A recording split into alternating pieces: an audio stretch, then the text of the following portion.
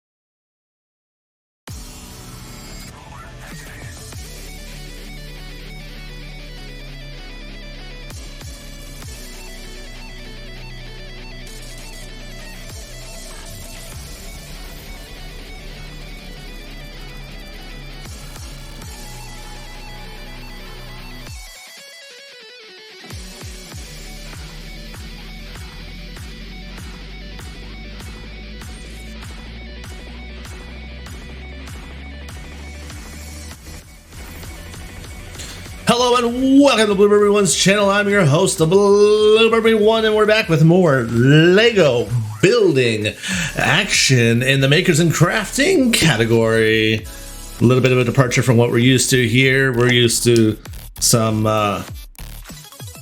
very adult-oriented content, Blue Burby After Dark, gaming, and all that fun stuff.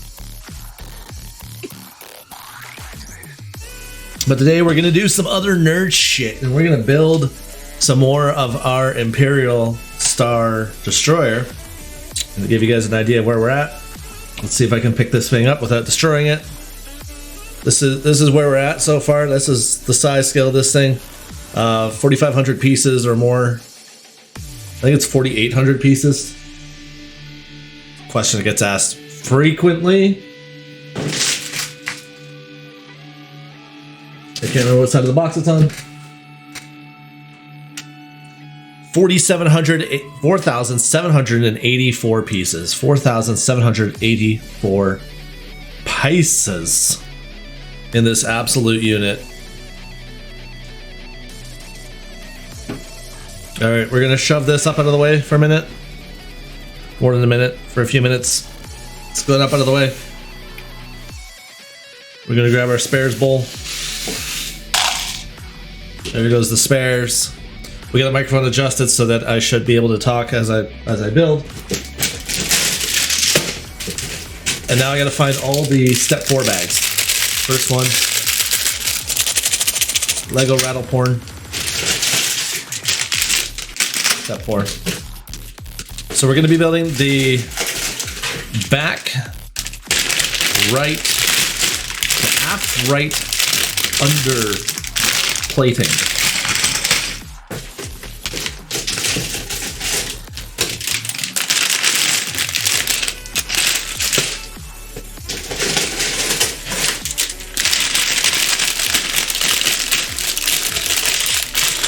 Look at that.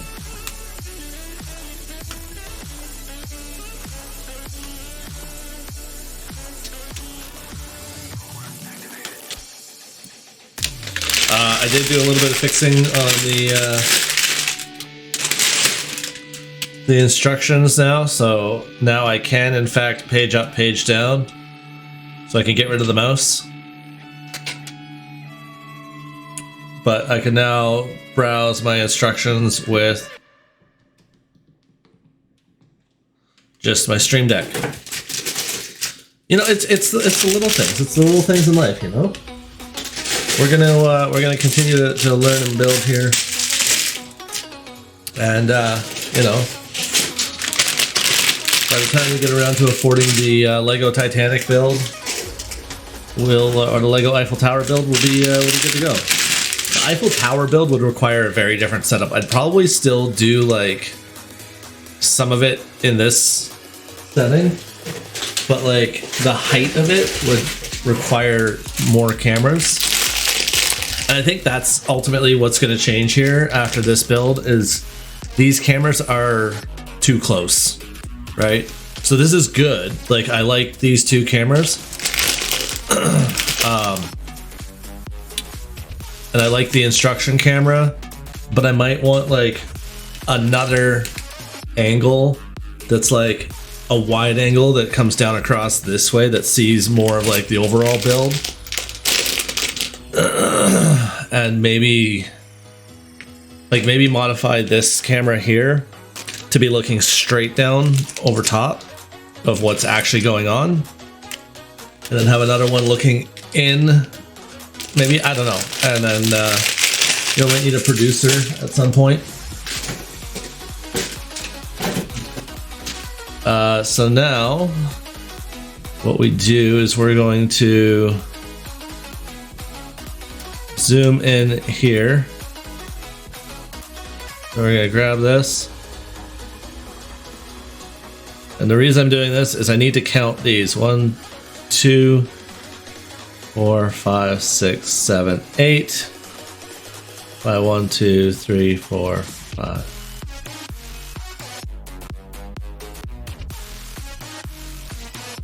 Eight by 16. And then the square one is 1, 2, 3, 4, 7, 8, 9, 10, 11, 12, 13, 14, 15, 16. It's a 16 by 16 square.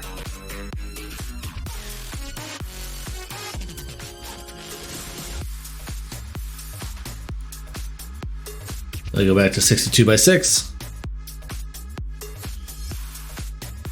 So we need 3 of these.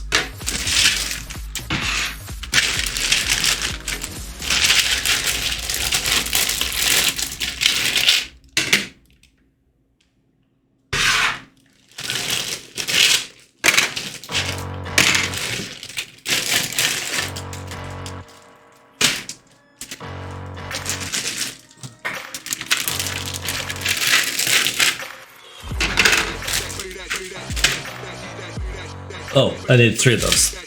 Lots of plates. So all of that plus step 4.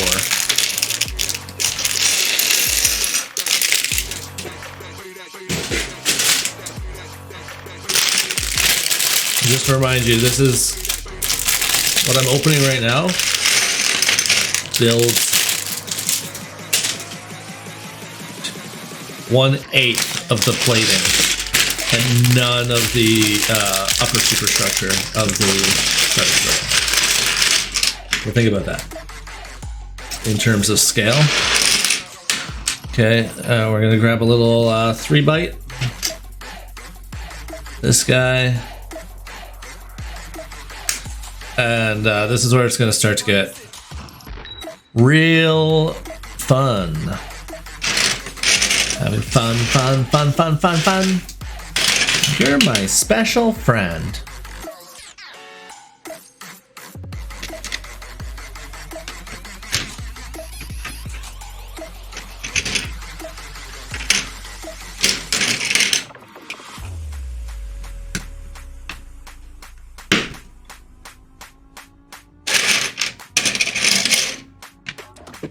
We totally just rip off Runestone and go to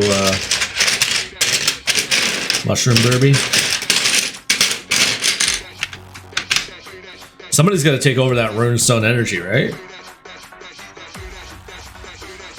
Runestone, of course, having rebranded to Mitch IRL. Truly wish him the best of luck. He's a good dude, and I hope he's doing well.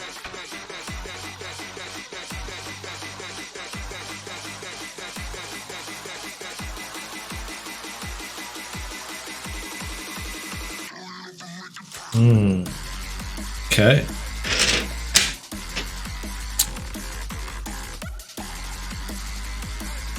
Just gonna line that end there to there.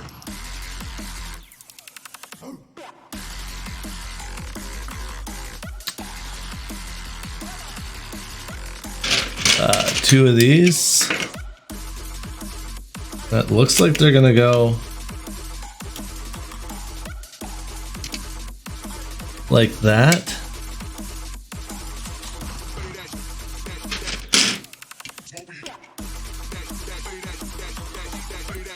Okay.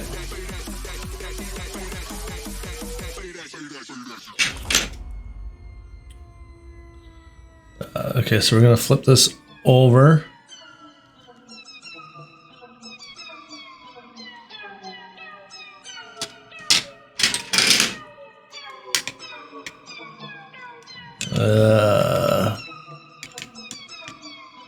It looks like that goes there, I think.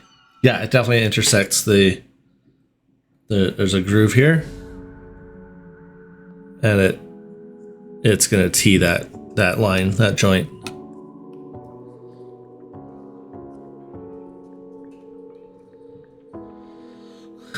Okay, so we're gonna keep it in that position.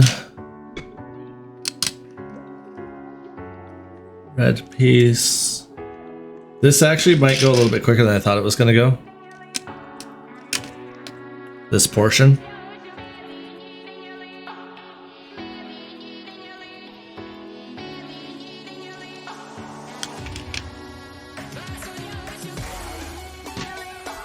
And like, you know what's wicked is like all of these pieces, they have standard CAD drawings of all of these pieces, right?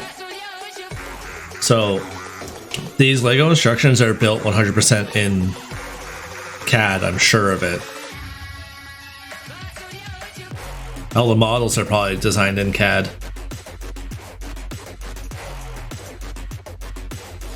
And they just take the pieces and like, it'd actually be kind of cool because like you don't have to draw anything to be a Lego instruction CAD designer, right?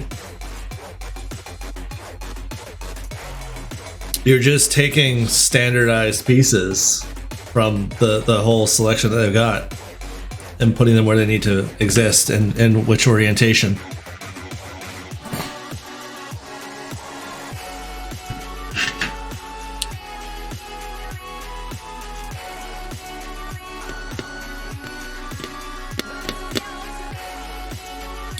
So we're gonna bring it back over this way.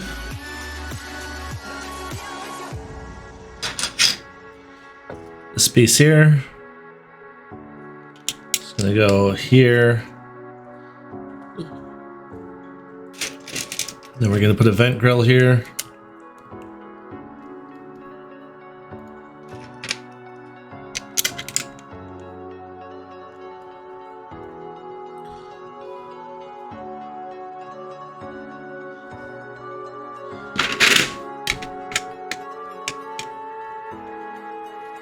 You can definitely see that.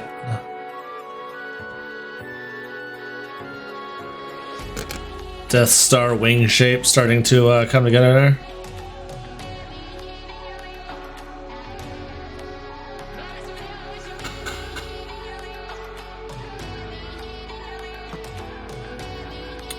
And over and around it goes. Let's see if I can.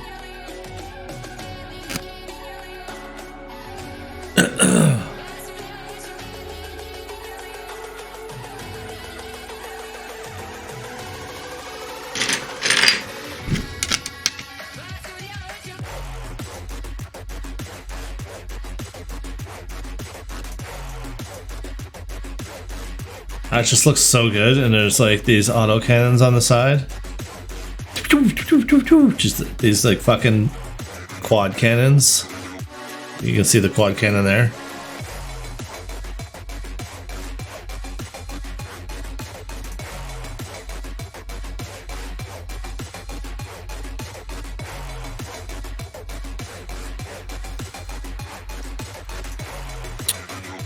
So that's on.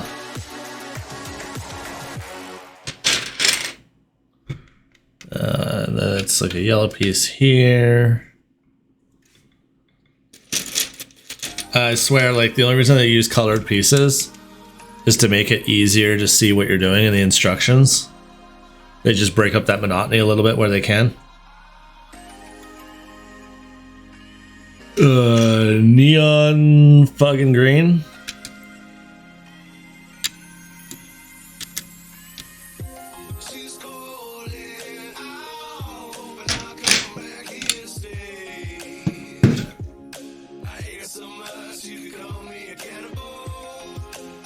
Whoa. I just heard those lyrics. Goddamn. I ate her so much she could come in a can of bone. Jesus.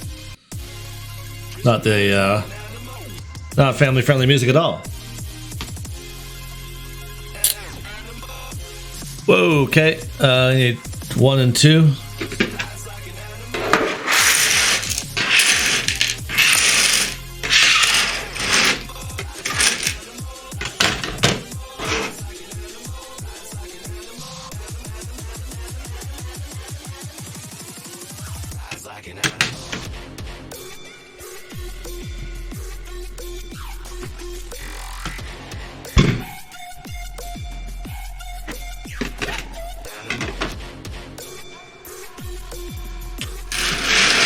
Starting to get a little bit bigger.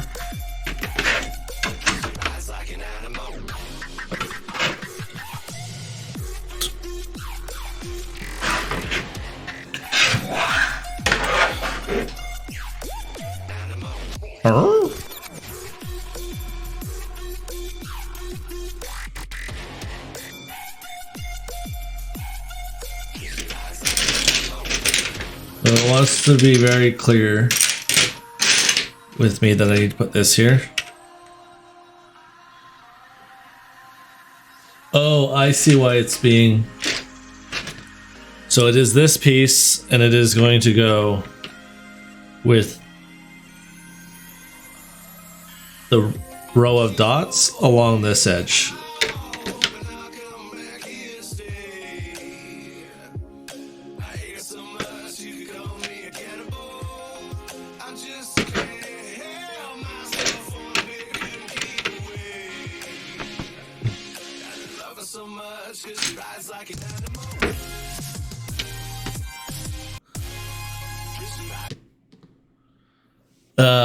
Oh. I think that's these. And a blue one, which looks like it goes here, which makes sense because that's gonna seal up that seam. Stitch that all together.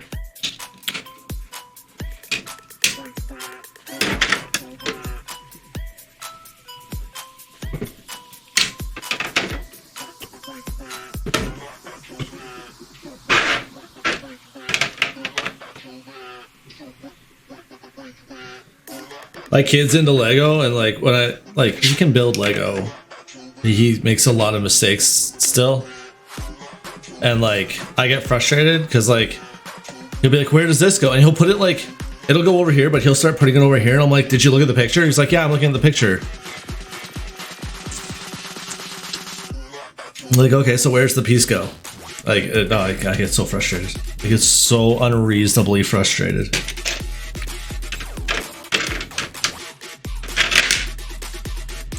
So I realized that there's a red piece that goes there. I was just using that because I know it butts to the blue piece, so I use this black piece to line the yellow one up.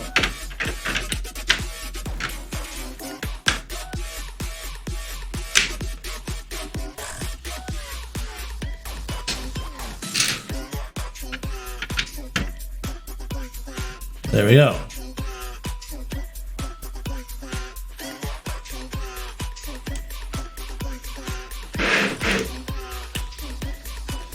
A lot of this stuff is going to be used as detailing on the other side. Looks like that's going to overlap by 1.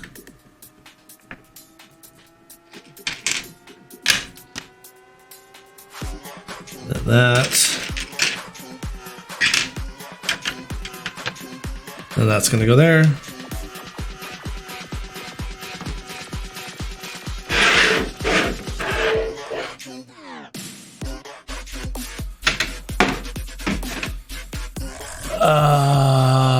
Ooh. Hi-oh. 2 long ones.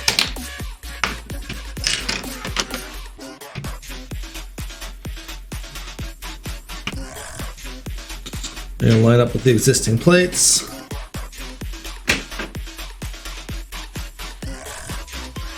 And then a 6 and a not a 6.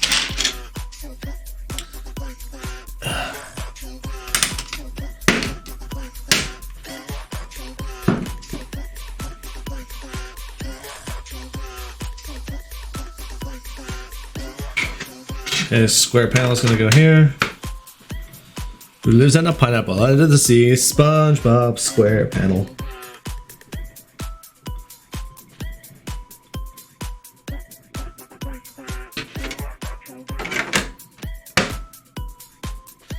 That on there.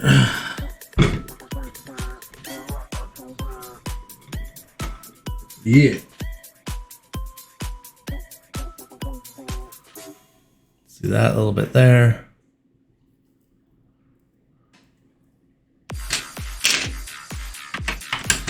This one goes here. Where's that gonna go? Yeah, there's gonna be 3 there.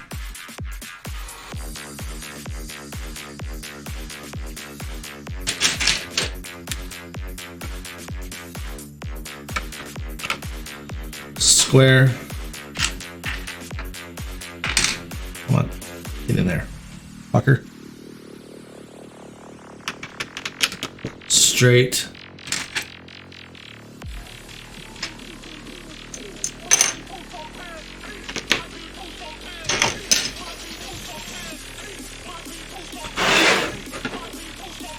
This is like, I mean, it makes sense, but like, still massive. This is probably the largest flat, like,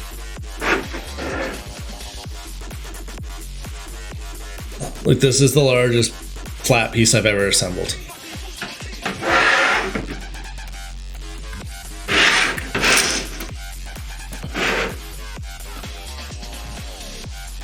It looks like all the detailing is right here.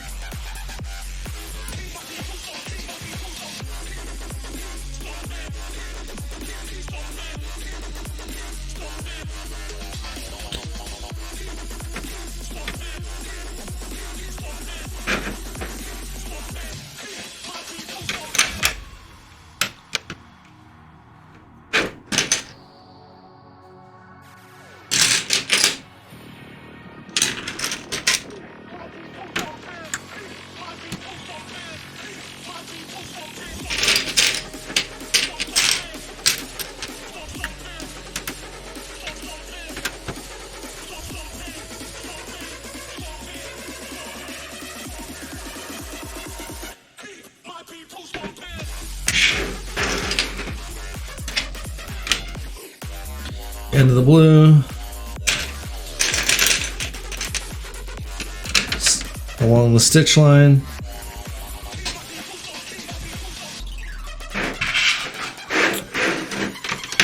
At the end of the tan.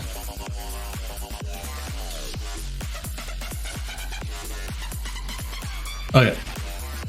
That did change. Edge.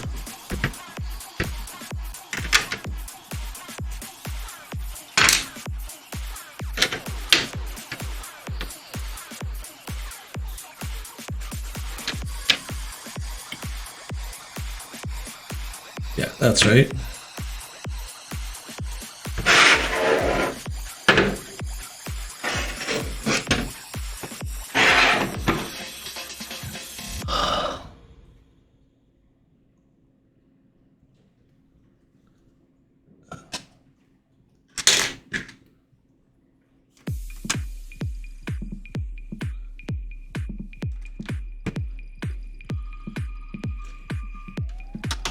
One, two,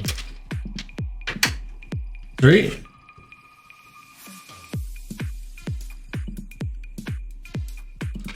And that's what? This one little guy? He's gonna go right there.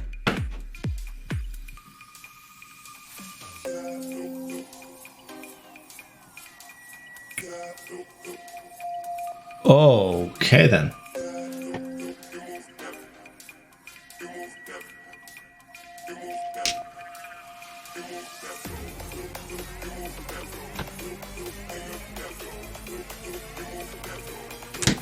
Go right there.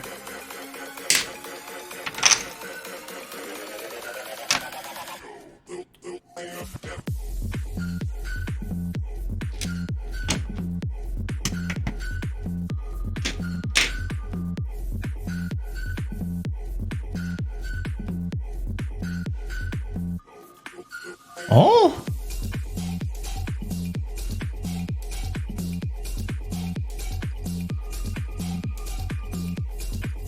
Oh. I see it. I see it.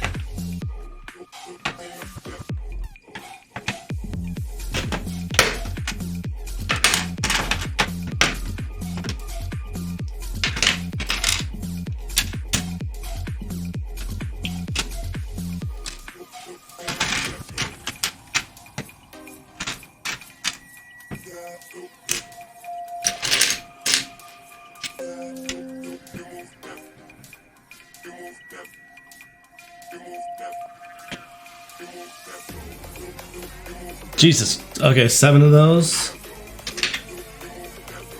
1, 2, 3, 4, 5, 6.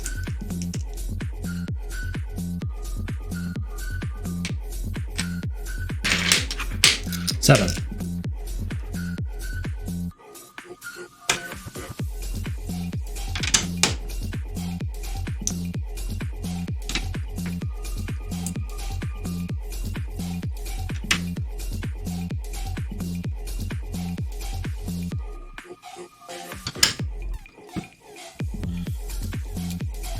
And where's that going?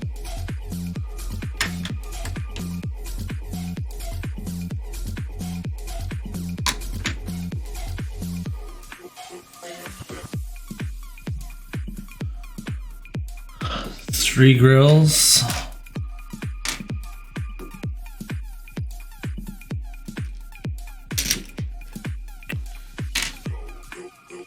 Three of these.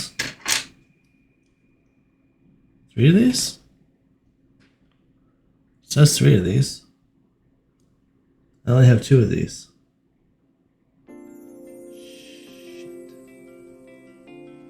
Did I put... Oh, fuck. I now have to go back through and double check all my pieces.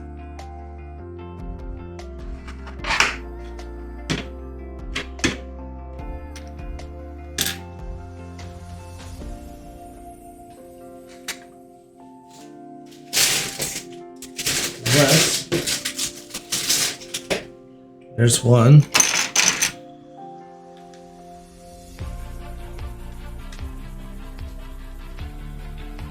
Okay, now I'm missing. Oh no, it's one of those. Okay, okay.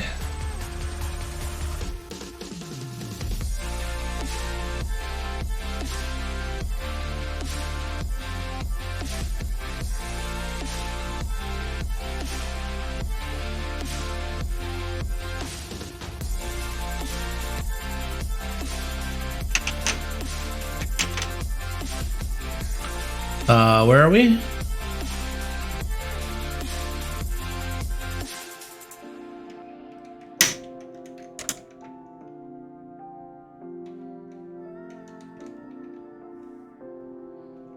Right there.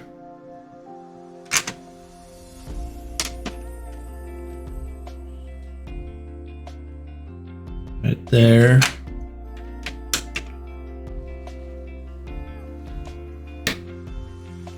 Right there.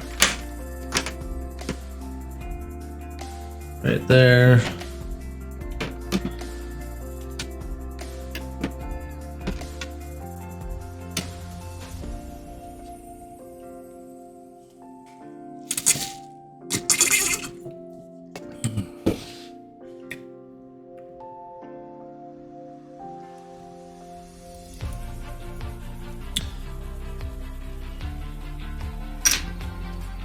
Is that 3 vents again?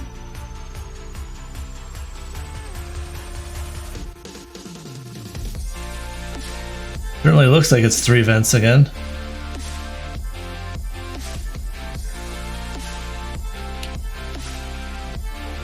Where are these going?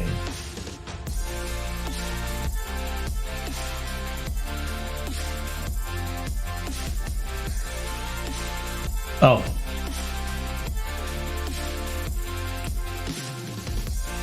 There we go.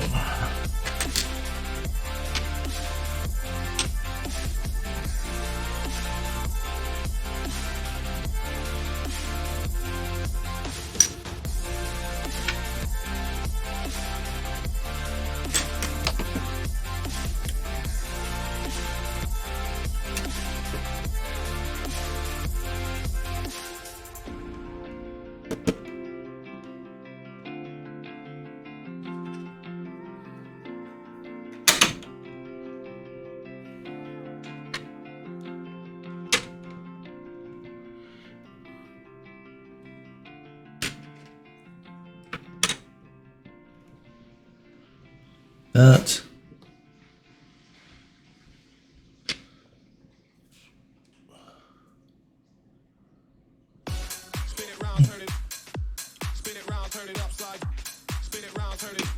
Just like that.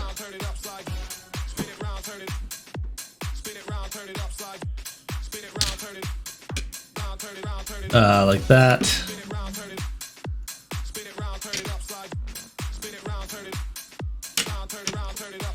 That.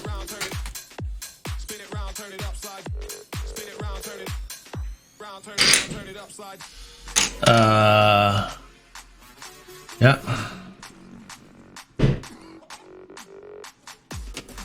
Yeah.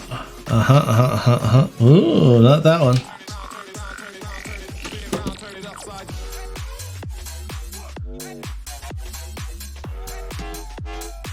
Okay.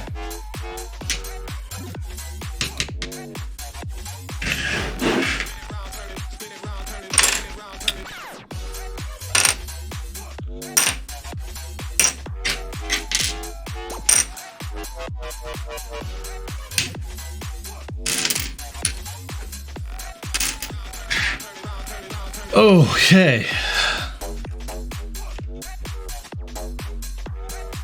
3. Wolvie coming in with the 36-month subscriptions. How's it going, buddy? Thank you for that 36 months of unwavering support. How's it going? Goes up. Wrong piece. Ah, fuck.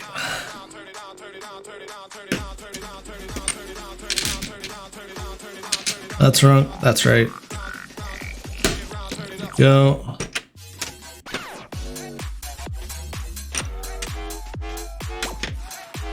There. Okay. So you gotta pay attention.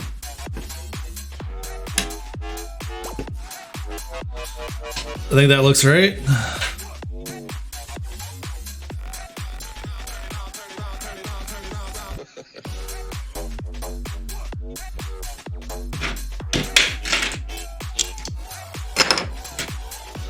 Okay, so for these we go 1, 2. Okay. Getting a large payday soon for 1 headache. And now dealing with another place today. Large payday for a headache? What's that all about?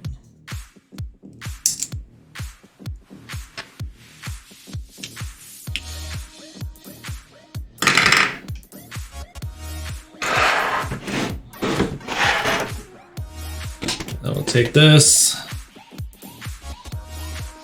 And it's gonna go this way.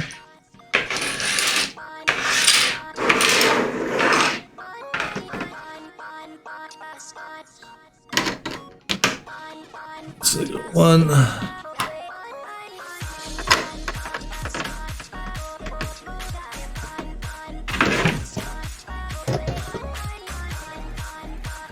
2.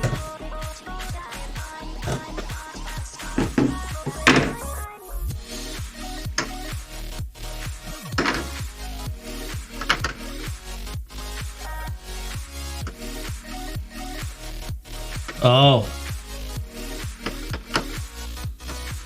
I see, yeah. Do they agree to settle? Are they taking it back on their lemon or something?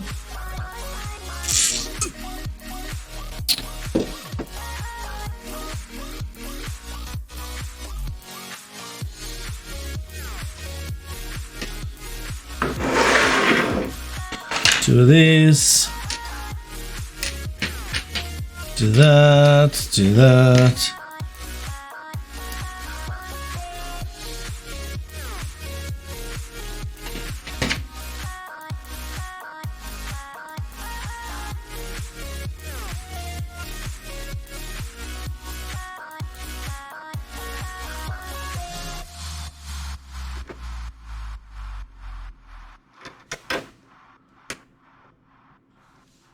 That's going to go in line there.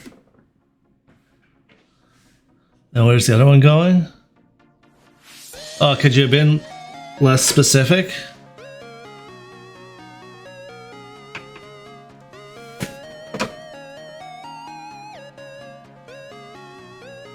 They won't take it back? They agreed to pay everything I have into it?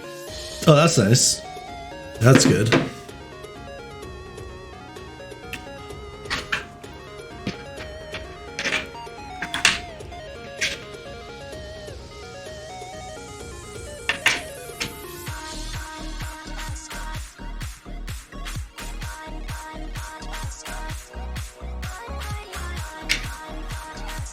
That one's there. This one's gonna go here.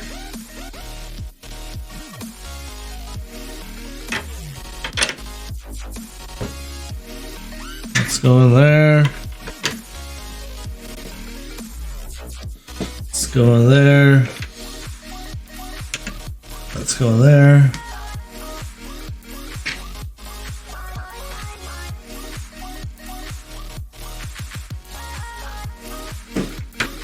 Let's go in there.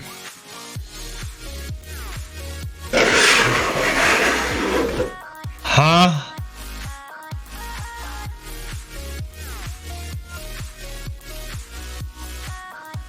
It looks like that goes there.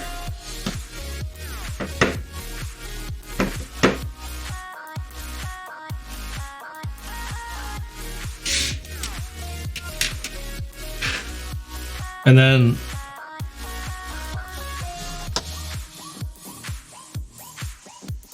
fuck. They want these on an angle.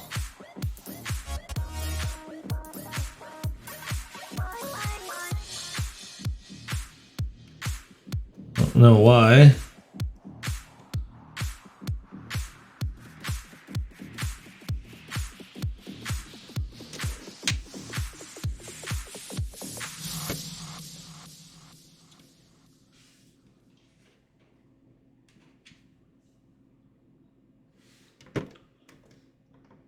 But like, okay.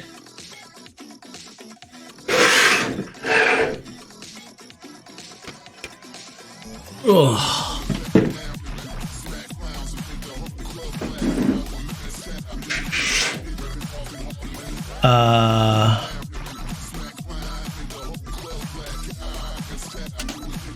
Huh?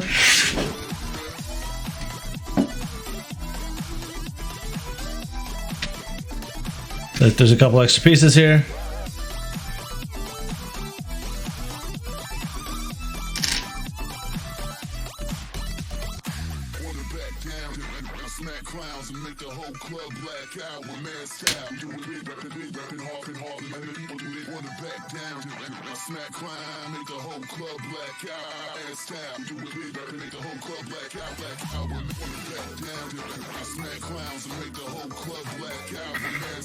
Okay. I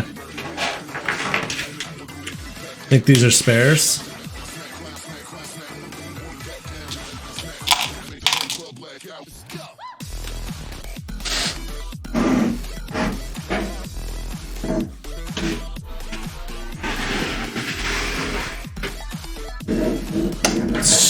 What the fuck?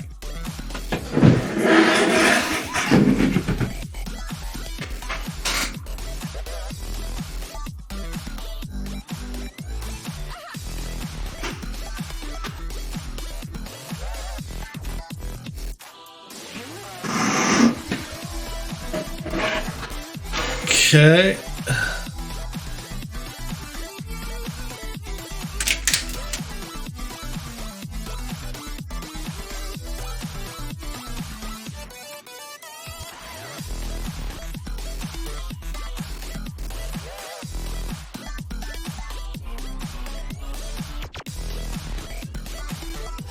Ah!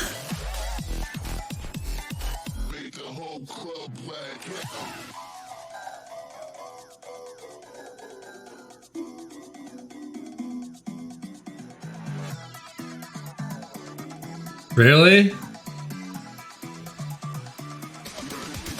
Click. Click. Click. Those just go into a pocket. Like it ain't no thing.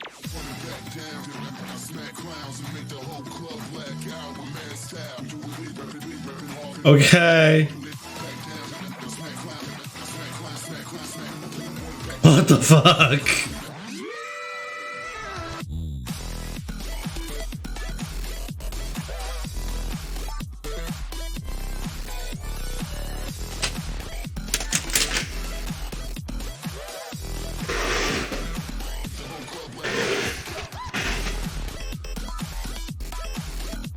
Okay, step in Z5 time. Which should be essentially a carbon copy.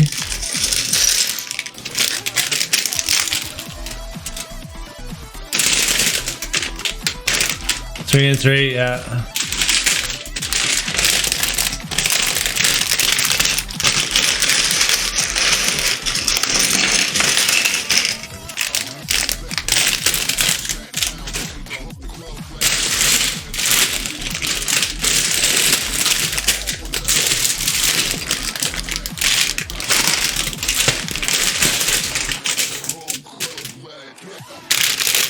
We're getting there. We're getting there.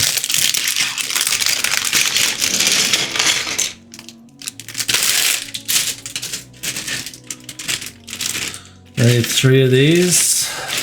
That's 2 of those.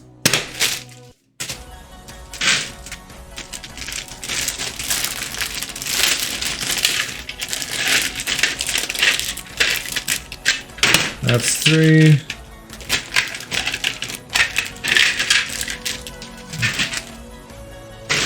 I think it's this one.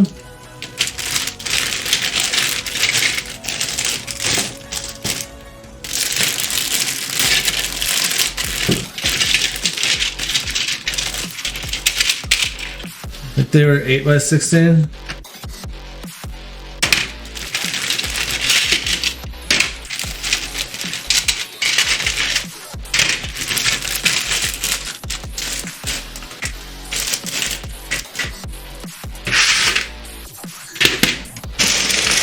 Hey, those 2 steps, not so bad. Not so bad.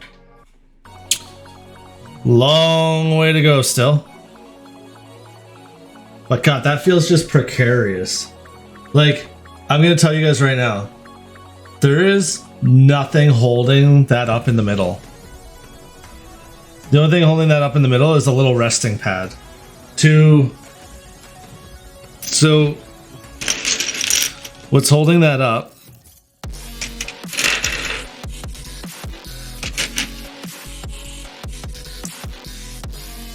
is this.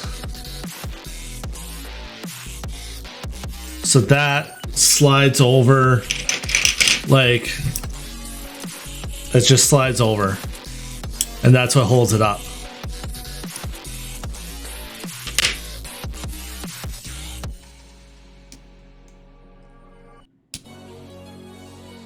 Incroyable. I'm gonna do something right off the bat here. Because, like, muscle memory is going right now. So I'm gonna get rid of a few pieces. So I'm sifting through a little bit less.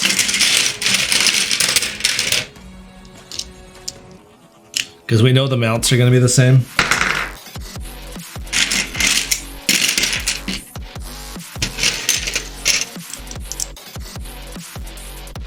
So, like, we can go ahead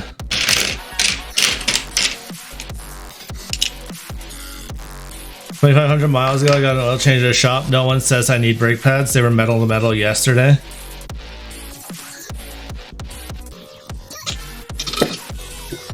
Yeah, that's not good.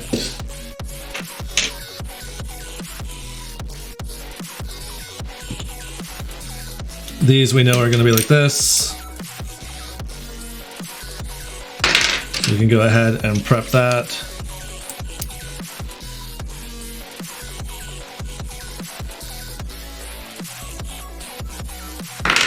Just to get some of these pieces out of the way.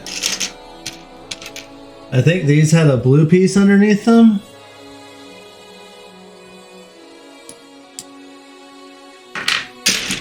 So we can go ahead and get those out of the way.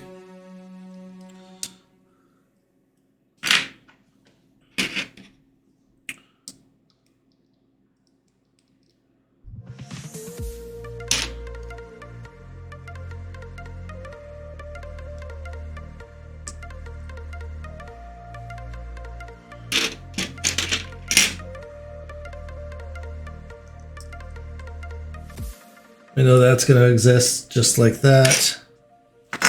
So that can get out of the way. Okay. The vast majority of this should now be buildables.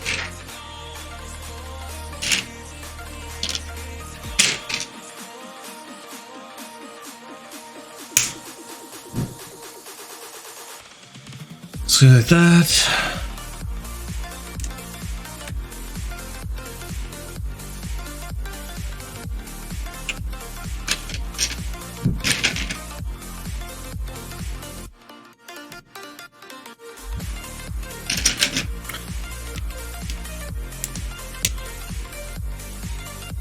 Like that.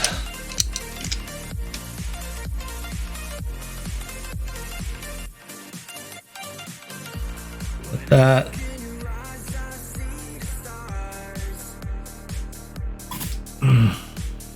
Excuse me.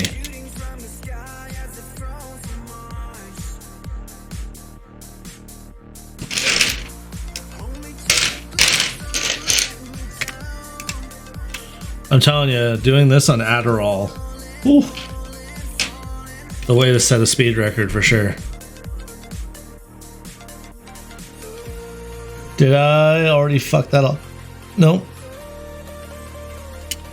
Oh yeah, there we go. I see it now.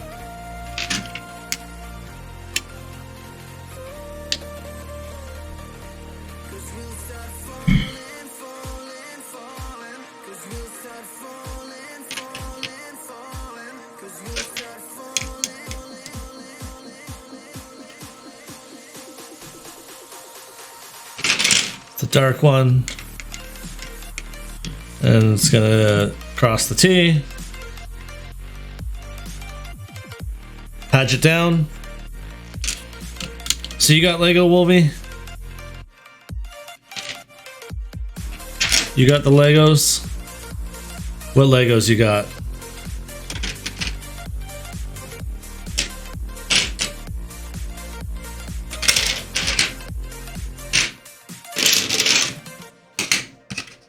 I know for a fact there's one more of these.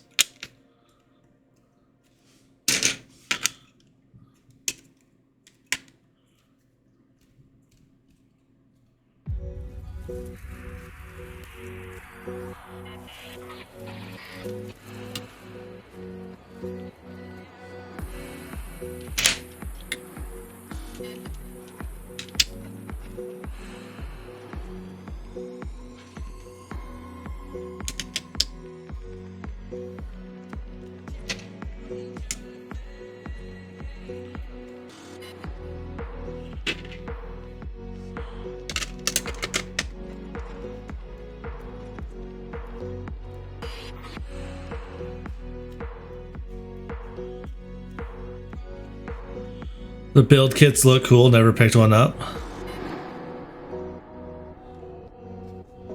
Man, the collector stuff is awesome.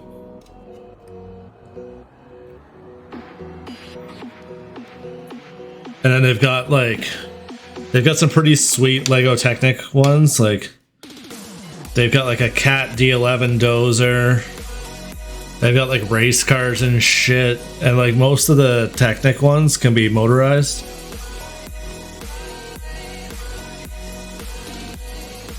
Functioning hydraulics or pneumatics. Pneumatics usually, they don't usually use hydraulics, but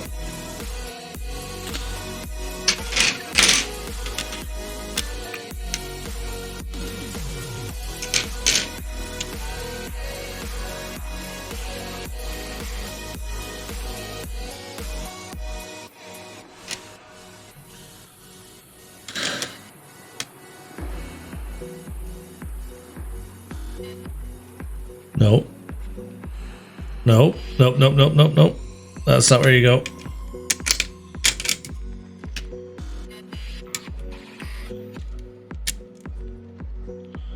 You go there, and then you go there.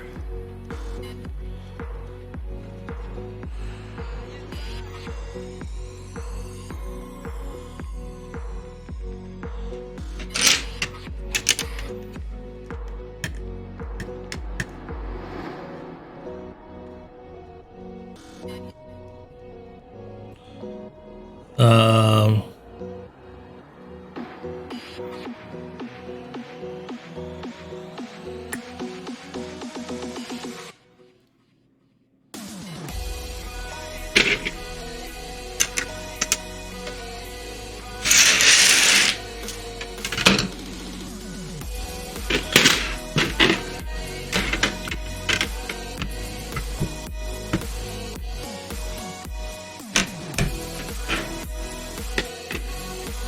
a lot going on with people moving and people not doing their job. Yeah, no, for sure. Your little cabin in the woods there looks sweet. So I thought you already had, like, I thought you had a property, bought another property, and now this is the third property. Have you sold the other two? Like, how's that going on?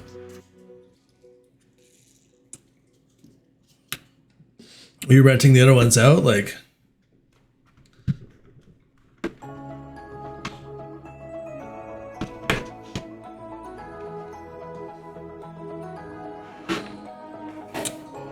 you've still never gotten around to building the studio.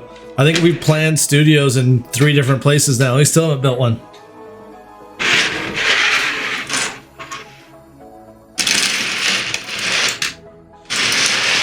This studio is like, this is just getting started. This is only the beginning of what this is gonna end up looking like.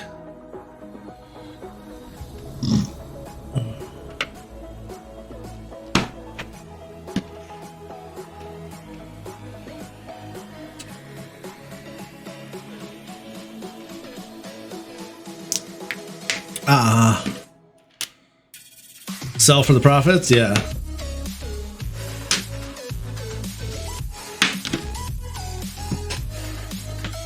So you're on your 3rd house now? But now with fiber I can't move? Sure you can. Sure you can. Just gotta move to somewhere else with fiber.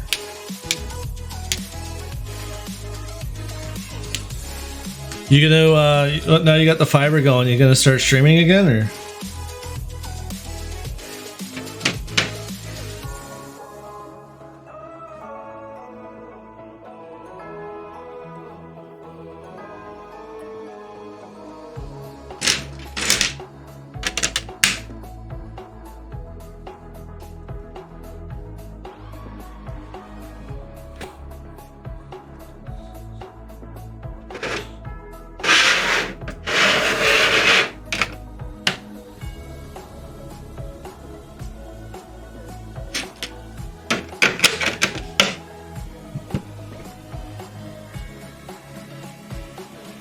Oh my god, it weeble wobbles so much right now.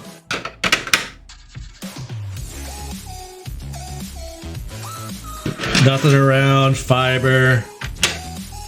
Nice.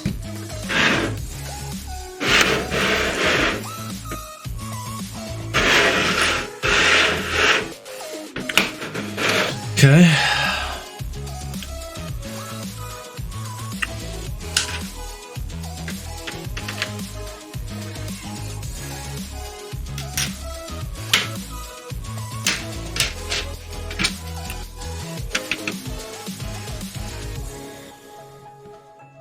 Is it still just you? No girlfriend living with you yet?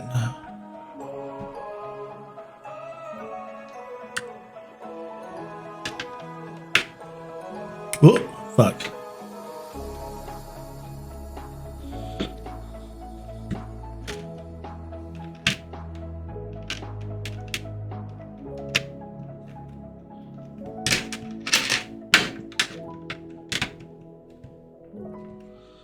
That. Like, are you moved in too? Like, are you in the new place already? We're in the process of getting out of one and getting into the other.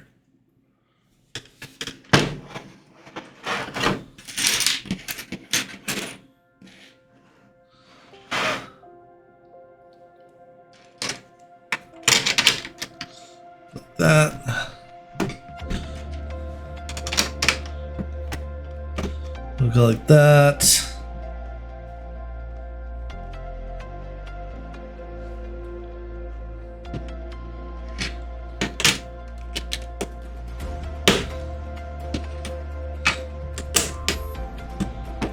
Woo.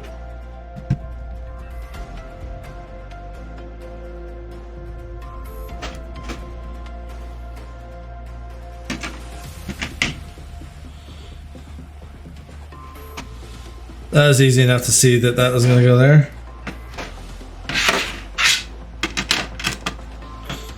But yeah, this is... So far, for all intents and purposes, this is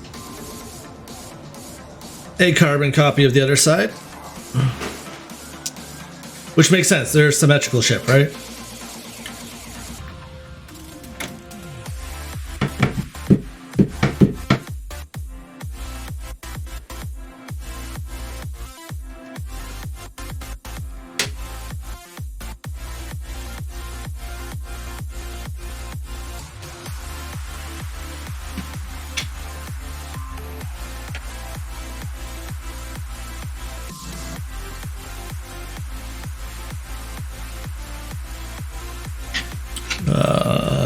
Yes.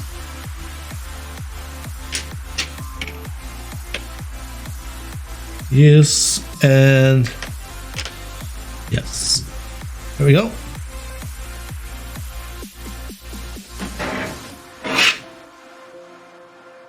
Yeah, this is definitely built around the stand, which is kind of cool. Like, this cutout here goes around the support stand. So I wonder if they're going to have us fill that in later.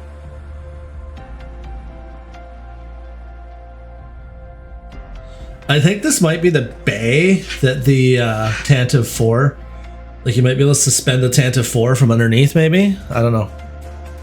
We'll have to see. Just me in what feels like a mansion at 3,500 square feet. So we're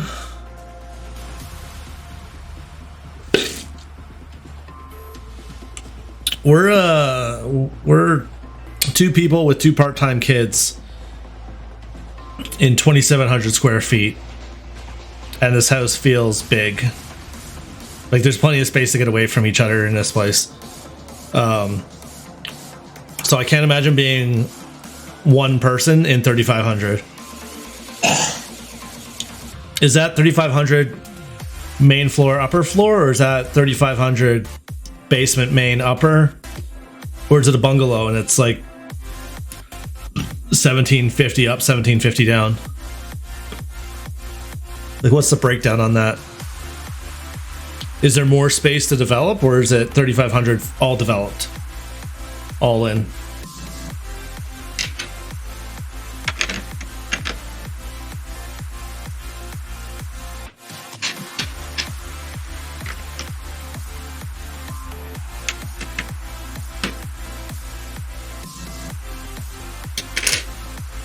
There's that little 3 byte.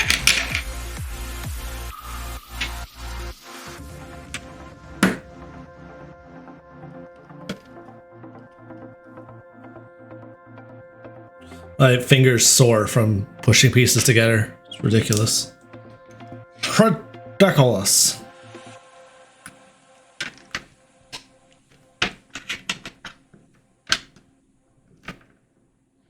Yeah, like you can see, I'm already running out of pieces again.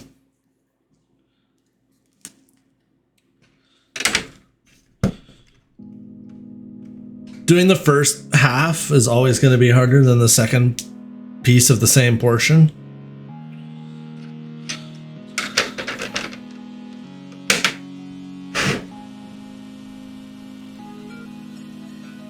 Need like a thimble. Need an armored fingertip for this shit. Ooh. Almost.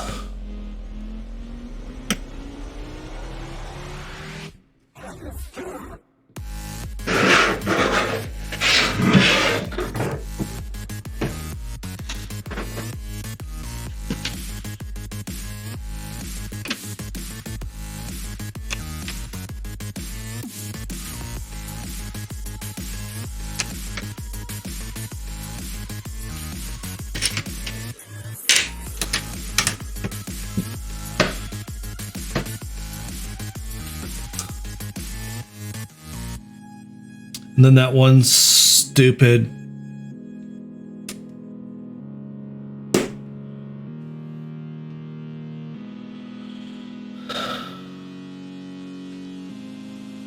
oh, that's not the same as before. Or maybe it is. Gonna come up to this intersection here. I'm gonna come down 1, 2, 3, 4. I put that in there.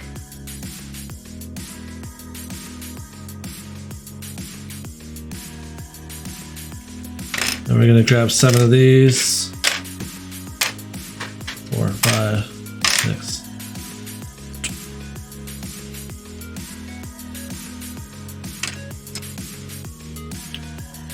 Two, 3, 4, 5, 6, 7. There we go.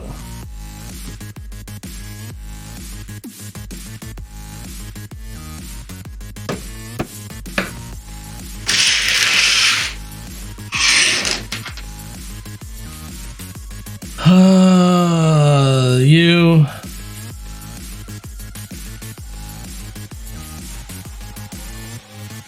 Okay, we'll line that up there. That's that.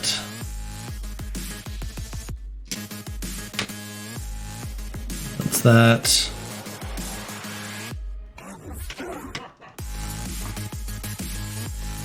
Sounds like some Jabba the Hutt ass fucking.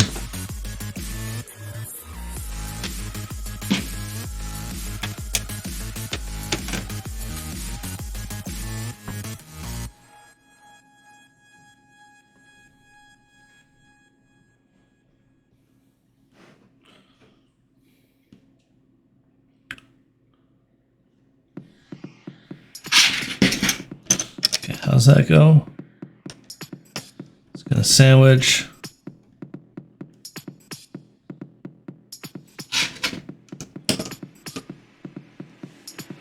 Look at that.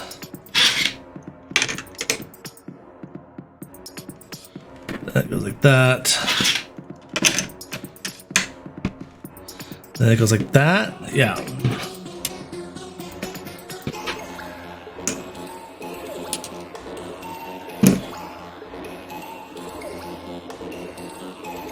Main floor and basement, 1750 each. Yeah, nice.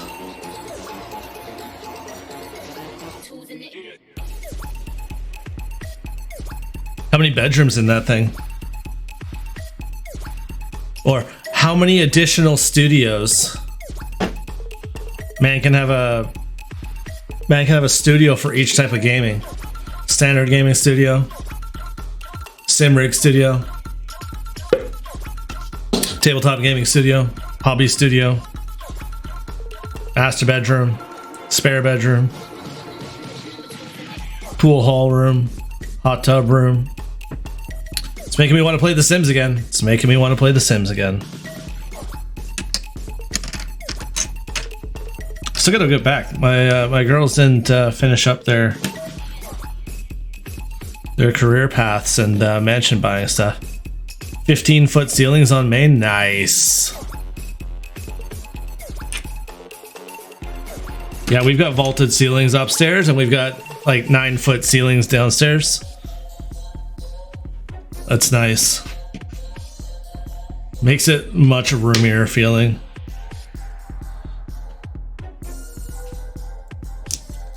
Open concept upstairs. The only thing that's closed in are the bedroom to the 2 bedrooms upstairs. 2 bed up with 2 bathrooms, 3 bed down, 1 bathroom. Oh, so you got upstairs bedroom, upstairs guest bedroom, and then in the downstairs you've got sim room, gaming room, and like not computerized gaming room.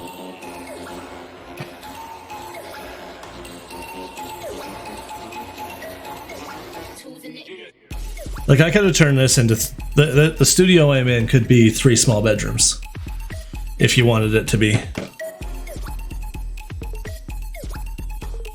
Two good sized bedrooms or 3 small bedrooms easily.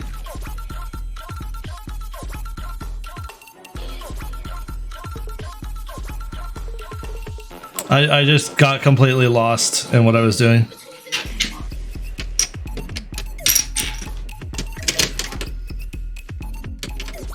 And a living room down? Is there a living room up as well or no?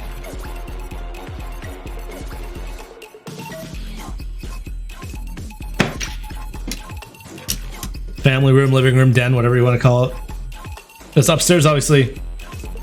2 bedrooms, 2 bathrooms, kitchen, dining.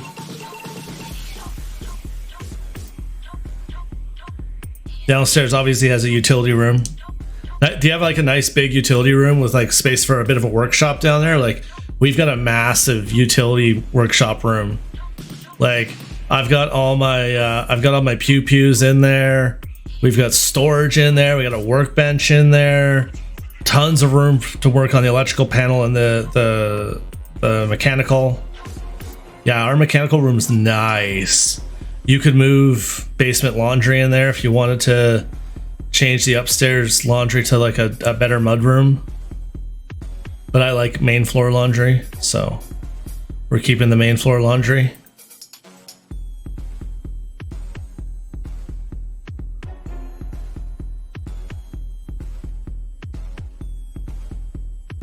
You could even insulate that and turn that into a cold room. Workbench, nice. Gotta have a workbench in there, you know? You gotta.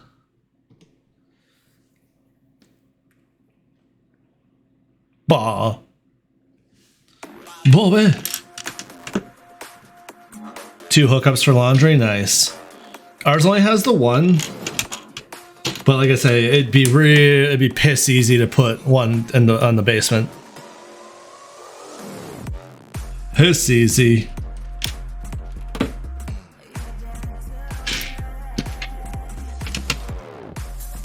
But main floor laundry's nice. If you do the majority of your living on the main floor. I mean, some people prefer to like keep their upstairs for like if you're running a business out of your home, it's zoned to turn the heat off. Like some people prefer to like instead of having bedrooms and stuff upstairs, they use the bedrooms upstairs as offices and they'll live in their basement, but they'll like entertain business clients and stuff upstairs.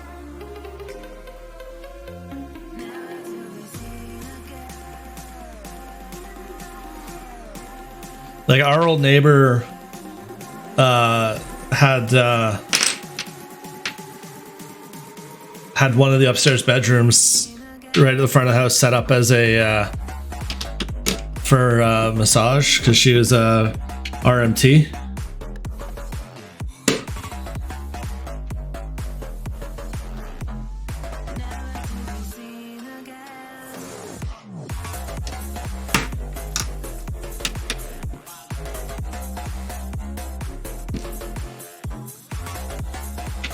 And we know that because we used to pet sitter cat. I miss that cat. I wonder how Chonkers is doing. I should try and go visit Chonks. Chonks Magonks. The Magonkiest of Chonks.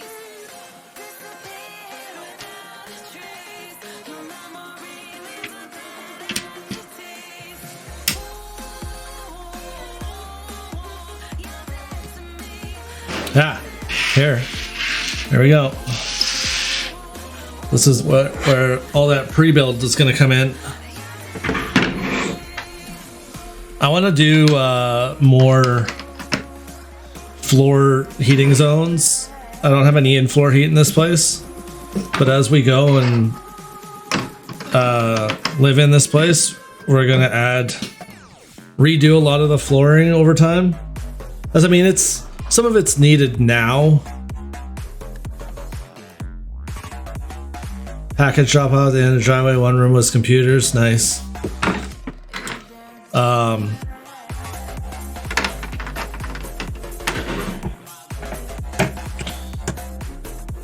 Like the floors aren't worn out, but like we will eventually redo some of the floors in this house for sure. Obviously, we plan on being here 25 years. A lot's gonna get changed out over time. But as we redo floors, I'm gonna add in floor heat zones and try to not eliminate how much we use the furnace, but it'll definitely like calm down how much the furnace gets used.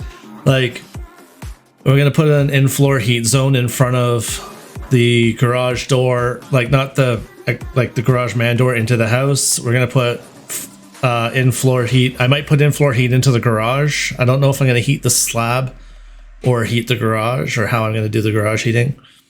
Some in-floor heat at the front door and some in-floor heat at the back door, just to help reduce how much heat loss you get right there, and to help like melt boots and stuff like that. In-floor heat in all the bathrooms. This room I'm in right now, the studio, is going to get in-floor heat. And that'll probably be about it for in-floor heat. So I'll have like 1, 2, 3, 4, 5, 6, 7, 8 or 9 in-floor heat zones. So like it'll help. We're getting central air put in this year, hopefully.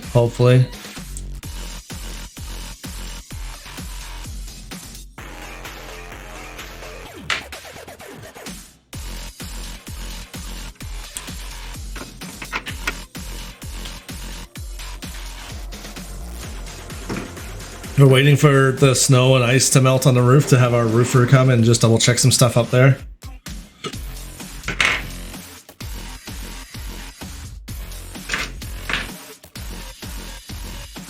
I pre-built this, but then I realized that I can't remember which one goes where, so. We are living in a simulation. The choice is not anymore.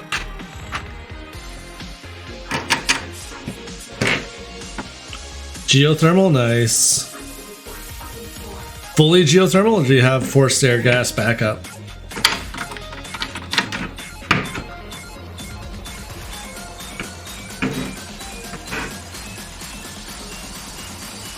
Something worth fighting for.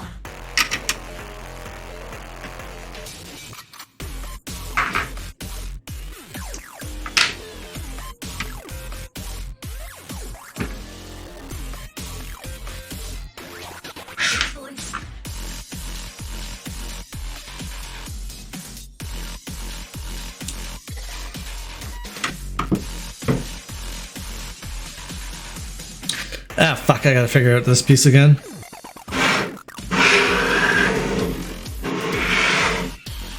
Pretty sure it goes like right here. And then these stupid things.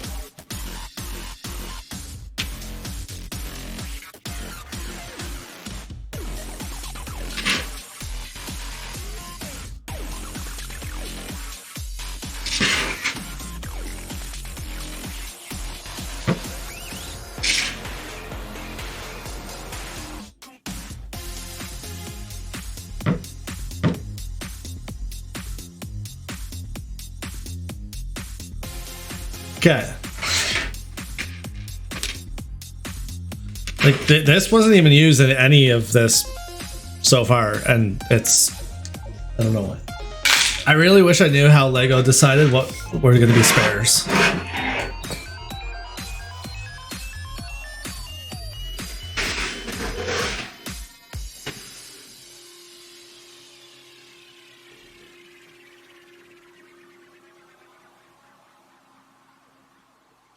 We're gonna aim that in, aim that in.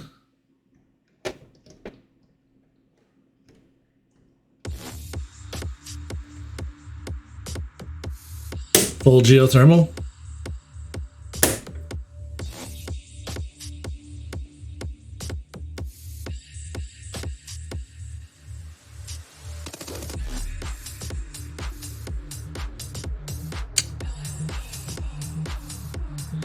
Shit.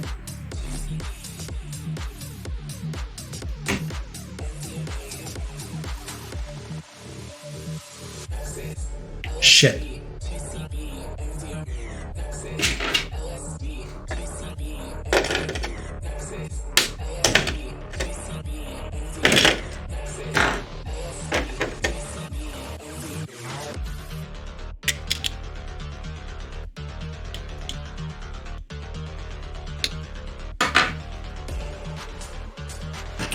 Fucking fuck. When you're off by just the littlest amount, it can still make all the difference.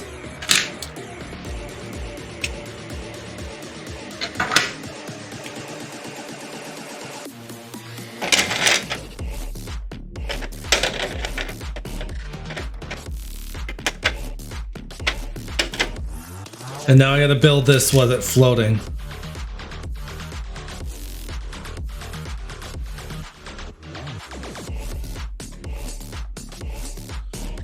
Oh god, that would have been way more than that where we are. I will tell you that right now. 5, 6, 700,000. This place is smaller as a bungalow and was 500.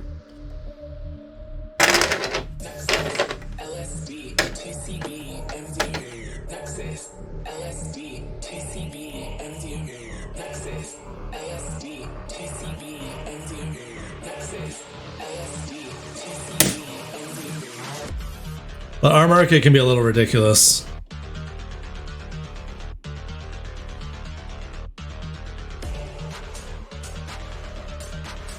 Yeah, oh, and we've got, like, we're in a subdivision too, so, like, we don't have the land either. No barn. Click, click, click. Oh, here we go. Okay. Now I see what we're gonna do. So we're gonna take that, take that, take that.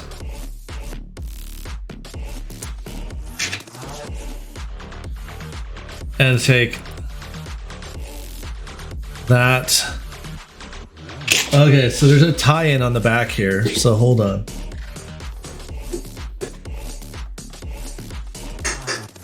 Let's see if I can do this where you guys can see. So you guys can see the red bricks here. So there is a rear tie-in right here. We're gonna click that in on the one side. And then on the other side. So that now has that tied in.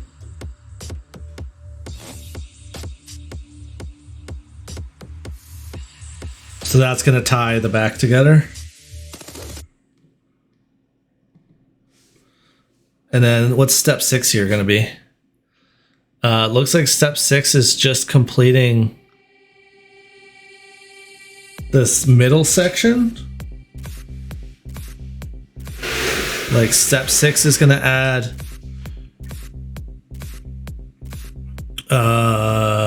forward of the separator.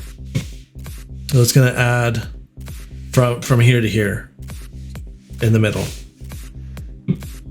This is already getting like 2-person. This is gonna require 2 people to move. I don't know how the fuck this is supposed to be stable enough to stay up. I don't fucking trust this stand.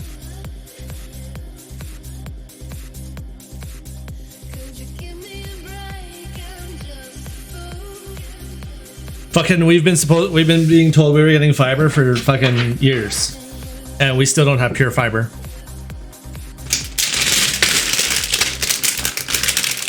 I have to put up with hybrid fiber, which is still good. I've got better speeds and reliability on fiber now than I had on DSL or standard cable at the last place. But like, there's no excuse to not have fiber where we are. Smaller towns further away from major cities, not along major infrastructure trunk lines, have fiber. Hey Andy, how's it going?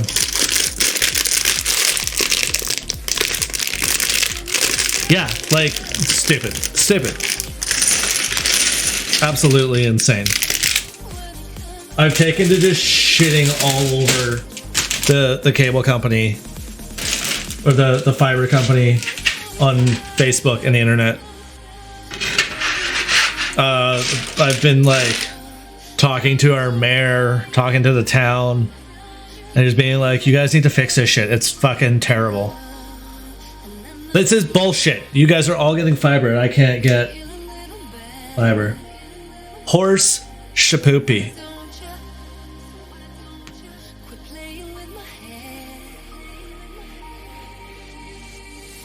I'm gonna grab a can of Coke and a glass of water and an energy drink. I'll be right back.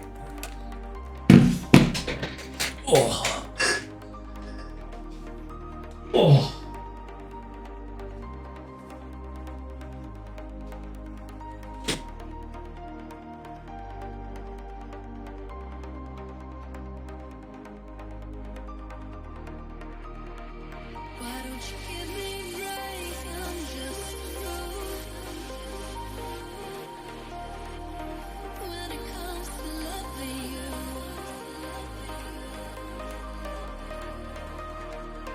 Could you give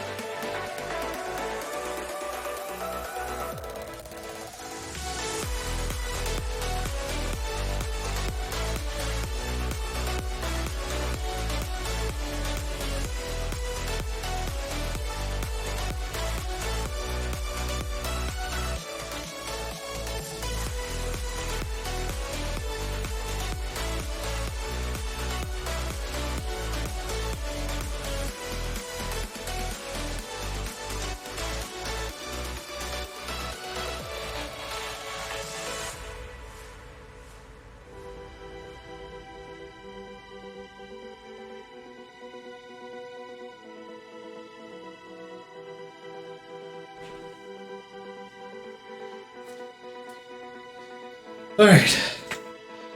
All right, I'm back. Small town doesn't have fiber. Super fiber. Yeah, right? Like, it doesn't...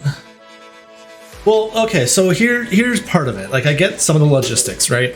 So, in order to upgrade the country, they run the fiber along the pole and down to the houses.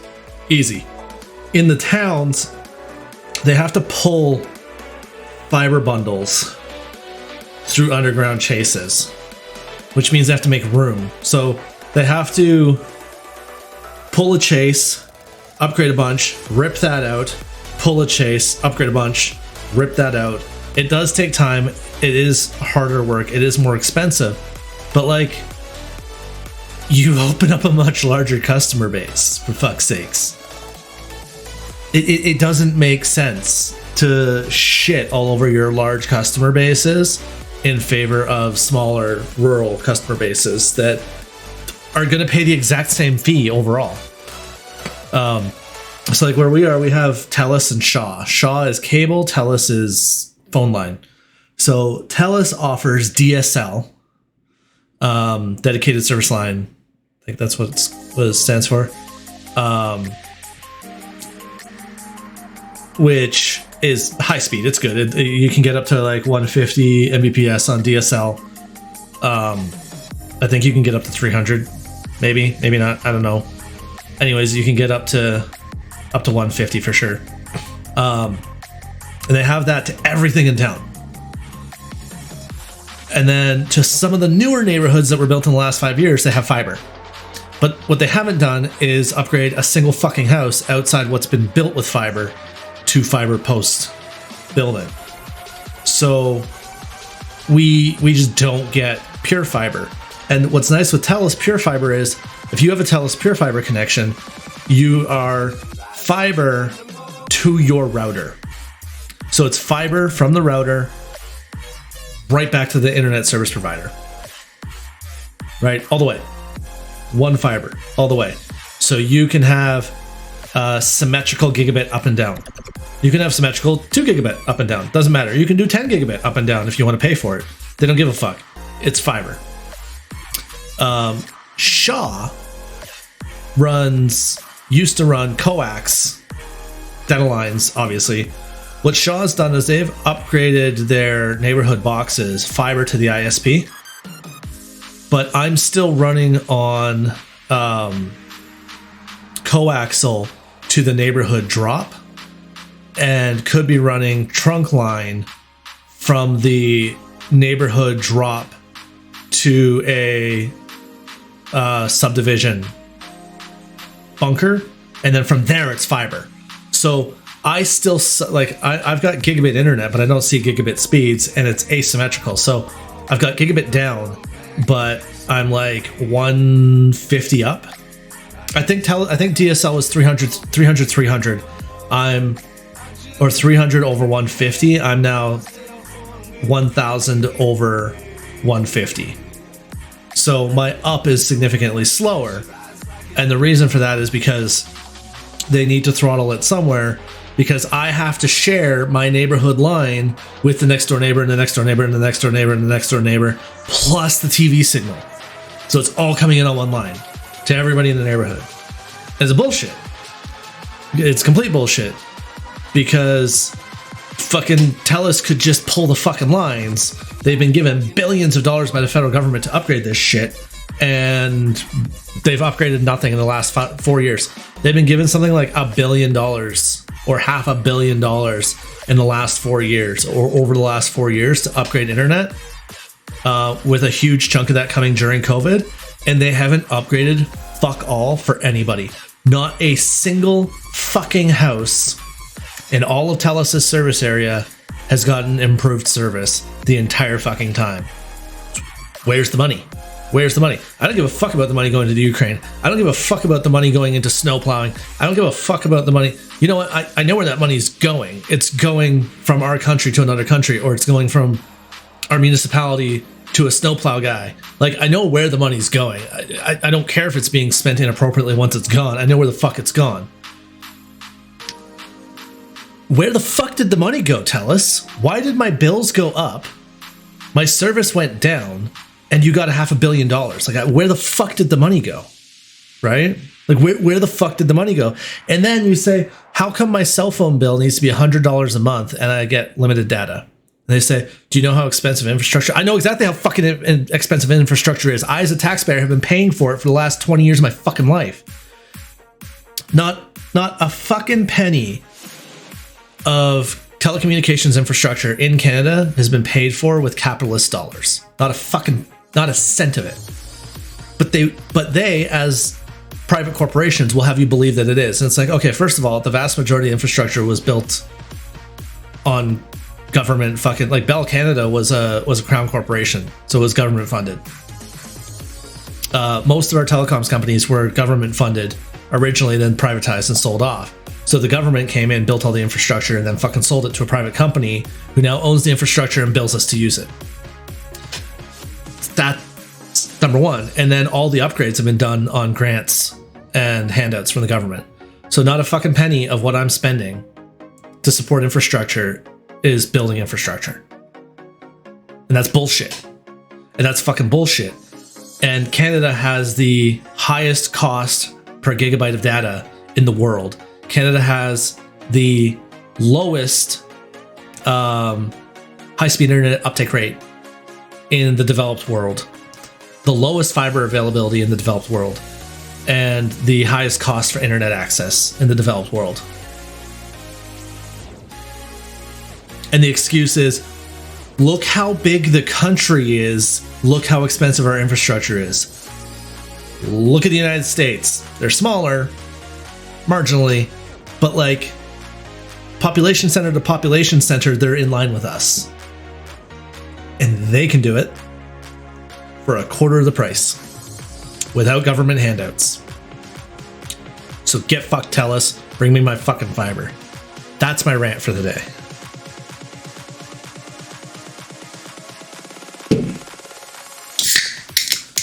So I have unlimited data on my phone. For 2 phones, we pay something like $150 a month. We have unlimited, but at something like 30 gigabytes of 5G, at 5G, at something like 30 gigabytes, it goes to restricted speed. So we have 30 gigs of 5G, and then it drops to 3G if we exceed our cap, which we never do. That's not the point. But the point is for $150, why the fuck don't I have unlimited data? Why the fuck do I have to pay extra for long distance calling? First of all, why the fuck do we pay extra for long distance calling? Period, anywhere, full stop, it doesn't fucking matter. It's not some asshole trying to like, hold on, let me connect to another station. We're not paying for extra switch takers. Switchboard operators. The long distance charge used to pay for the fact that, so I would call in and like a local call would cost so much because the local switchboard operator would switch. But if you wanted to call long distance, you had to switch from the switchboard to the switchboard. So the long distance fee was to pay for the second switchboard operator. That's what it was for. There's no long distance switchboard operator. In fact, there's no switchboards. It's all digital. You call up and you go to a digital trunk center that just drops it. There's no reason, zero, none, zilch, fucking no reason long distance charges to be a thing in 2023. Absolutely none. But we were used to paying it for decades, and now we just pay it. And we should be questioning the shit out of that. There's so much in this world that should actually be questioned, and 99% of it should be targeted at corporations and capitalism, where we say, why are we paying this fee that's no longer relevant? Why are we paying this much for something that is this easy to get? Twitch is a long distance call, and I can do it for free.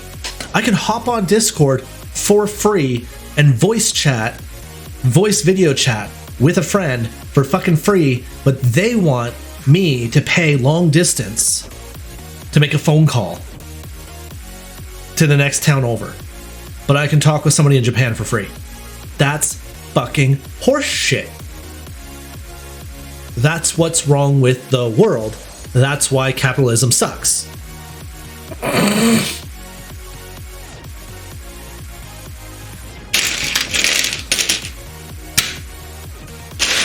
I'm not saying go full socialist. I'm not saying go full communist. But we really need to think about who really owns and runs the world. And the consumer does. And we should just refuse to pay fucking long distance bills. Fucking refuse. Flat out 100% tell them to fuck themselves. Just underpay your bill every month by the amount that the long distance fee is. And when they're like, well, how come you keep underpaying your bill? You've got to... I'm not paying for long distance. It doesn't cost you anything extra to offer me long distance, so I'm not paying it. If everybody did that, they'd have to stop charging it.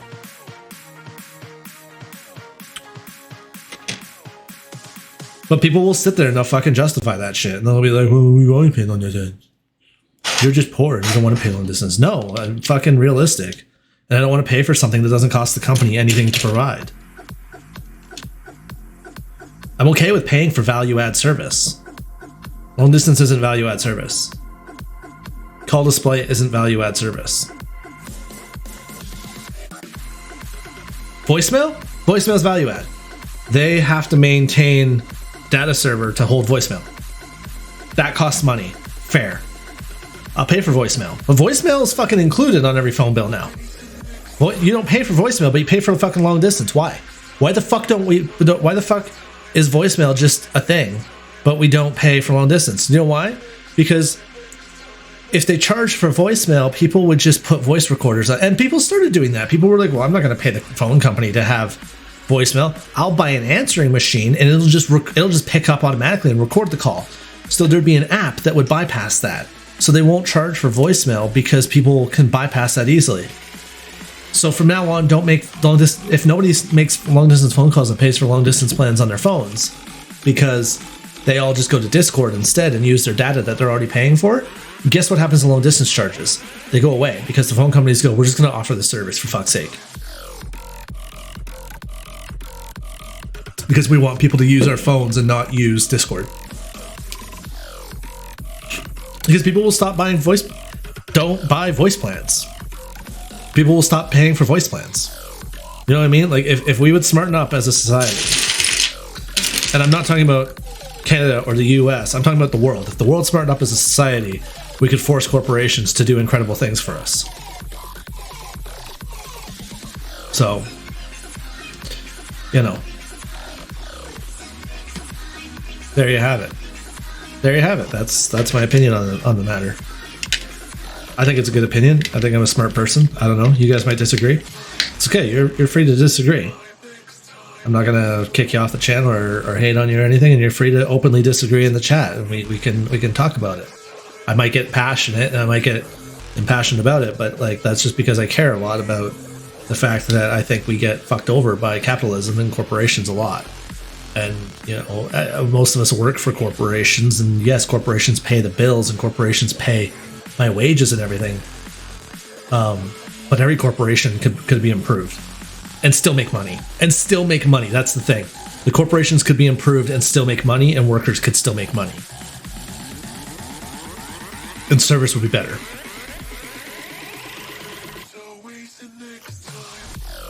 Well, and that's the thing is, how's it going? Whoa, what's this topic? Oh, I got pissed off by the fact that TELUS doesn't offer fiber. And that like phone companies charge for long distance plans, but long distance plans don't. The fee that we pay for long distance makes no sense in 2023 because in like 50 years ago, yeah, they drop something, but the plan still goes up. Yeah, and that's another problem with capitalism is we need rate control. So like, it used to be. I'm building this part of this backwards, by the way, as you can see. Massive. That's what she said. It is what she said because you're a she and you said it.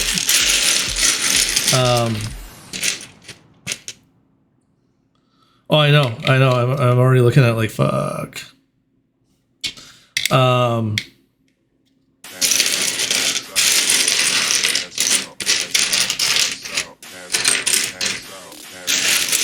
You know, it used to be that long distance charges were to pay for the additional switchboard operator or operators that were required to get a call from A to B or A to B to C to D.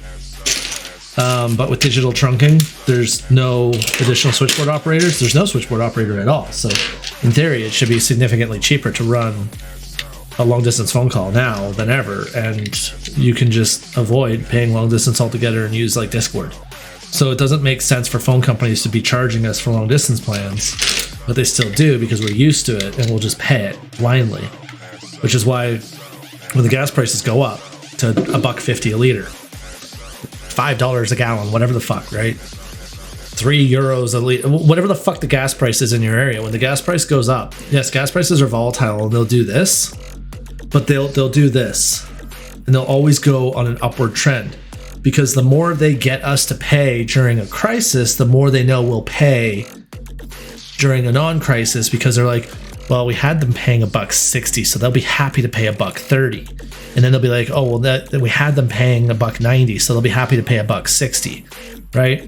And we need to turn around and say, the fucking cost of crude went down. The fucking cost of labor's going down. You're automating this shit. There's no reason for it to cost as much as it does. And the economy scale says that in comparison to income, the cost of a good over time should become less and less of a percentage of an income, right? A car in 1940 cost a much larger percentage of a person's income than it does today. Despite the fact that the car is $30,000 to $80,000 today, it's less of a person's income percentage than it was. A computer could cost a couple years of income when they first were released, and now computers are a very small portion of a person's income. Gasoline and food and some other things and housing are becoming a larger portion of a person's income, and that's not the way the economy of scale works. It should be going the other way, but we're fucking addicts to this shit and we'll just pay more and more and more.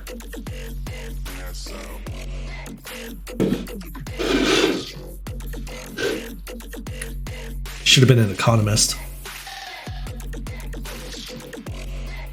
Was that I know. I've been saying, like, it's become clear to me that, like, the camera needed to be higher up. I need like a third angle to like click over to.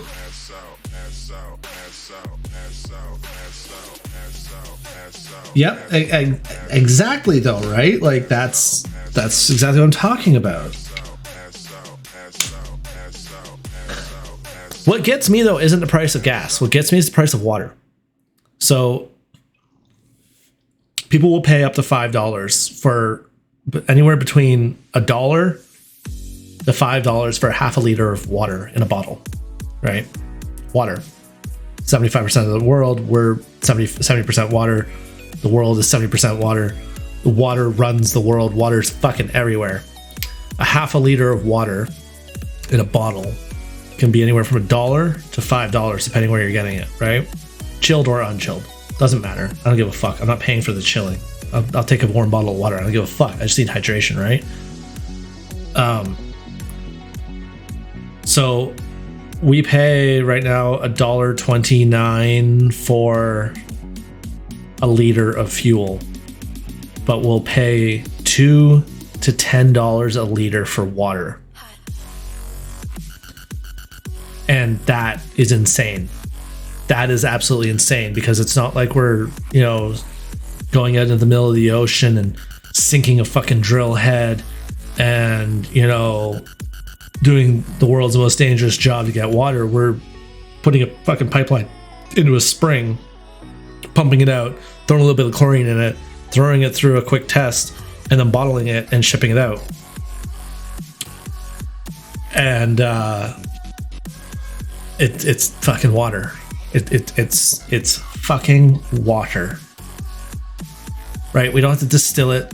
We don't have to like do anything really to it, but we'll pay $10 a liter for water, and then we lose our goddamn mind over $1.30 for a liter of gasoline.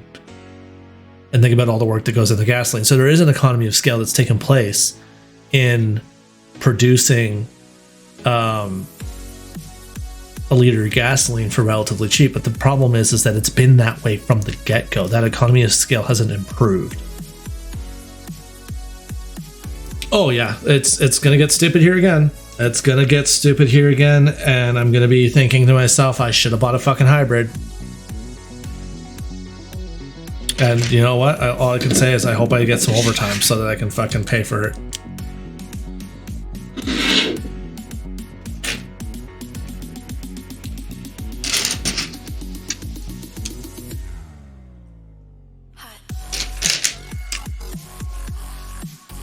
You know, I almost want to buy like a little beater car for like $1,000, $1,500 just for summers.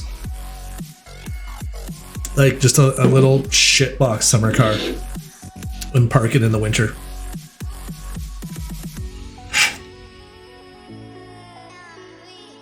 I'd save more than enough in fuel going to a little 4-cylinder car. Or even better, going to a little 4-cylinder diesel car. Like if I could get myself a cheap diesel Jetta in reasonable condition, I would save so much.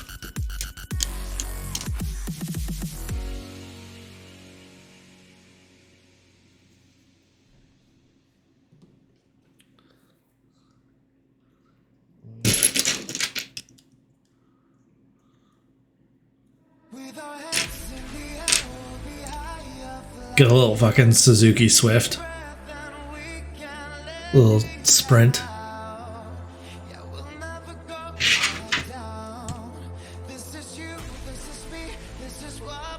Yeah. Like in the summer here, a little car is all I would need. I don't need a big truck in the summer. And I'd still have the truck available for like anything I might need the truck for, right? Two-stroke scooter.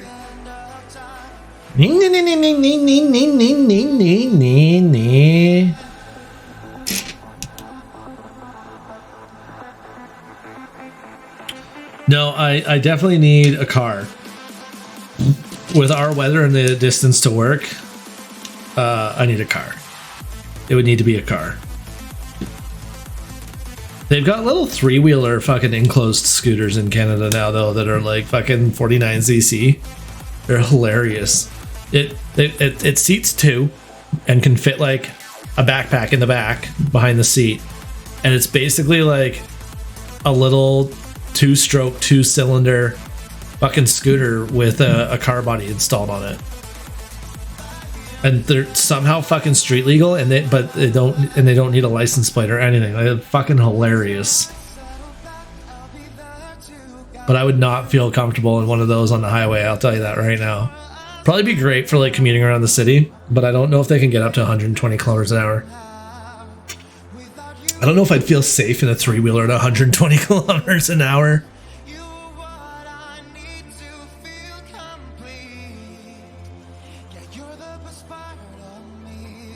What the fuck?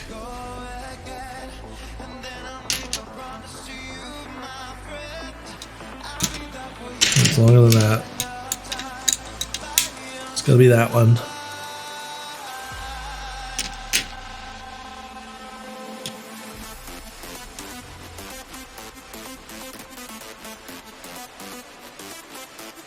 Yeah, like a little Equinox. I was looking at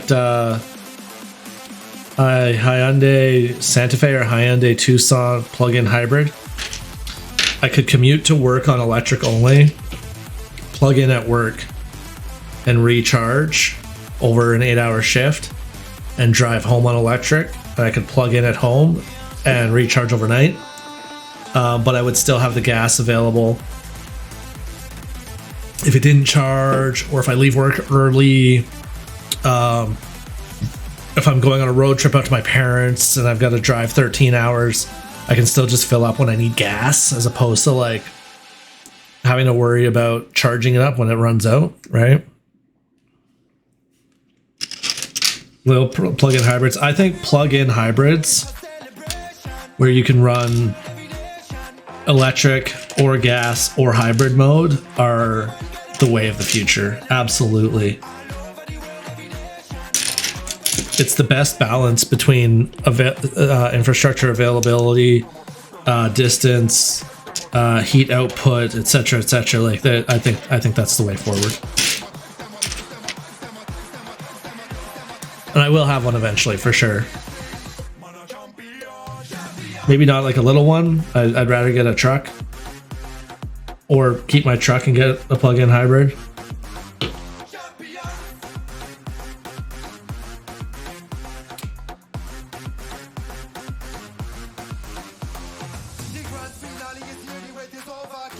Oh, I gotta put another one of those on. I gotta watch the time somewhat here. I gotta take the truck. I've stopped doing my own oil changes. It's just fuck that for what it costs to get them done at a shop these days.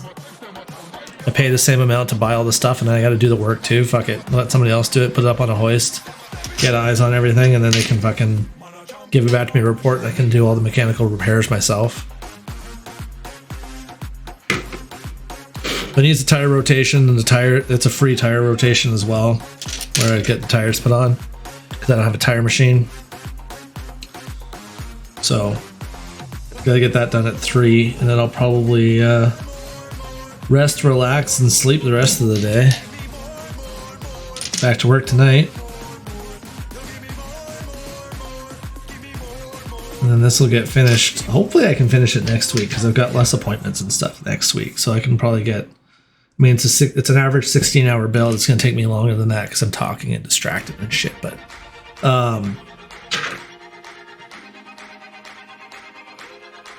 just do your own inspection. I got a decent idea of what's going on with my truck anyways at any given time. I don't generally trust anyone, but if they're like, "Hey, look at this," and I can focus on that for myself. But like, I do my own inspections as well. It's just nice to have a second set of eyes on it.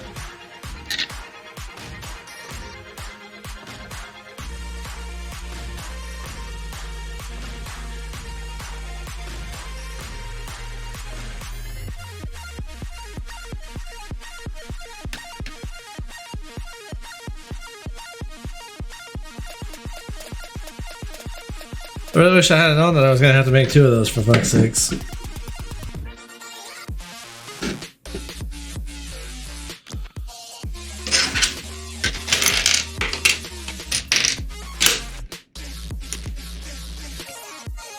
Yeah, I probably should have known.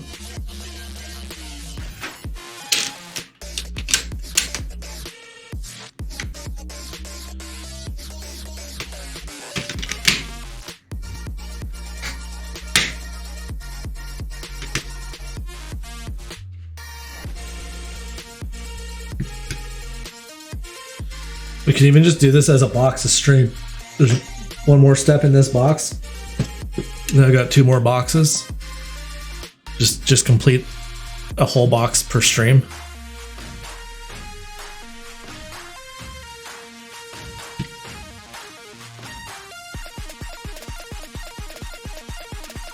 Because I finished the box last night. Did I? Yeah, I think I finished the box last night.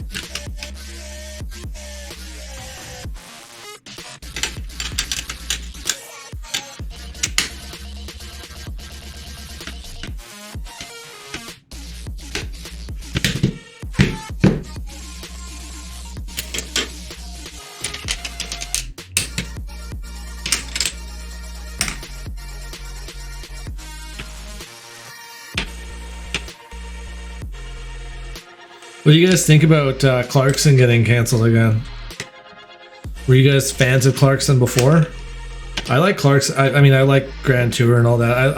I like Jeremy Clarkson as a TV personality. I think Clarkson's Farm is great. I think he needs to learn to keep his fucking mouth shut better and his hands to himself, and then maybe he wouldn't keep getting let go from production companies. But oh, shit, I need to take my my allergy meds. Where are we at here?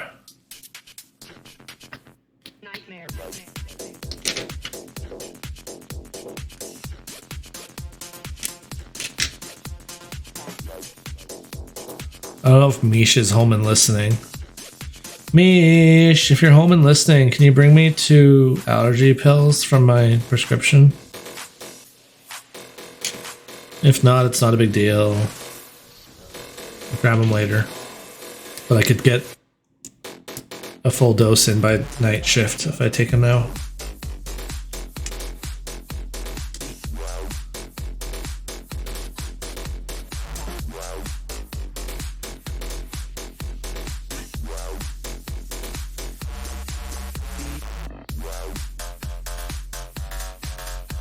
With like the worst fucking allergies.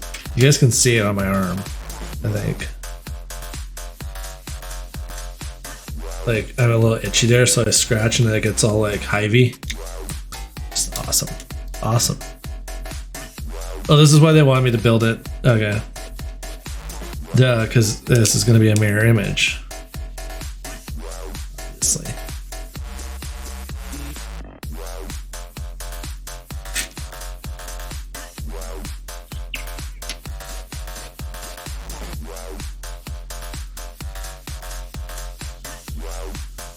Where's...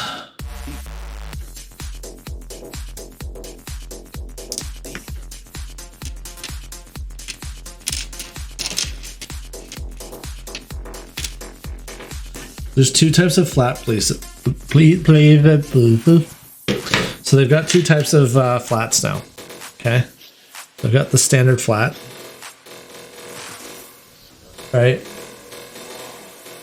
And they've got the bezeled flat with top design.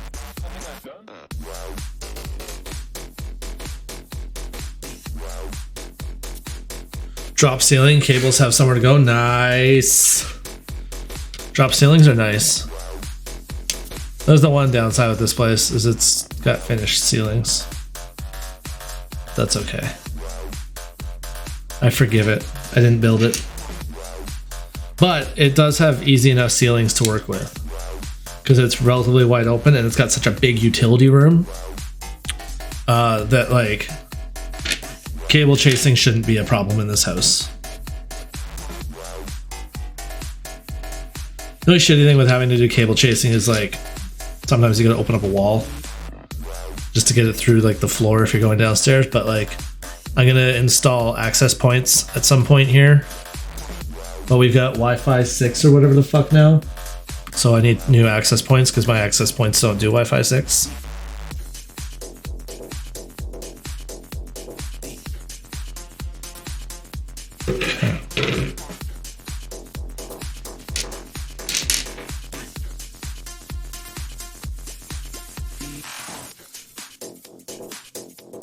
And then the access points that I really want are like expensive AF.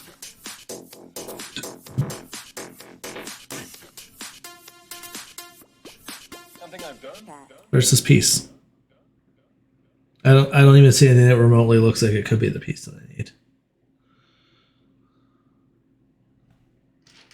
There it is. I'm always like, fucking Lego. Pieces are missing, but it's pieces are never missing. It's Lego.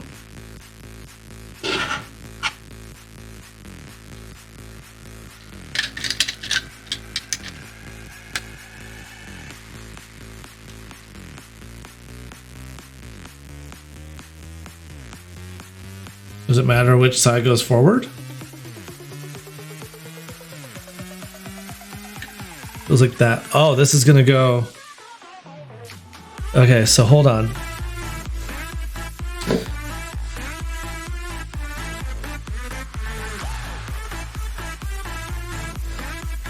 So this is assembly.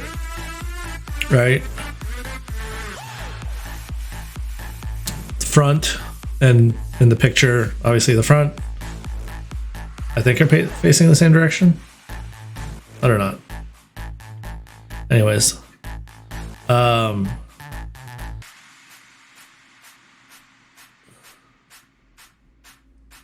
it should go like this because the one that sticks out in the picture is very clearly forward, so that's going to go forward.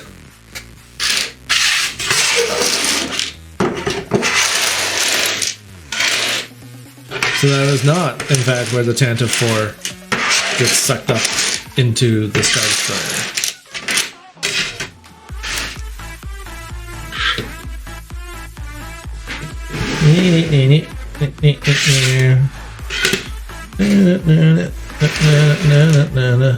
So it's gonna go here. So I'm gonna come from underneath. From not sure where. Okay, there we go, there we go. Under.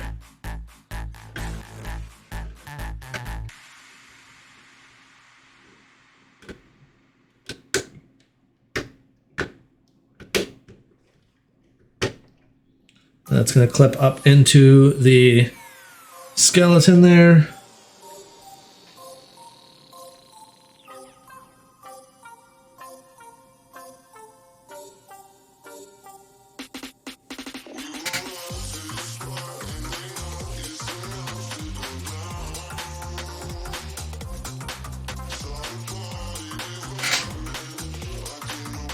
I don't like how much I can see through there.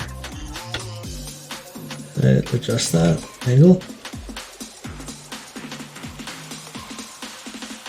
Yeah. Okay.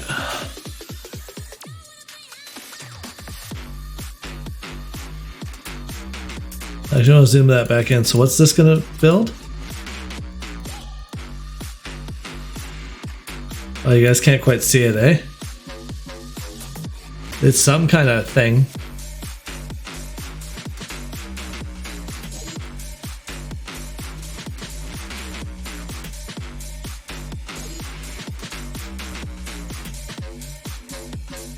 Okay.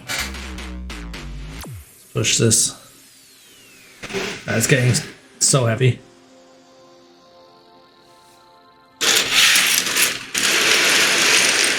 Ridiculous.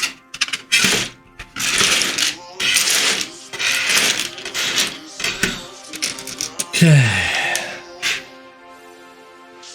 16 of these, and we're just gonna go ahead and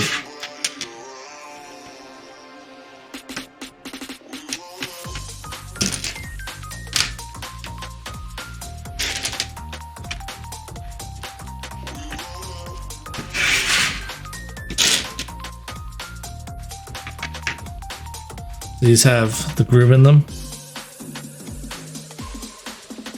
And the grooves are going to face inwards.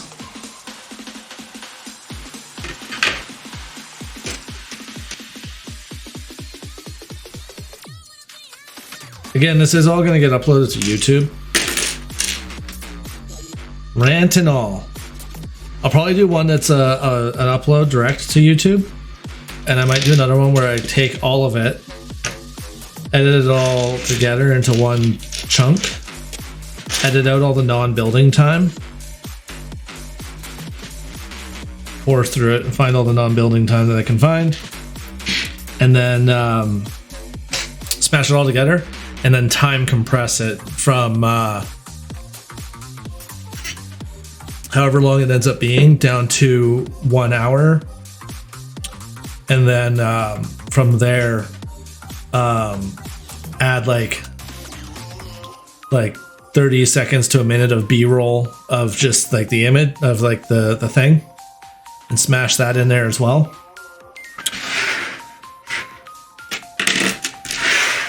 And then just have that to like music.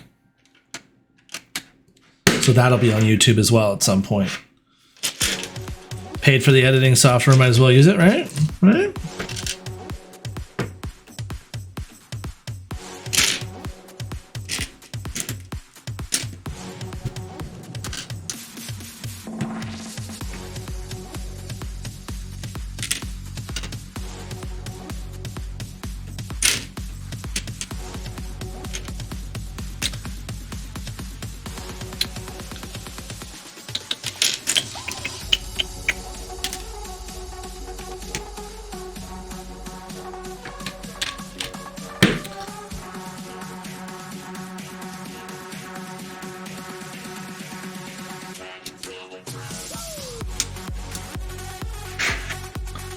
Ooh, God.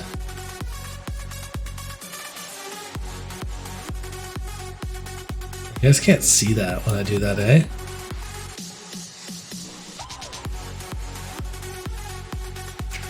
Gives you an idea though that I'm zoomed in on something.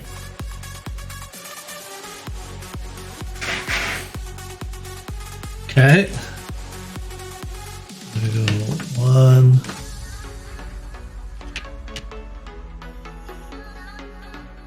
Two. Are you gonna do a whole home network? Do you have? Are you gonna have computers in more than one spot in the house, or are you gonna put that all to one room and have one room all cabled up and networked and everything?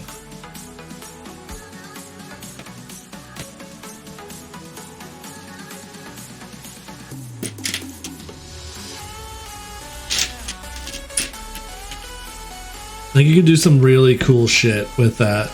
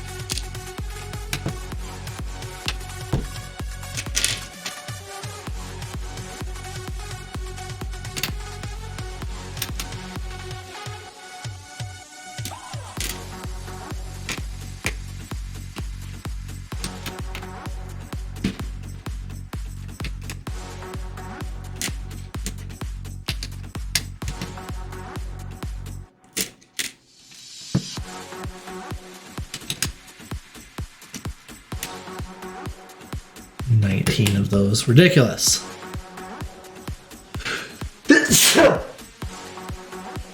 Excuse me.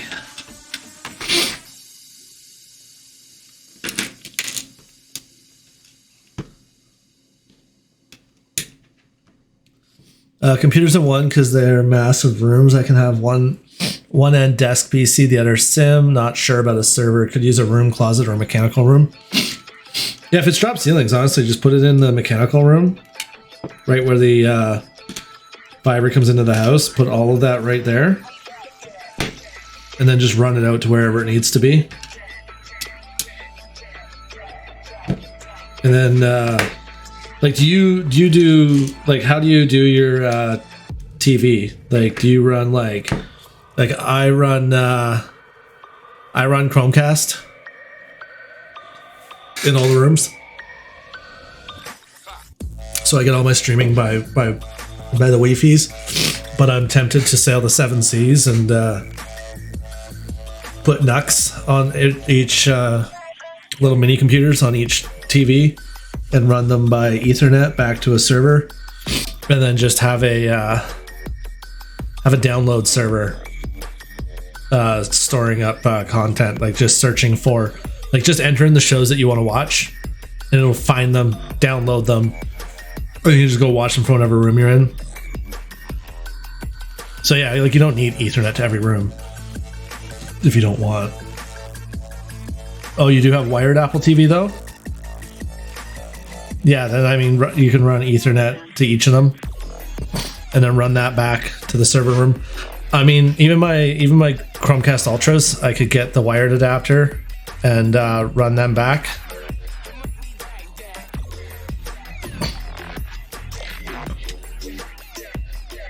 That all of it? I think that is. Next thing is going to be this bit here. 8 more grills.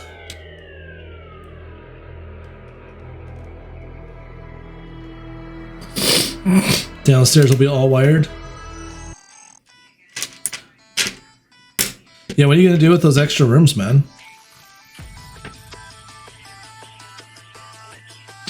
You gotta find something to do with them, even if it's just like display your nerd shit, right? Have a fucking whole ass trophy room like in Skyrim.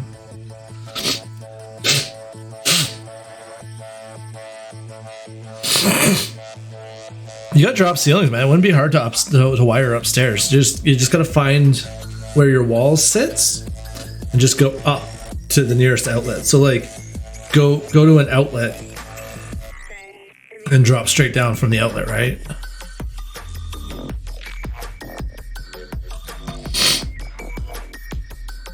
Or even use your vents.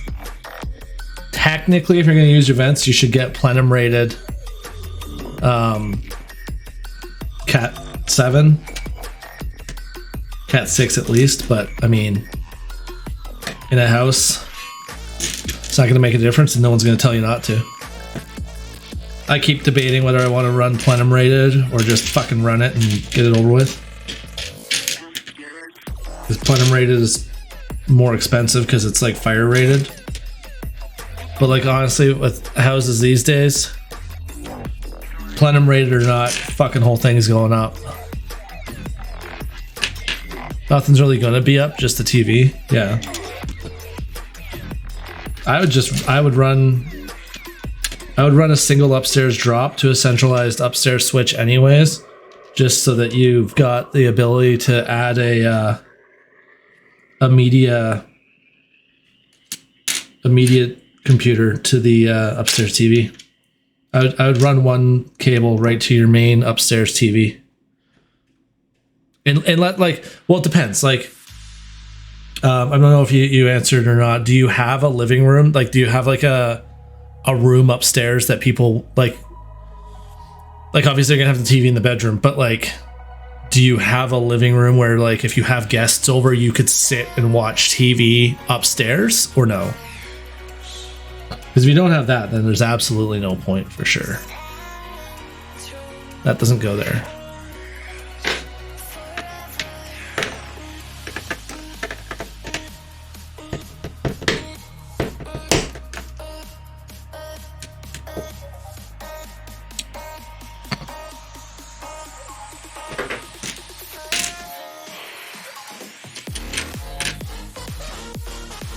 I'm not sure if you didn't hear my question or if you answered it and I didn't read it or what. But I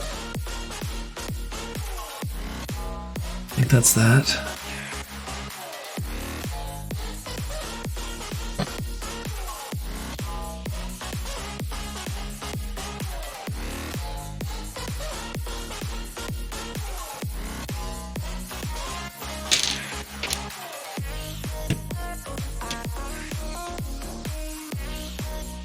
There is with a big ass stone fireplace.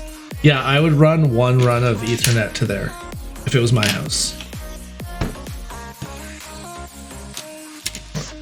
Like, we've got a nice fireplace with a TV above it. We want a bigger TV. I can't remember. I don't know if Misha's here, if she's listening, what's going on. We were thinking about putting like a 75 or 85 inch up there. And then the bedroom TV would come down here, and then the living room TV, the 65 that we put in the living room, would end up in the bedroom. So there'd be a 65 kind of off to my left over here. Because I got a couch over there.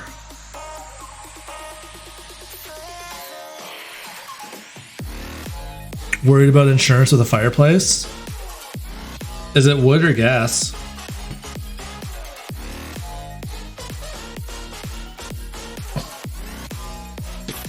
From what I understand, it only really affects it if it's wood.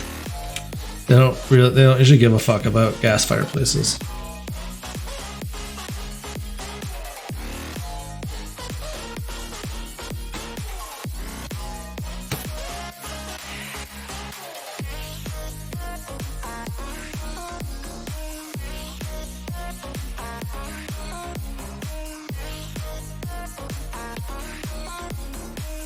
It's wood?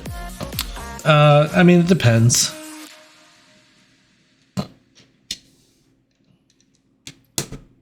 Some companies may just straight up say, fuck you, we're not insuring it. Somebody will insure it. That's the thing. At the end of the day, somebody's going to insure it, right?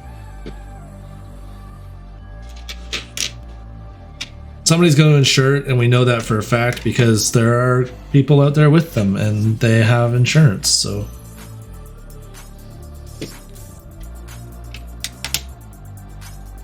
price can be a bit of a concern, but I mean,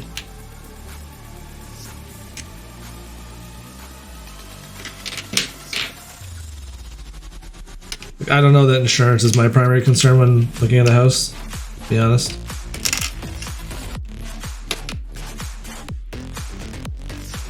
Like, there's things that I'll worry about more than the price of insurance.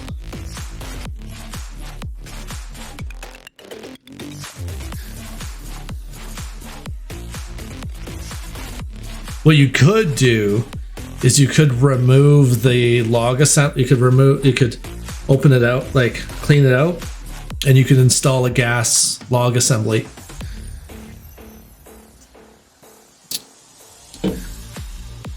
You could convert it to gas, like not the glass panel front glass. There's like, hold on, let me see.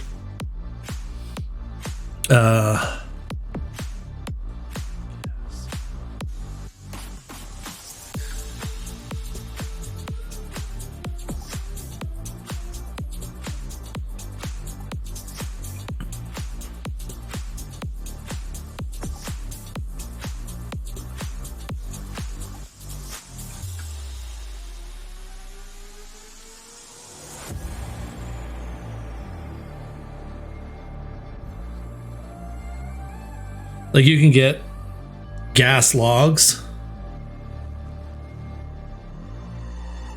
It's hard to show you there. I don't have my keyboard, so I can't do it.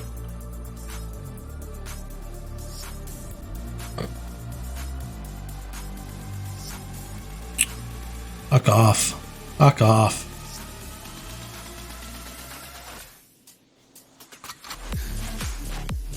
Like, you can get natural gas logs installed, and then the insurance will drop right off. Or should. Unless you want to burn wood. If you want to burn wood, then obviously that's not an option. You just gotta suck it up and pay the insurance, but there's ways around it. Especially if you've got a natural gas hookup or a big propane tank outside. Oh, there's more. Oh, but there's more. Oh, but I missed a step. Motherfucker.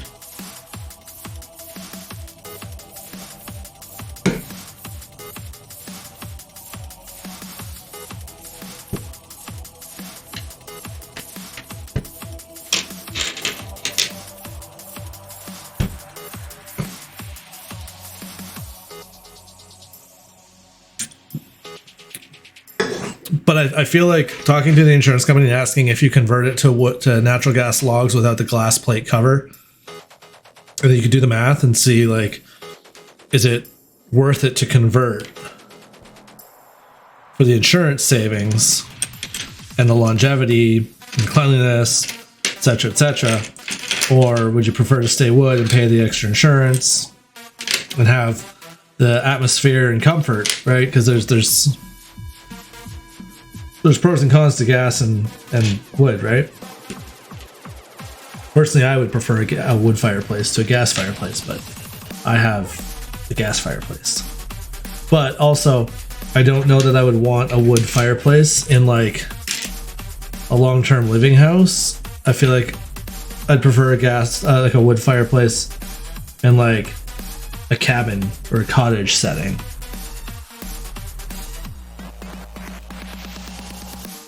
I can't find a piece again. There it is. It's hiding. It's hiding. There's no propane being geothermal. Yeah, so you'd have to buy a tank and everything else. Get it hooked in. Then you'd have to get propane deliveries every so often.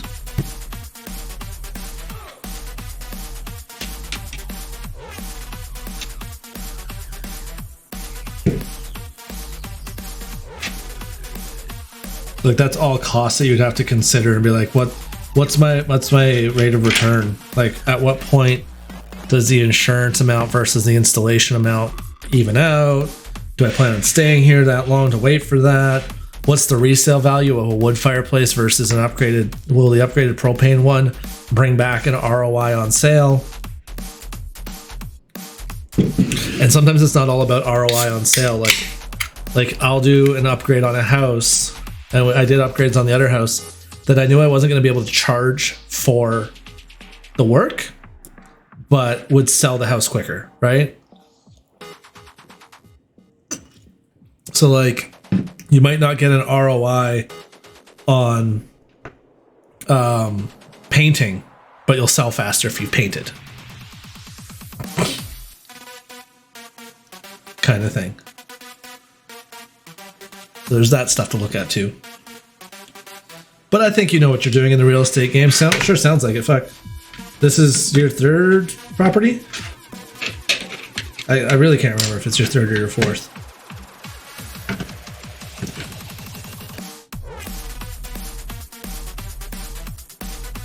Shit. Double check, because I've been zoomed in. Ah!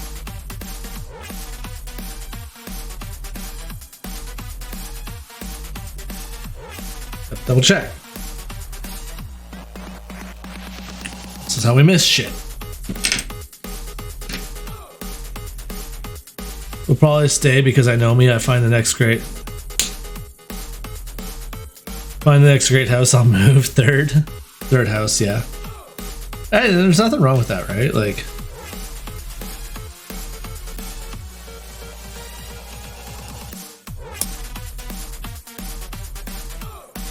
Like, I'm happy with what we've got. I still look at the market just to kind of see what it's doing and stuff, but I am ultimately happy with what we got. I think me and Mish both fell in love with this place the second we walked through the door. Like I knew this was going to be the house because we walked in and we were like, oh my god, look at that, and then we had to like go across the street because we fucked up with another realtor. So like we had booked. So there was the house and then the house across the street, both for sale. And we booked both of them back to back, and another realtor booked them the other way around back to back. But they had gone to the other one first because we weren't over there, and so we swapped or whatever, and then swapped again. But like we walked in and it was the last house that we looked at of the day. I think we looked at 5 houses, and we were standing on the deck with the realtor, and the realtor was like, so if you had to pick one of the houses we've looked at today to buy, which one would it be? And I was like, I think we should put an offer on this house. And like, we weren't looking at the time to buy. Like, we were just kind of looking at ideas and to get an idea of what was on the market and like feel each other out for like, because we hadn't bought a house together, right? Like I owned the old house and Michelle moved in with me. So we were really kind of like, well, you know, I like this, but I like this, but I like this, but I like this. And we came to this house, we were both like, I like this. So I don't think we'll be going anywhere for a long time. I don't like moving either. I hate it. I hate moving. I really just want to invest a lot of money into making this my family home now, you know?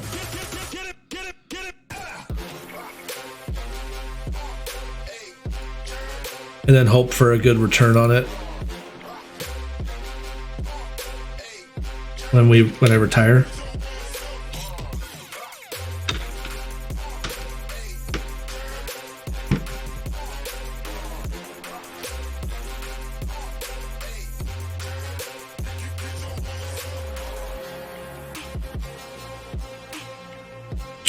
I know there's supposed to be 2 of you, so where the fuck's the other one?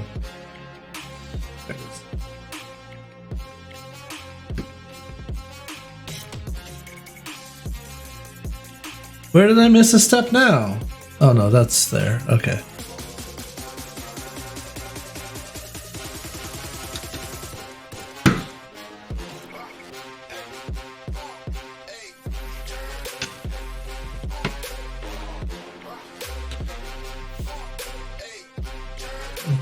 Do.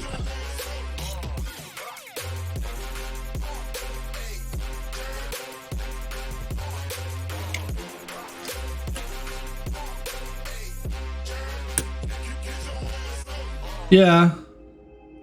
Yeah, if you're buying and selling and living in, and you're buying and selling as a profit point, then for sure. But like I couldn't. That could not with kids. Everything that comes with having a family in a house and everything. Like that's uprooting them every time. Then you've got to be looking at a wider market area to do that too, effectively. Like I'm pretty like honed in on my market area. We were looking at switching markets entirely and getting somewhere else, but it didn't really pan out. I fell in love with the area on a road trip, and Mish liked the idea of the area on the road trip, and then we went looking at houses in the area, and I was still okay with the area. Like I had to move there for the surroundings, but Mish wasn't good with the area, so... And I don't mind where we are. Like I like our house, I like where we are. I just wanted to be closer to that like geographical area, and but that doesn't matter. Within a 10-mile radius, you've got a much different market than we do. Moving within a 10-mile radius here is very hard to play the real estate shuffle game, I think. Our price points are just too close around here. Unless you're really watching the market for like a house that's like coming up and the person doesn't know what they're doing and they're selling like too low, or like you're willing to put work in to do fixer-upper flips. 1 2 1 2 1 2 1 2 1 2. Yeah, okay, we're on to the next one then.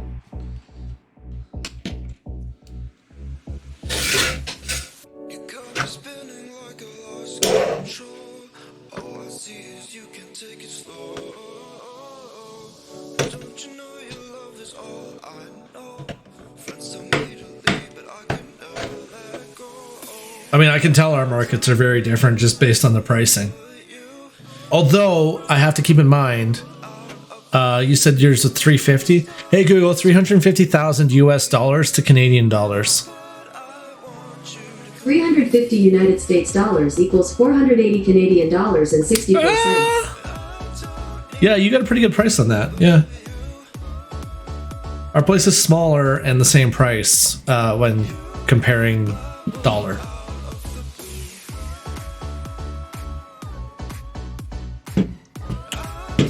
You'd still be solidly $100, $150, $200,000 more for that place in our market.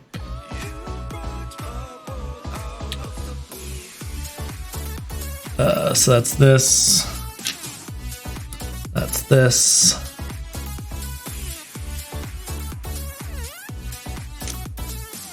It's this.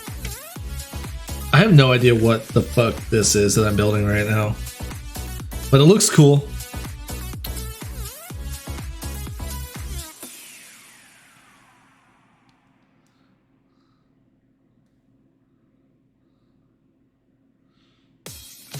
Yeah, like we're close enough. We're rural, but we're close enough to a city, and we're a big town, and there's a lot of impacting us. But our rural properties out here are stupid. Our rural properties get way more. I mean, we're 30 minutes to the nearest city, but like our rural properties between us and the city, and just around us and stuff, are ridiculous. But like, even then, factoring in that cost against the added cost of driving, because I work in the city, that also has a pretty significant impact on it too, I think. Like, I always look at that. How much more time am I going to spend driving? How much more time am I going to spend dealing with the property upkeep and everything else?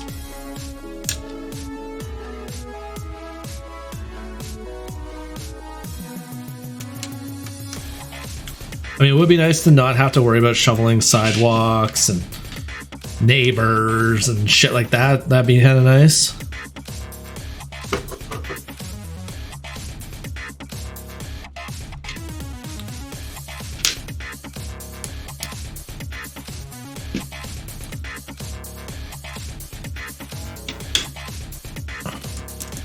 Be able to use pew-pews on a on my own private range would be nice.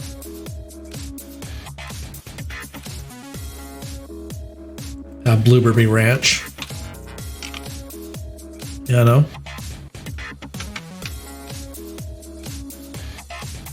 Like Demolition Ranch, but Burby Ranch.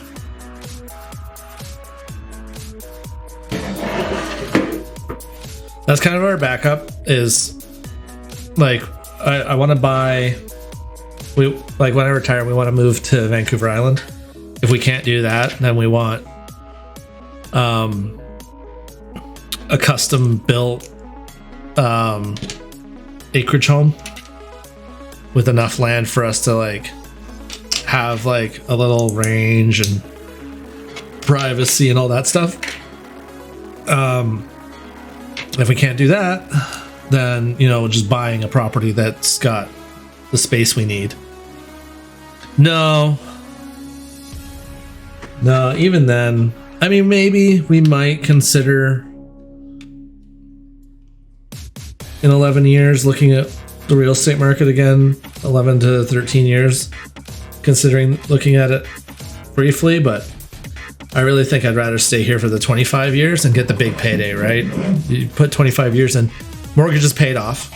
So first of all, mortgage is done. There is no mortgage. And property values have gone up by 25 years. So we could cash out and renegotiate mortgage. I don't know. It's so much in the future, and so much could change between now and then, right?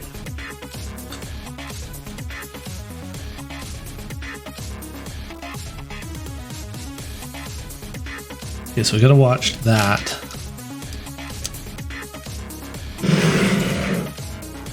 And it goes like that.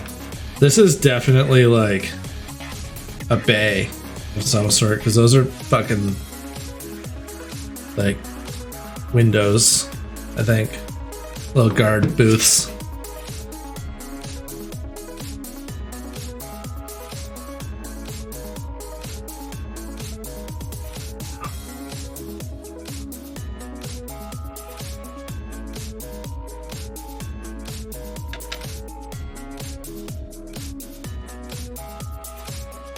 Till then, I can play The Sims. Have my dream house in The Sims.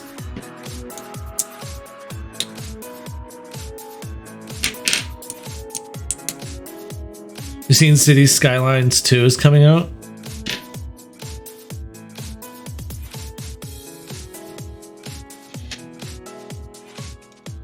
And Diablo 4. Misha and I will probably be playing Diablo 4.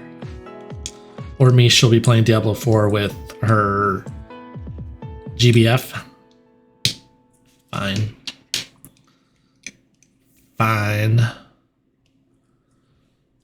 That's the case. I'll play by myself. But I'd play D4 with Mish. For sure.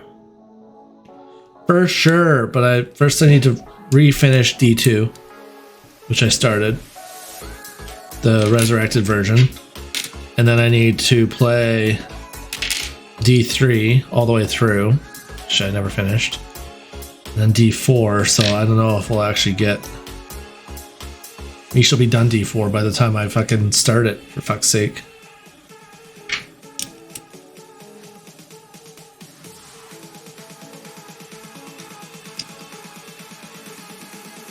There's a bunch of ATS that I haven't touched yet.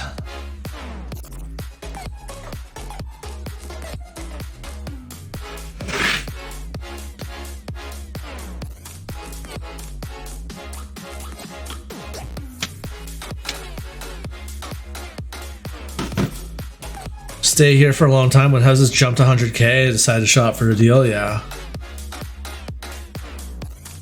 No, that makes sense. I get why you did it.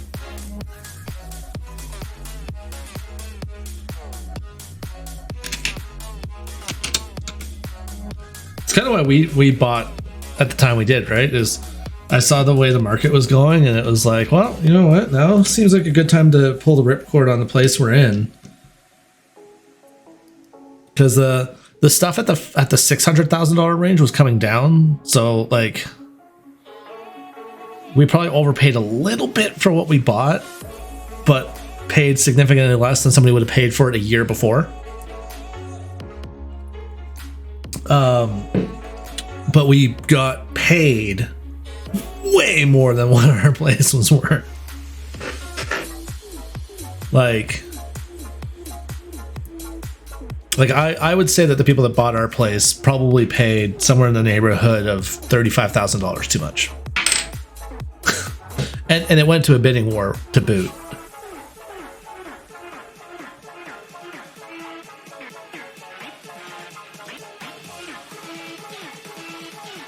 Did I put those in? Is that? Yeah, okay.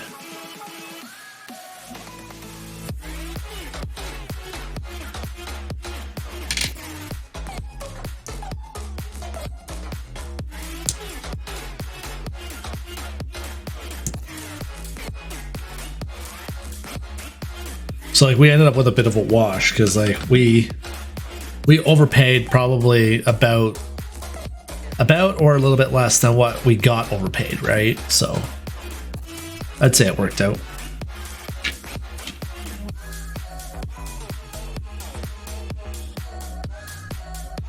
I haven't a fucking clue what I'm building right now. Like I seriously don't have a goddamn clue.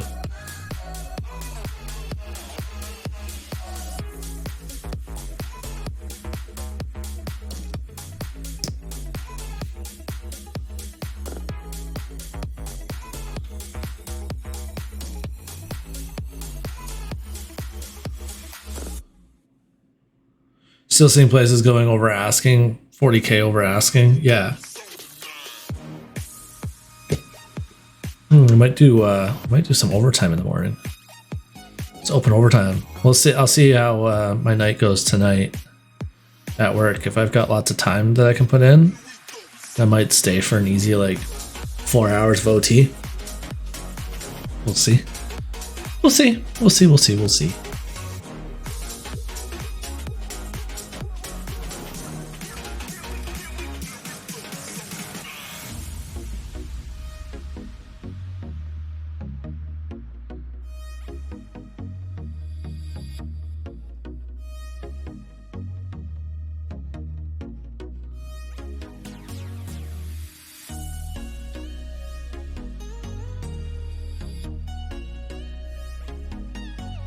Is that how that goes? I think it is. Shit. Okay. That's not good because I need 2 of these black ones, but I've got a gray one here. Which means somewhere in this build there's a black one where a gray one belongs. So now I gotta find that.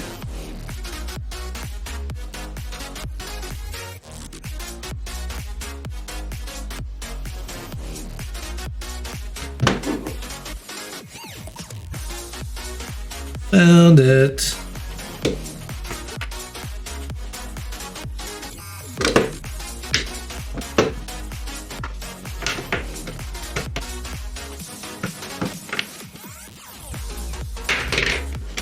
Easy enough.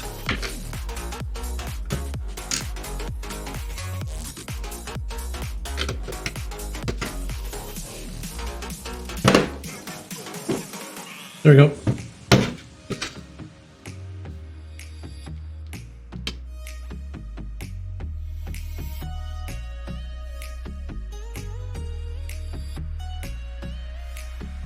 Now where's the fuck does that go?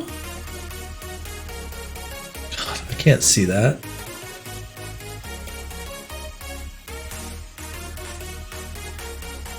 Oh, that's gonna...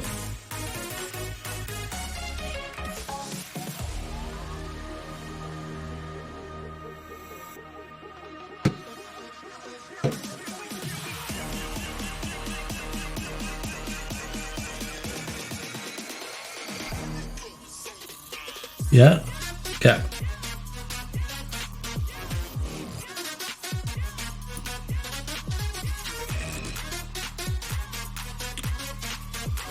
one I had was nice property but small house. Got it on a tax auction. That really? Okay. So this goes on here now. So that's where like somebody didn't pay their taxes and they lost their house to the IRS and then they auctioned it off to make up the tax money. So you buy it. See, we don't do that shit in Canada. We don't take people's fucking homes because they didn't pay their taxes. Instead, we just fucking put them into permadebt instead. So this is gonna go this way. And it's gonna go where? Here?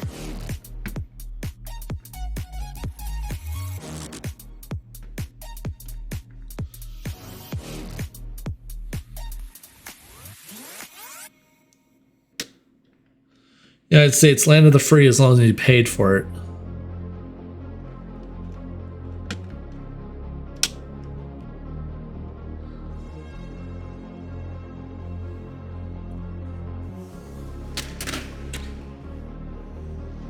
No wonder tax evasion is such a thing in the States. You get 3 years. You go to jail in the States. Don't pay your taxes, go to jail, lose your property, take everything from you. Canada, still fuck you, just not nearly as hard.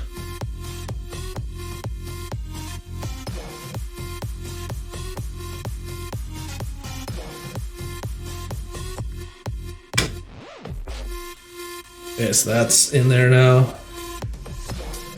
Oh, motherfucker, I can't, like... Just maneuvering this thing is, like, ridiculous. The scale of this thing, though, like, on the camera here is actually pretty good. Like, you really get that, like, imposing scale of it.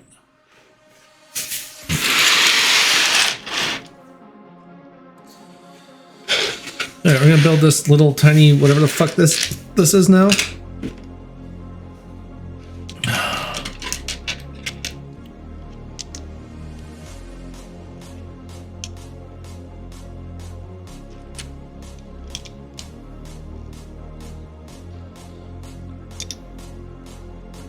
So I don't know how I feel about the system taking somebody's fucking home away from them over unpaid taxes. You know, a lot of countries are trying to solve the homeless problem. The United States out here making it worse. That's nice. That's real nice. I'm not saying tax forgiveness, right? But like, there's other ways to penalize somebody for not paying their taxes. You know, make it so they can't get another mortgage. Make it so they can't get another credit card. Make it so they can't get another car. Garnish their wages.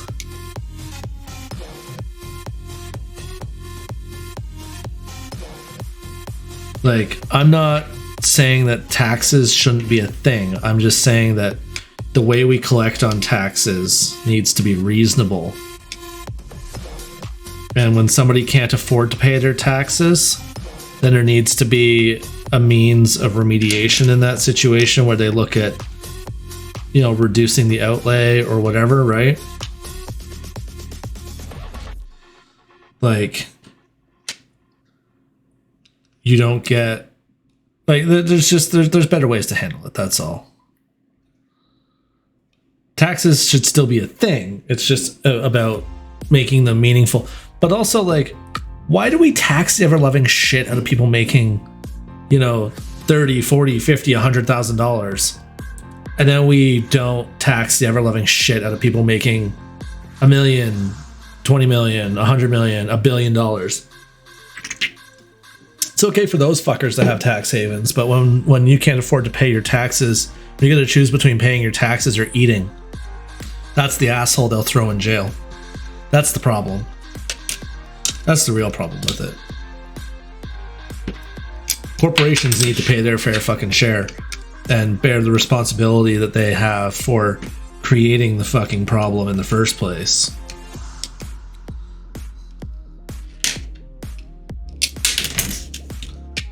by fucking charging people for gas and heat and fucking food into the fucking gutter.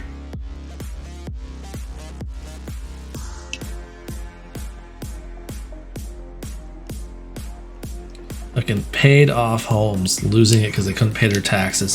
See, that's bullshit. Like, I can understand taking somebody's fucking mortgage away from them to some extent. They paid for that house. They worked for that house. They own that house. Government shouldn't be able to fucking touch that. It's other ways to get their money, you know what I mean? Or, like, get the money from other sources. The United States is like... Taxation without representation isn't the problem in the United States. Like, obviously, that's how the United States came to being, was the concept of fighting against taxation without representation. But kings and queens in England, in the United Kingdom and Great Britain, whatever you want to call it, Scotland, Ireland, Wales, and lesser lords used to tax the ever-loving fuck out of their peasants. And they'd go around and they'd collect every last dollar, right? Like you think of the Sheriff of Nottingham in the Robin Hood series, going and taxing people right at their last gold coin, right? Taxing them out of their last bushel of wheat, to the point that the people were starving, but the kings were doing fine. And the United States was like, we're gonna do this better. We're not gonna tax our people until they're destitute.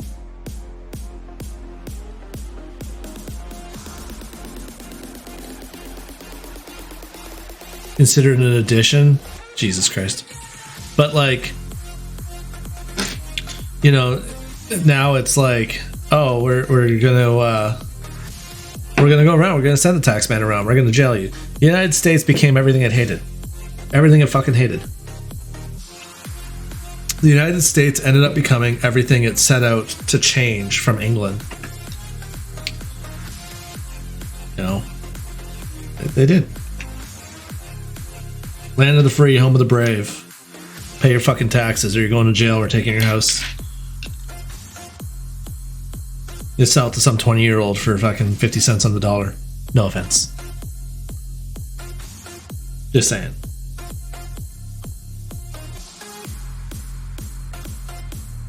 Fuck.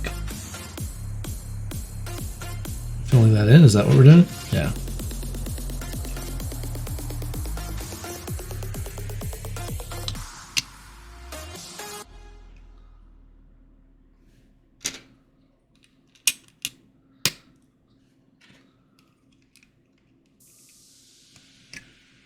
I just don't get it. I don't get it.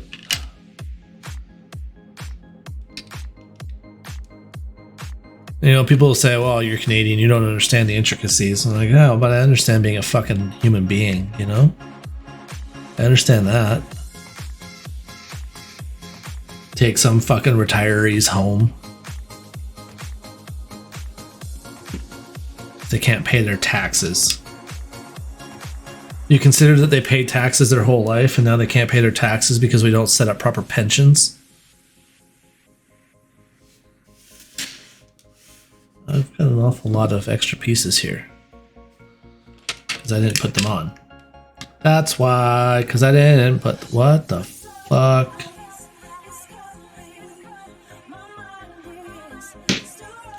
Okay, now I got another problem.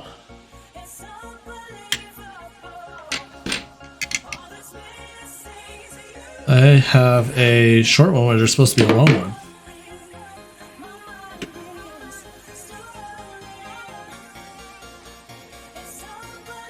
Now I gotta find that. Aha! How the fuck did I miss that?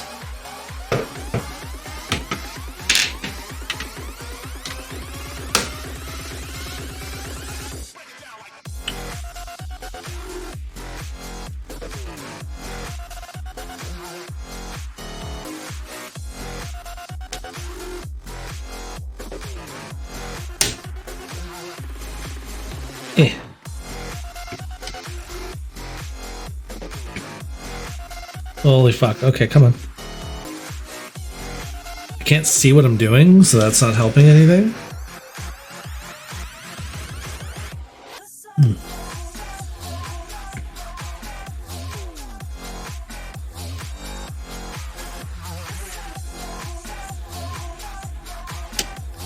Okay, that's in.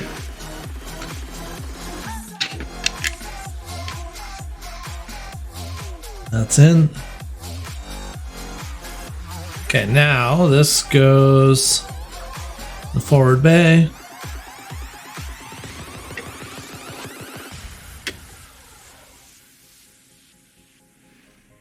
So that will go there.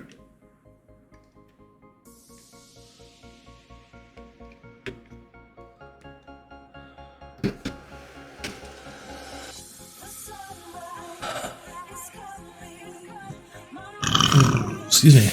Extra pieces. Okay, I'm gonna go take a pee and then we're gonna get on to, yeah, step 7 here. That will probably be a good cutoff point, actually, is at the end of step 7, at the end of another box here. Probably. Maybe. Right back. Gotta pee. Oh.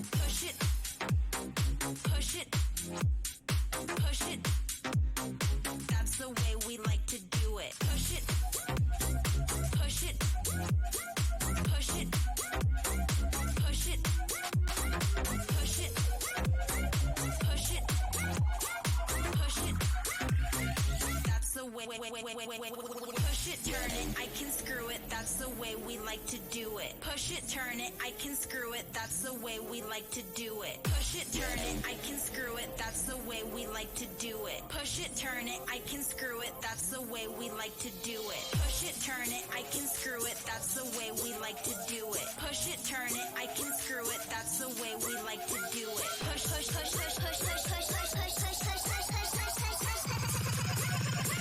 that's the way we like to do it.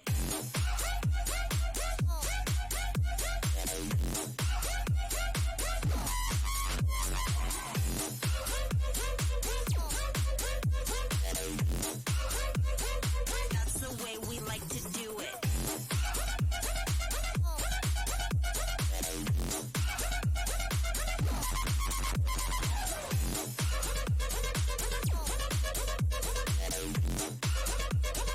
That's the way we like to do it. Push it. Push it. Push it. Push it.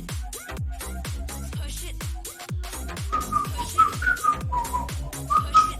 Okay, alright, let's see. Government will do everything they can to screw you. They won't pay social security if you hit the debt ceiling. Yeah. Like, government will do whatever they can to not pay shit for shit. Stupid. Stupid. Push it, turn it, I can push and turn it, I can screw it. That's the way we like to do it. Sounds like this song is written about the government. Alright. Where are we at? Number 7. No additional pieces for number 7? Okay. We're gonna move that out of the way. Again, this is what it's starting to look like, guys. Like, we've added this, both of these to the skeletal structure now. Like, it's getting heckin' chonkers. Like, I don't know that I want to pick this up even to like try to show it. Can I pick it up even? Jesus Christ. It's a heckin' chonker model.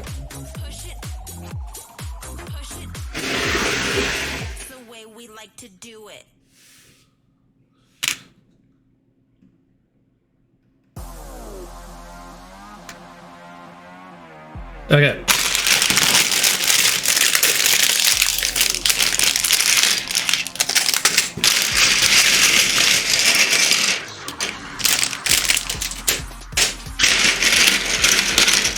Yeah. If you've got enough room, man, having a Lego room, awesome. One of the rooms in this house, once kids are all moved out and everything, probably end up becoming a Lego room. You guys can't really tell, but these, I put tape over these so that Lego can't. Because this was my old stream desk. So it's got holes for monitor stands and stuff. It's got 3 holes, one in the center from when I was at it last. And then the 2 outboard ones are when me and Niche were side by side.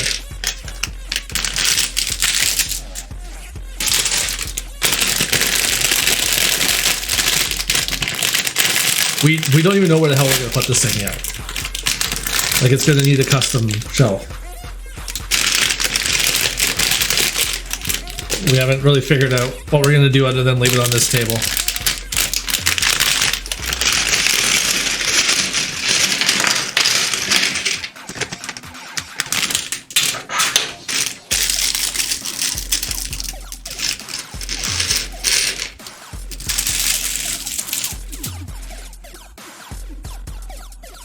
Okay. 15 piece. Yeah.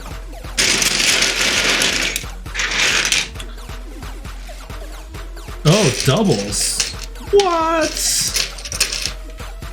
Look at these cool ass pieces that are coming out of Lego Technic these days. We never had all these options when we were younger.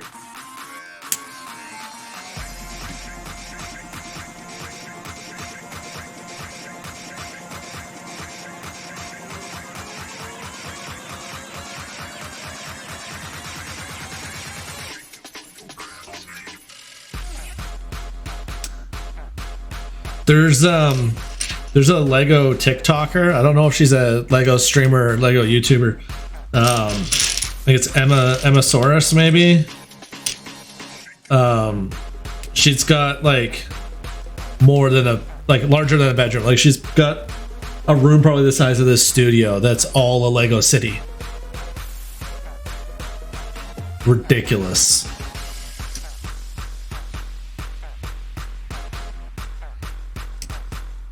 I think it's Emmasaurus. I don't know.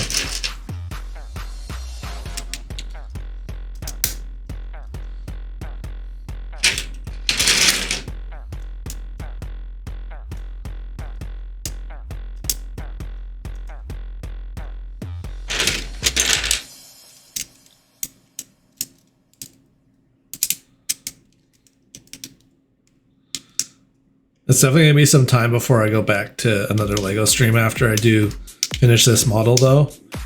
Cause like it was pretty easy to set up for, but like it is still some setup. Like I've got to tweak the mic and everything, so I've got to reset all that. So I think if I go to do another one, if I'm gonna invest the money in the Lego set, I'm gonna invest a little bit of money in the setup as well, and have it run a different mic, a different set of cameras and everything. I might add a monitor.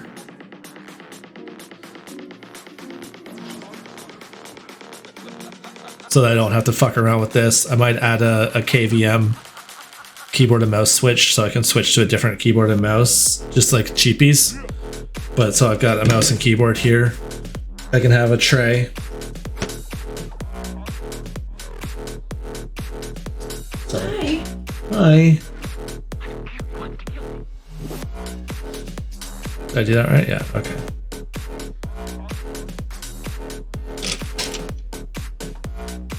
Isn't that ridiculous? Cool. Yeah, that's just ridiculous. I have no idea where the fuck we're gonna put this. Like I said, we need another shelf. We need a new IKEA. house. We need a new house. You get a shelf for your thingamajiggy, and I'll get a shelf for my thingamajiggy.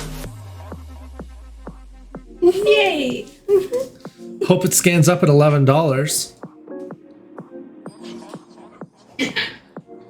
Again, this woman, this woman who I love, this woman, we go to IKEA and we buy like 5 or 6 bookshelves, and they scan up at $11 a piece. It's like $55. And I'm like, fuck it. It says 55, print the ticket, let's go. It's got the right SKUs on it. We're gonna walk out that fucking door and there's not a fucking thing they can do about it because it's paid for as per the scanning, right? She's like, let's try again. So we scan it again, and this time it updates for whatever reason, and it scans in at like $50 a piece. So we went from $55 to like $300. I'm like, wow! I swear to God, would have been fine. Nobody even checked our receipt on the way out. Nobody checked shit. We paid for the ticket and walked out. Finish part of the barn. Do the whole barn as the whole barn as a Lego barn. That would be ridiculous. Lego barn, Lego barn. Look at my Lego barn.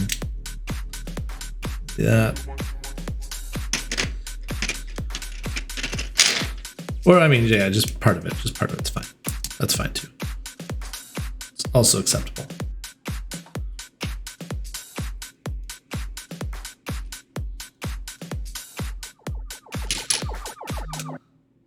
I hate how like sturdy they make this skeleton out to be. It feels pretty sturdy. There's actually not a ton of skeletal structure inside. I thought there'd be more. But there's the back brace,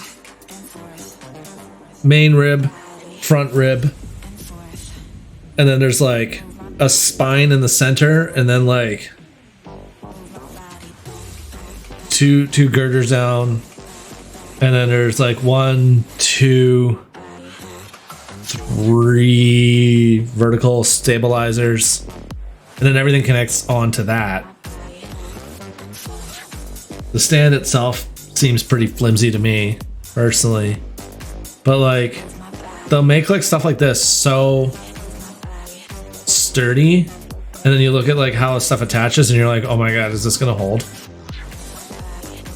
Or then like I look at like how well the Darth Vader head is attached to the Darth Vader base, but then like this whole thing is supported by 4 push pins onto the support stand, and I'm just like, oh my god, this can't possibly be like balanced.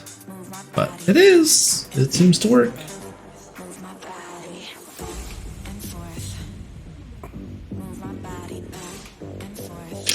It seems to work. 1, 2,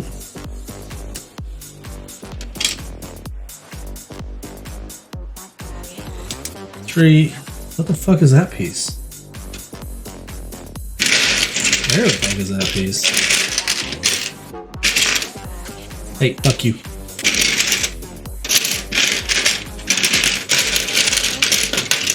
Like, look at this. Look at these pieces that they come up with now.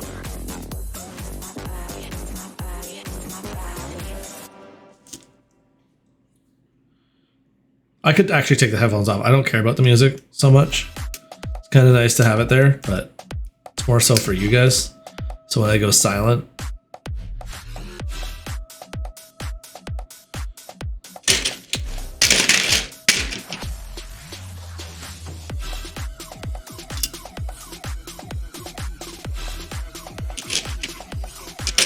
or if I have to like be right back. Oh, I didn't use my new BRB screen when I left the room. Fuck.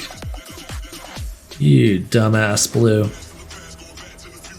Badger worked hard on that too.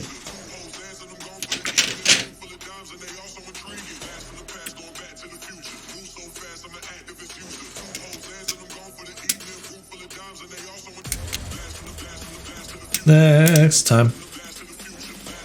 Which will happen. Cause I'll have to pee. Cause I'm drinking Peachy Keen. Peachy Keen is the best flavor of Monster. You can't change my mind. It's delicious. But not nutritious. Monster Energy Ultra Peachy Keen 0 sugar. Tastes like drinking fuzzy peaches. The candy.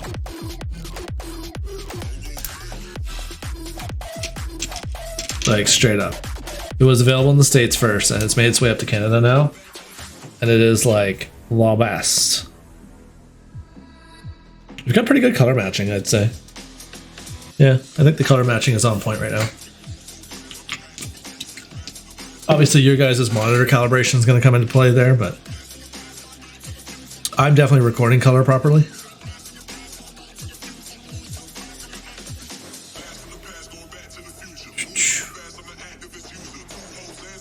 $600K, you could buy half of this $1.2 million, 11,000 square.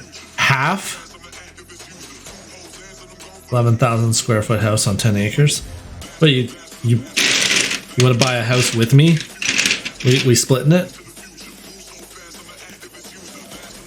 We splitting it? Is that what you're saying? We splitting the house now? That's gonna go there.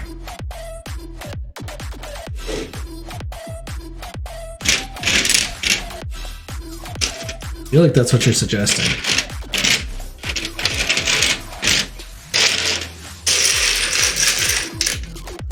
$11,000 square feet.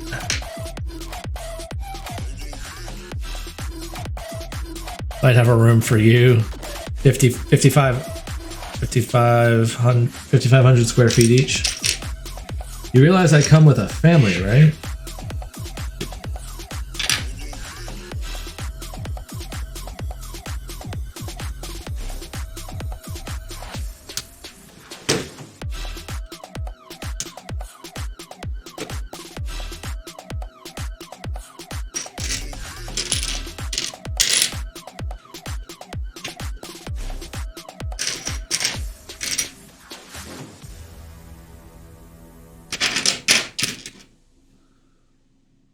I mean, there's plenty of space, but still.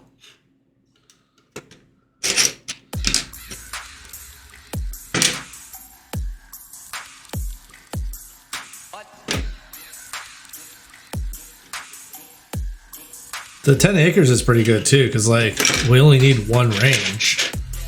So like that's not going to take up space. We only need one shooting range.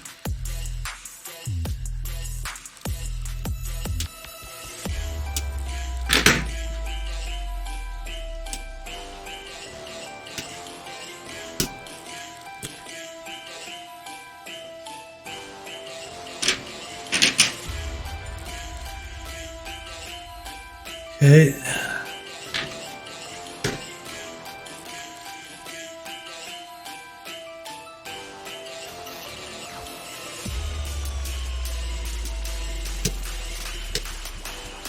Come on, get in there.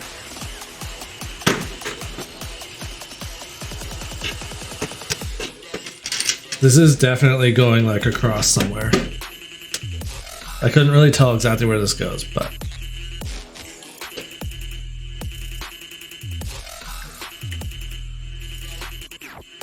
this is definitely going upside down. Okay. We're gonna double stack greens.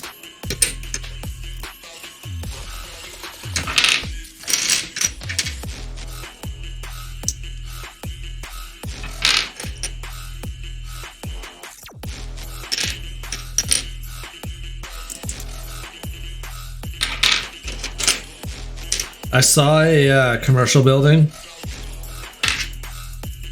with like an office attachment portion. I thought to myself, you know, if I won the lottery and I wanted to invest money into like content creation and stuff, how cool would it be to build a facility where you basically set up like studios, kind of like what Linus does, but different. But just set up studios where like creators can rent studio space and hardware and everything. Like they're renting the hardware, they're renting the studio space, they're renting everything except the games themselves. They got to pay for the games, they got to pay for any software that they use, but they're renting top of the line hardware, top of the line internet access, studio space from you. You could put like 10, 30, 50, 100 streamers in this building and they could come and go on their schedule. So you might have like 5 streamers in the building at one time and you might have 50 streamers in there at another time. They come and go on access card and you live on the site, in the facility, have offices and stuff, IT support for them. And you just turn it into like a content creation farm. Kind of neat. Be interesting. Let's see. I told you I'd have to pee again. All right, you guys are gonna get the new screen here. 2 master suites at 1,000 square feet each. God damn. 1,000 square foot master suite. That's huge. Okay, I'm gonna be right back. I gotta go pee. Stupid Coca-Cola and energy drink.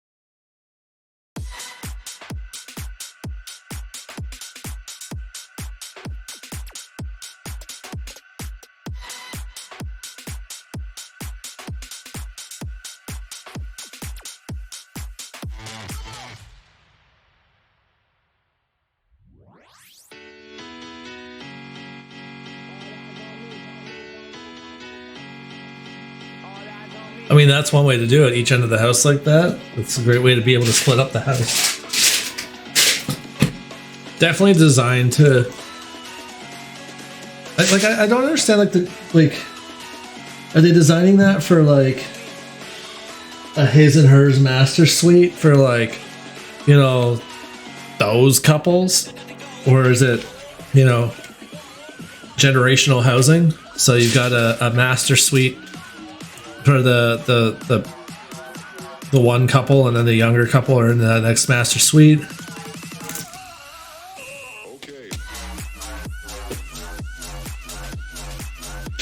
So there's a master suite for important guests. Acquiring minds need to know how it was set up and what it was used for.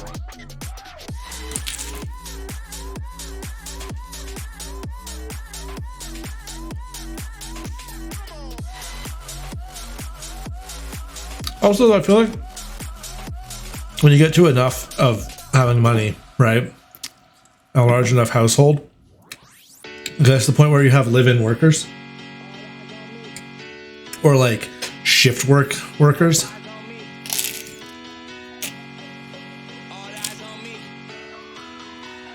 So you have like living space for workers as well. So like you might have the lord and lady of the house in one master suite, and then you might have like the general manager of the household has his family in the other master suite.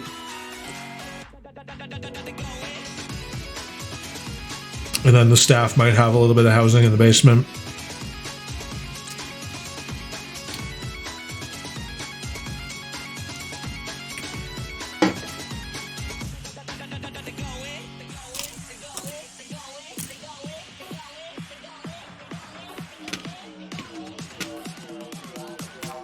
It's like I've looked at, you win $60 million. What do you do? You start paying people to live there, right? Like you call up your trusted inner circle and you pay them to live near you, if not on the property, right? Take care of things. Your groceries picked up. You've got, you're paying somebody $120,000 a year to maintain your property and live there.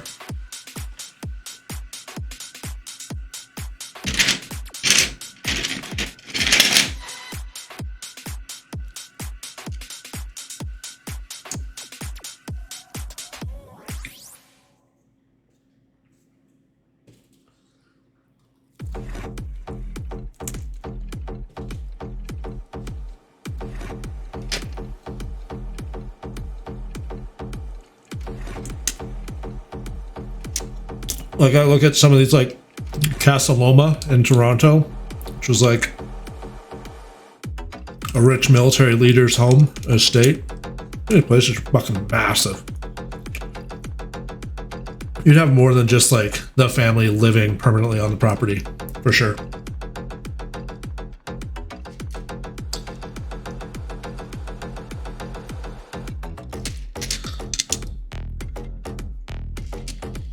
Like $60 million, I could have my mom and dad, Misha's mom, me and Mish, our kids and their families, eventually. Like all living on the property. Servants, the whole 9 yards, you know what I mean?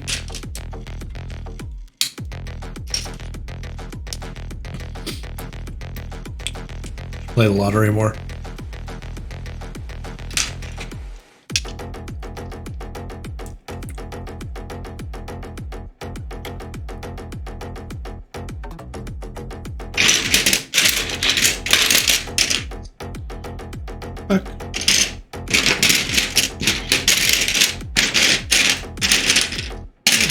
Fuck, can I not find a bright yellow piece?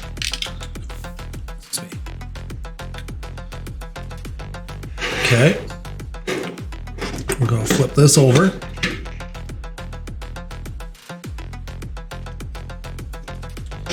And it goes there.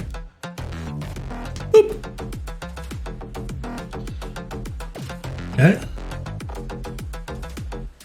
Oh, okay. I see what those are. Getting harder and harder to see some of these areas because this is starting to put more and more shadow down. The one light can't get over there. And they're going here. Yeah, they are.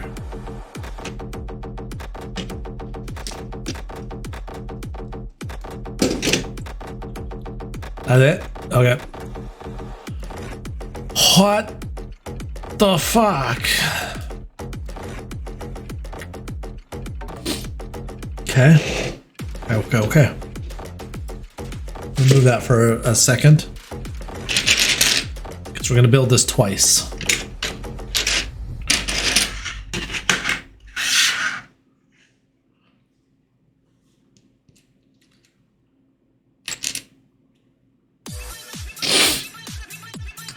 It's a 3x2-fer. Okay, we're gonna go 1, 2, 3, 4.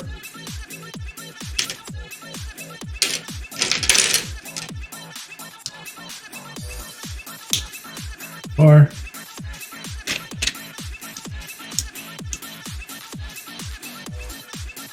Four.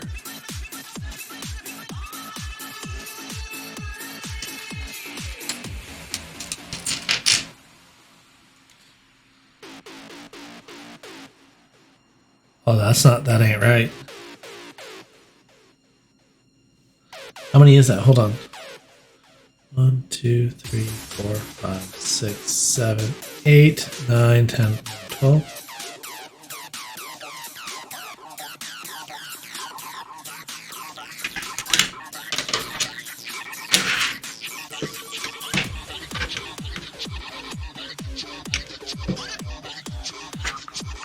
Where'd that fucking orange thing go?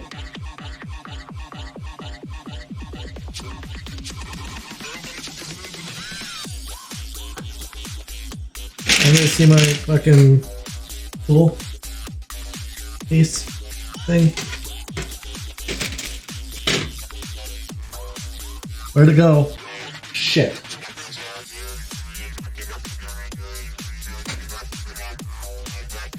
The hell? What did I do with it? What did I do with it?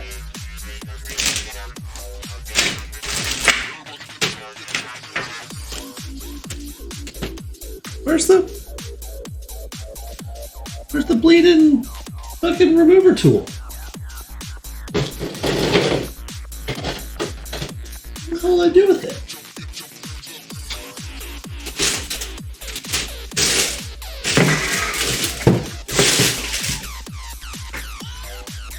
In my pocket? Yeah, shit. Okay, well, it's just got more fun. That wasn't so bad. Okay.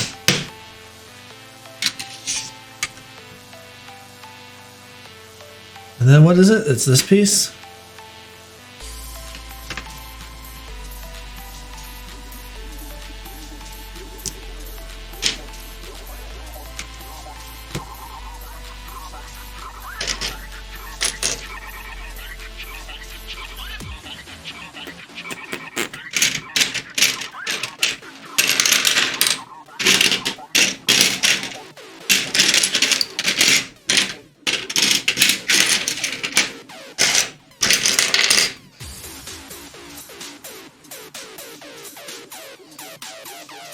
Like, is there another bag?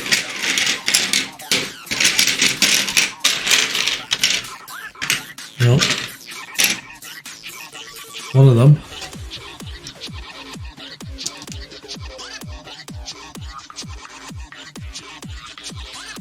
That looks right.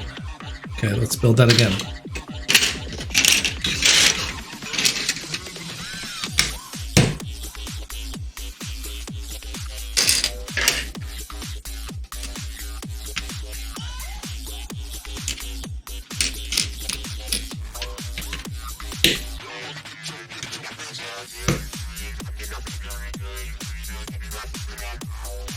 It should be somewhere around here because they all were.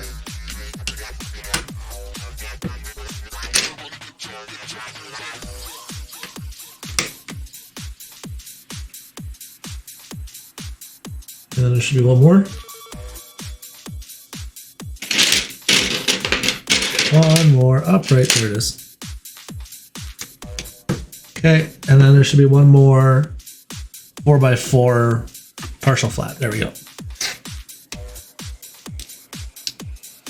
Okay, and now we've got to install that on the bar.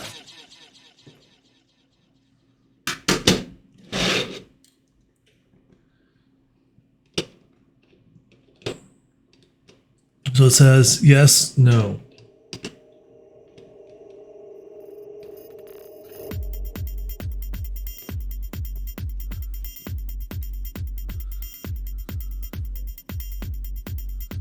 Feel like that's right.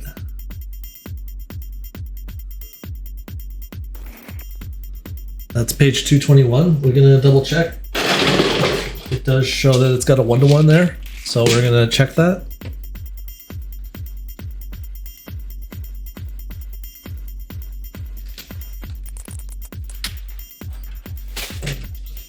Because I don't know that the PDF is 1-to-1. That's on page 221.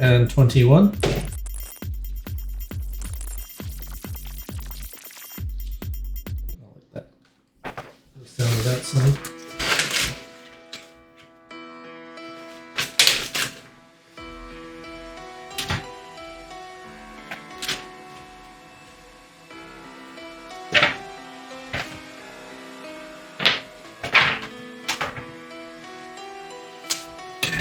That. And just give me a second here to compare. That is correct. Okay.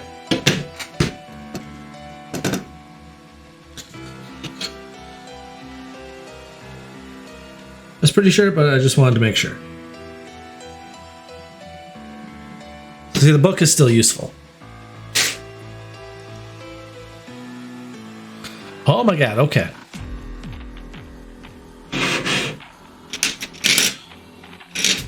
Two squares. Two... what the fuck are these called? This isn't a parallelogram, it's a... Oh my god, why can't I think of the name of this stupid shape?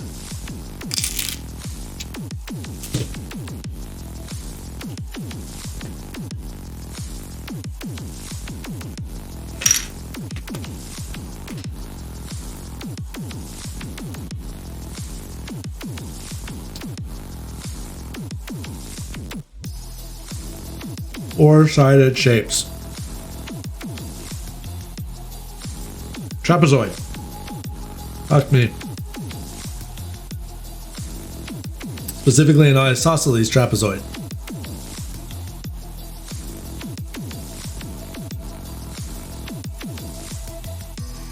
Thank you.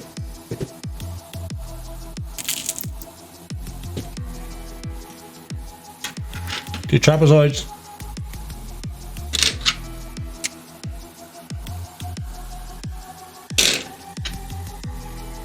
Nice. Can't go back there. How many of those? 8?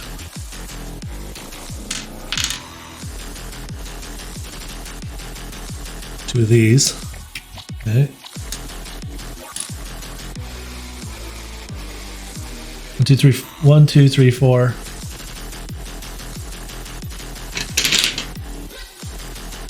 2, 4, 6, 8, 10. 4 of these.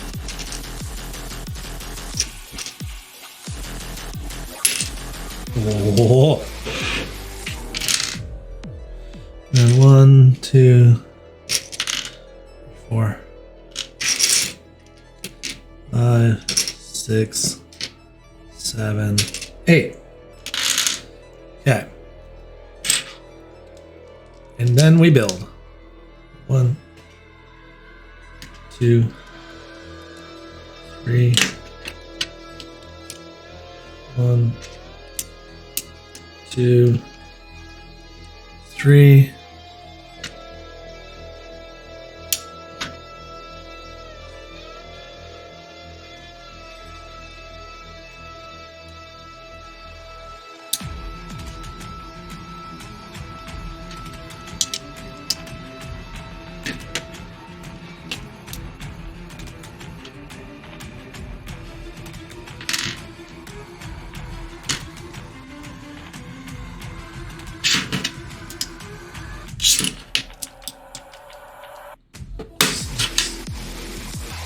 Seven.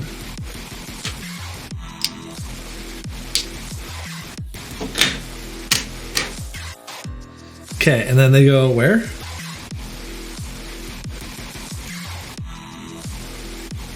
Trap pointing in.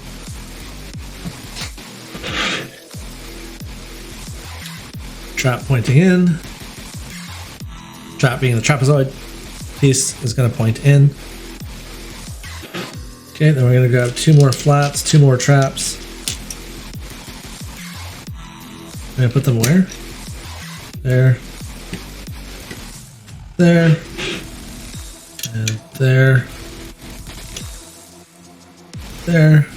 Okay. What the fuck?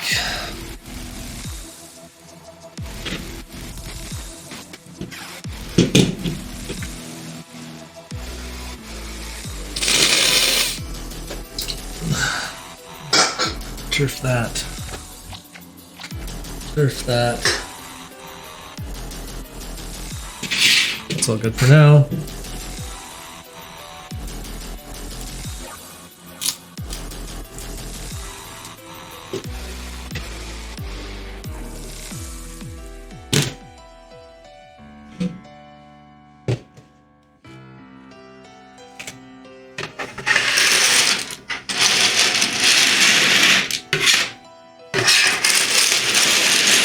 Oh my god, I'm going to the bathroom.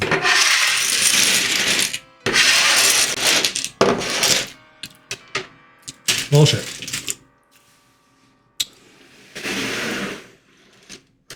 Okay, so you guys aren't really going to be able to see what I need to do here.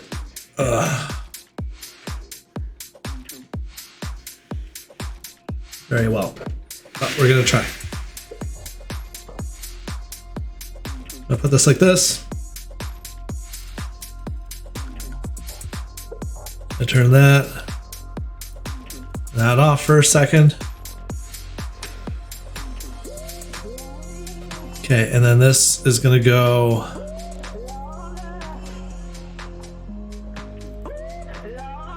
Oh, I see.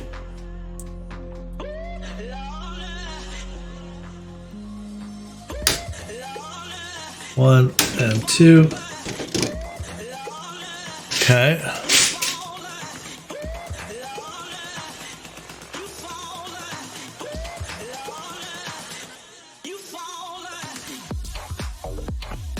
That's not gonna work.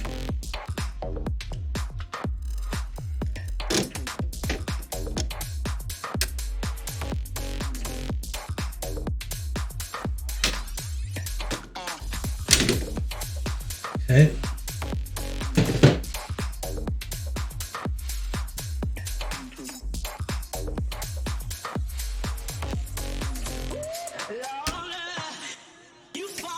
Motherfucker. Where the fuck is my remover tool? Like, did I take it upstairs for some stupid ass reason?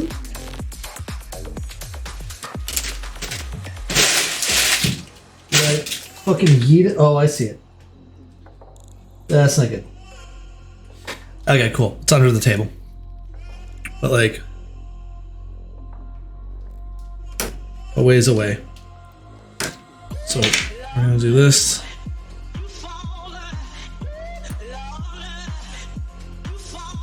Pull that out. Pull that out.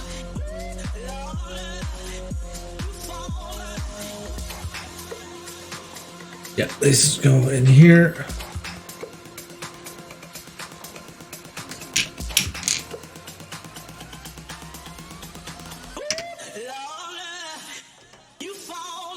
Up, up.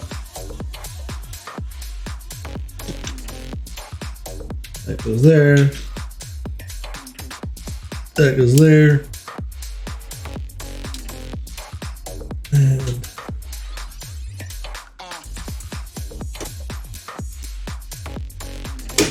that locks in there. Okay.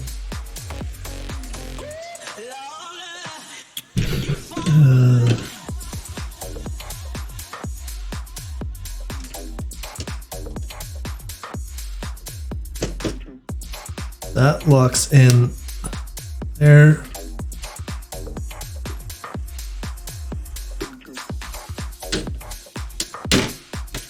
That locks in there. Okay, and then there's two struts here. I don't know if you guys can see them very well. Let's see if I can see these struts here. They're just going to down and down. Good click out of those.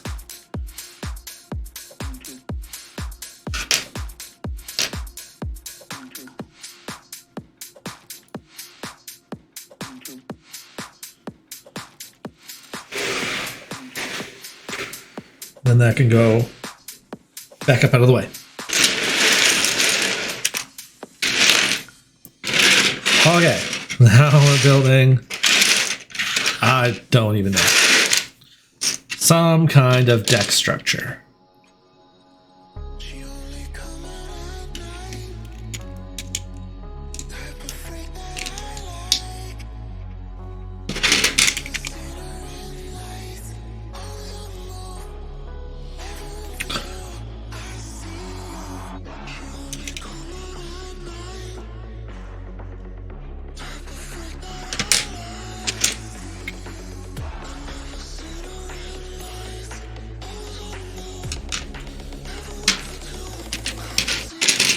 Is there a longer one?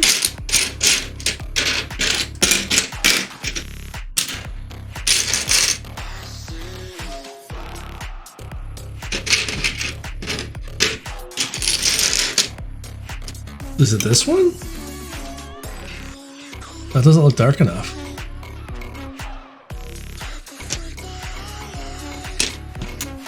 Oh, duh, I guess.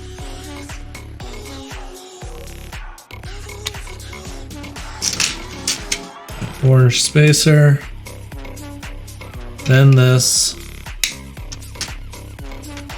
Then these.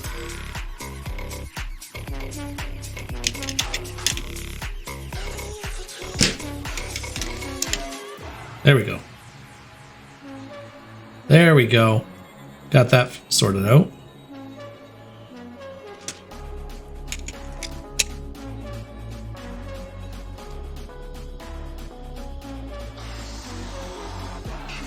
I love that.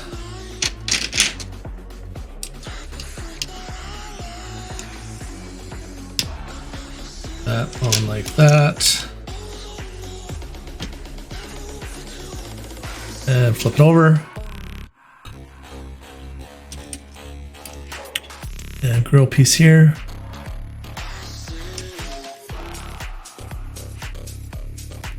Grill. Grill. Flat 3. Flat 3. Ah!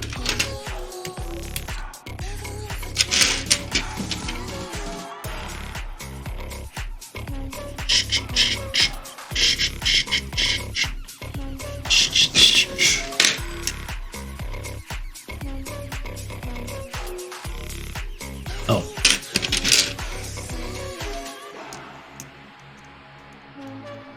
And is that in line? Yeah.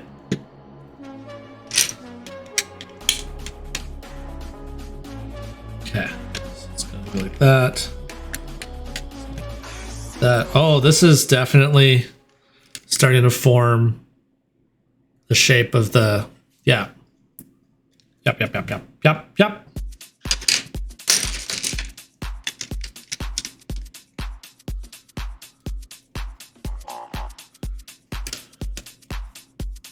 Underneath. It looks like it's red. Dead.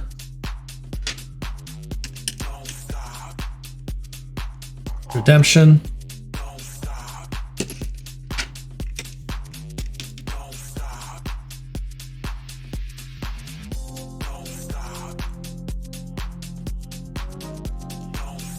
Back over.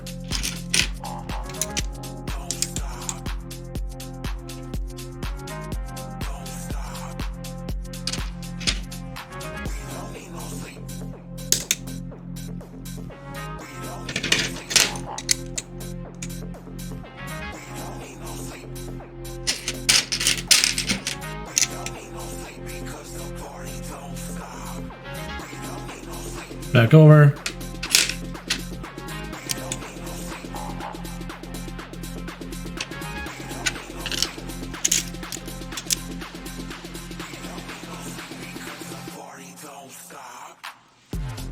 Oh, good. Jesus. Okay.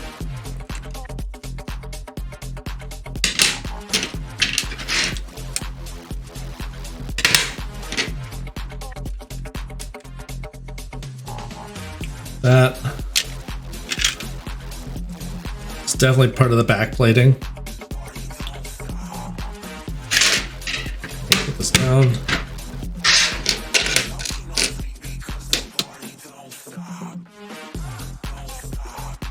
Looks like that's how that goes.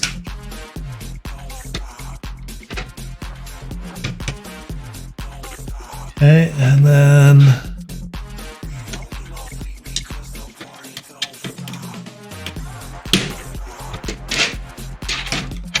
going like that. It is going like that.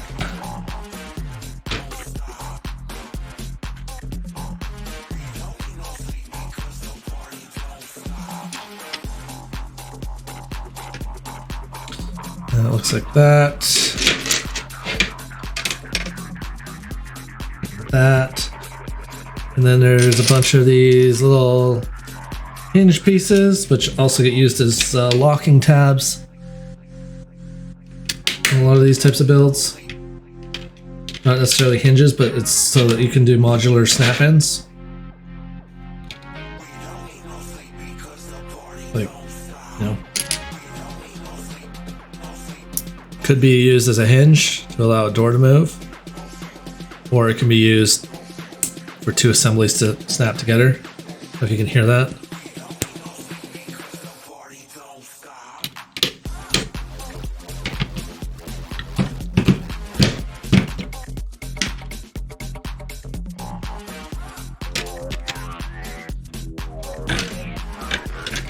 That's gonna form some more of the rigidity of the structure there. Some nice corner bracing.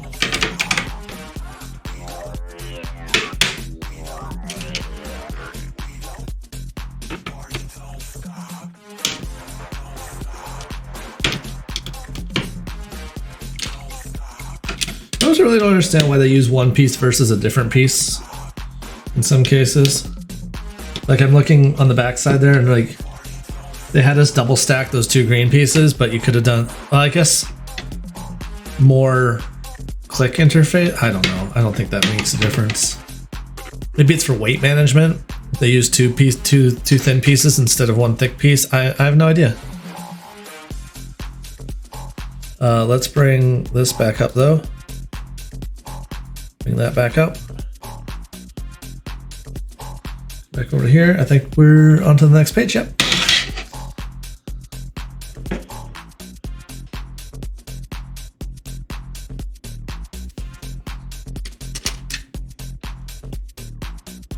There. And there. Okay, yep. Grills. Ooh. That's a soft spot. Okay.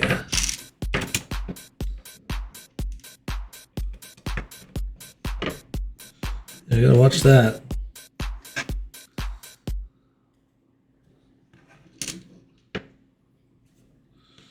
Maybe put something under there while I'm doing that.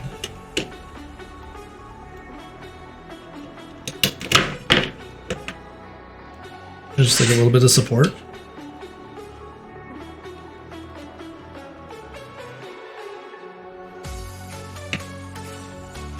That felt better.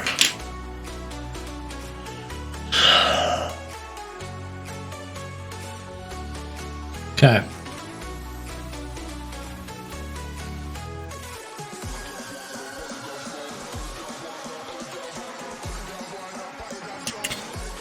One, two, three.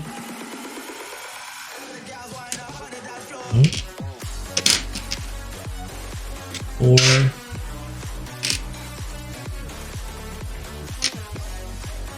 Five.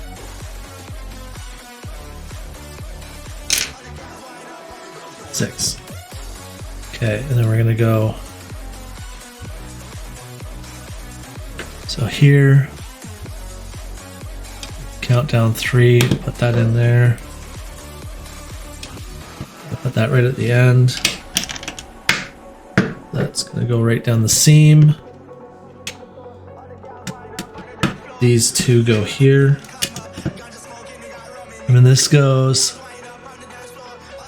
2.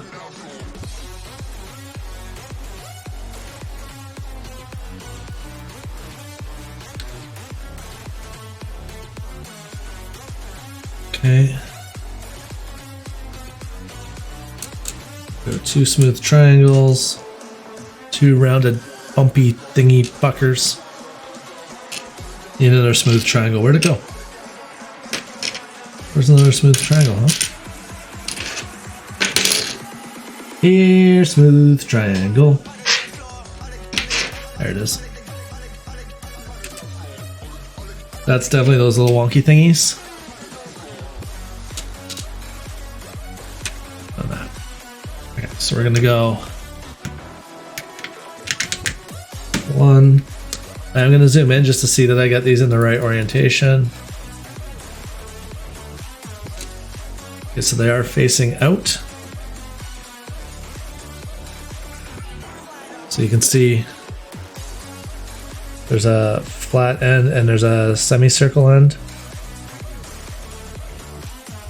So the semicircle end is facing out from the center.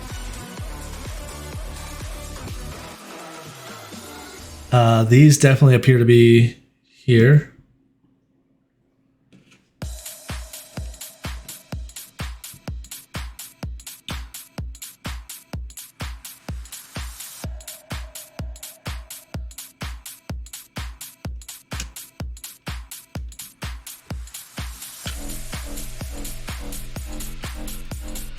Fairly certain that's right.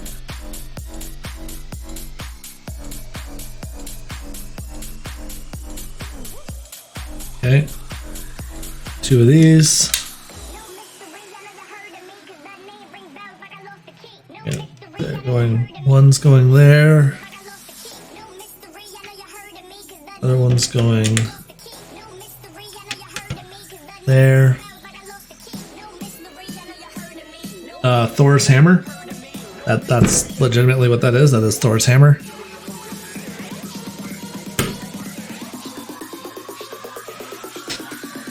Of course, the Empire can't lift Thor's hammer, so it's stuck to the back of a Star Destroyer because it's just stuck there. Never to be removed.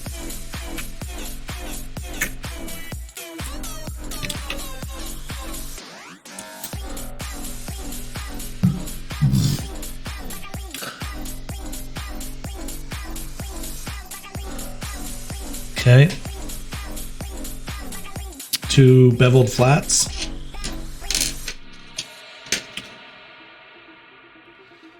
And they're gonna go here and here.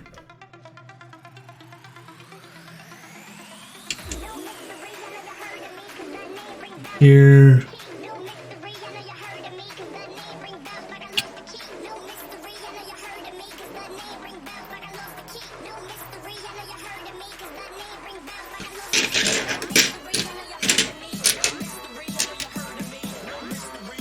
Oh, where are you?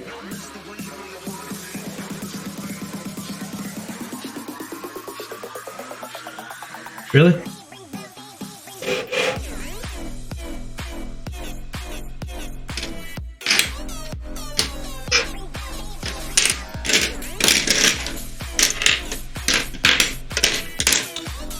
Am I really gonna have to go through all the bags again? Fuck.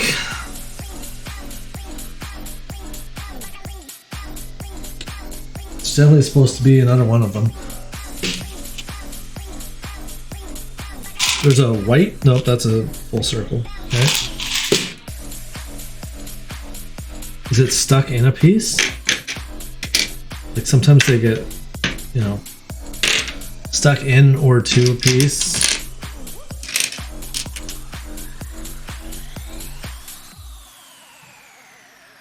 but I just straight up don't see it. So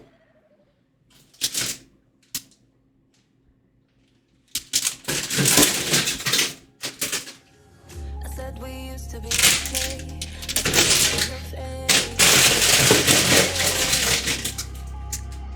Thinking back off like a warm embrace, all washed away. I'm feeling candles in the sky 'cause I cannot see the legacy for you and me. Let's remember. Candles in the sky 'cause I can barely breathe. It's killing me, but you see me.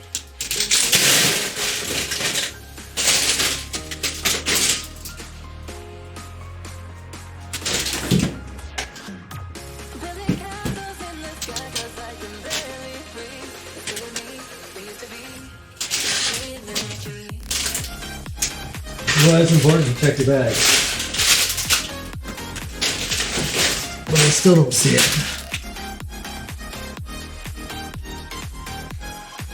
I check the floor.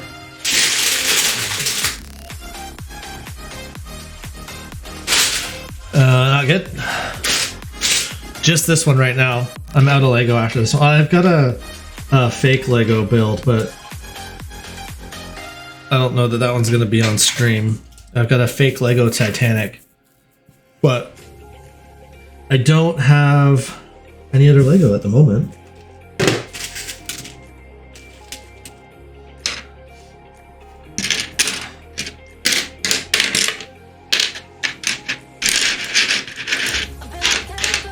And it's not exactly cheap, so.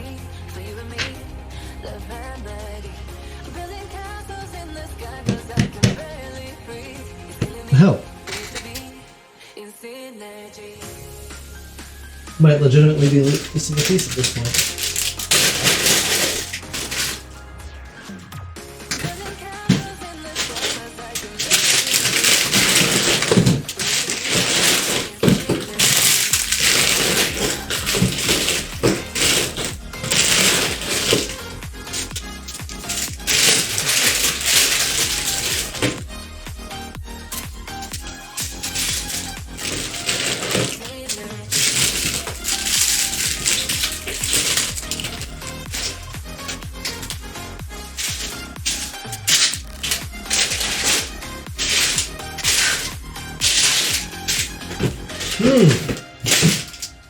This is not good.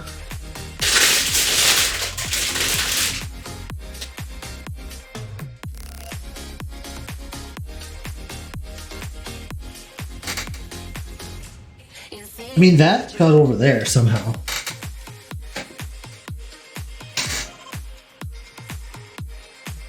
Check the old, did it fall?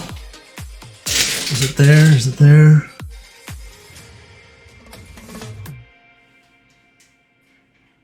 They're knocking around somewhere.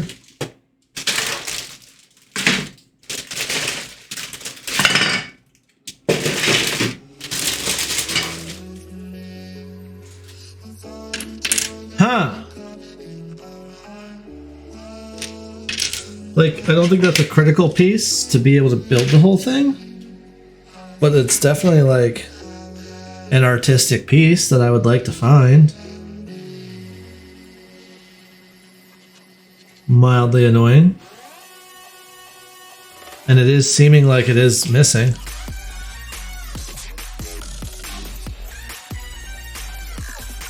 Yeah, the Lego Death Star is stupid expensive too. I want the Titanic. I do want the Death Star too.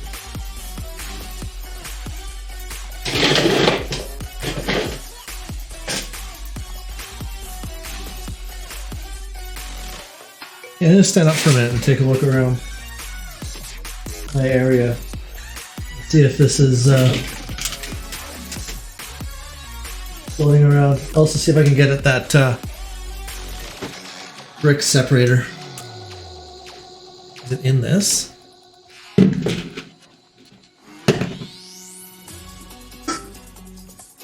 Under a can. And yeah, Lego is a very expensive hobby indeed.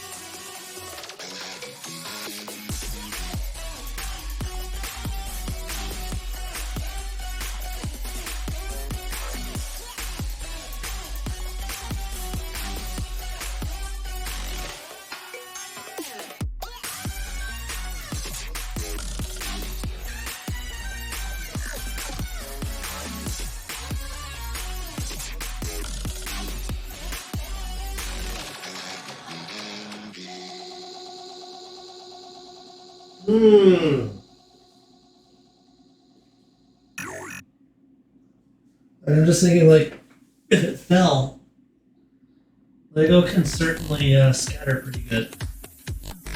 And when it falls, there's the separator. That's helpful. Anyways.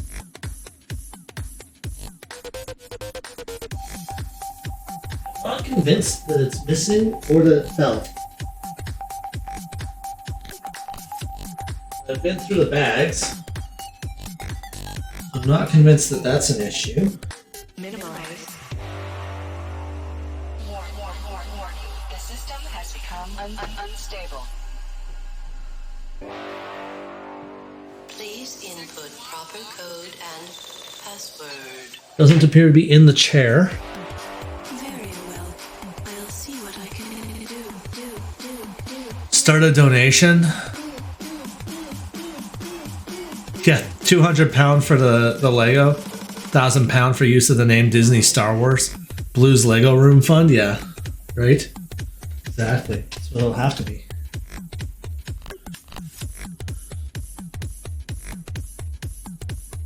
Huh. Oh, fuck a duck.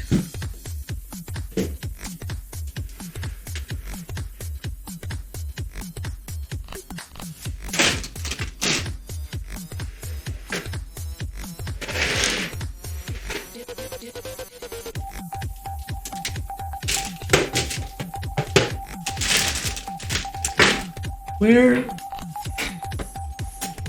Yeah, but which Millennium Falcon?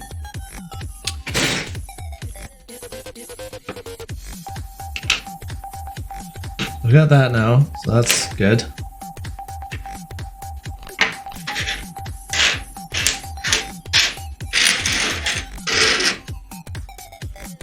Minimize. Warning. The system has become unstable. I genuinely do not see this piece. Please input proper code and Very well. I'll see what I can do.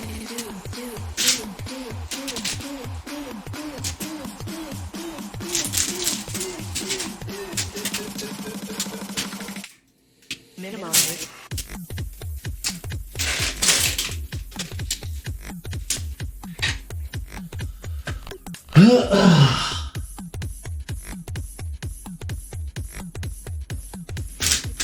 I think I finally came across the one time Lego actually missed a piece in a set that I've ever come across. They're usually very, very, very good, but you know, 4,700 pieces. I suppose it is possible.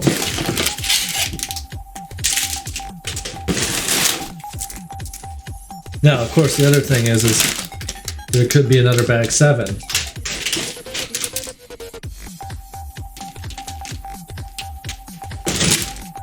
In the next box. So like that is an unlikely potential possibility. More likely though, that's number 2.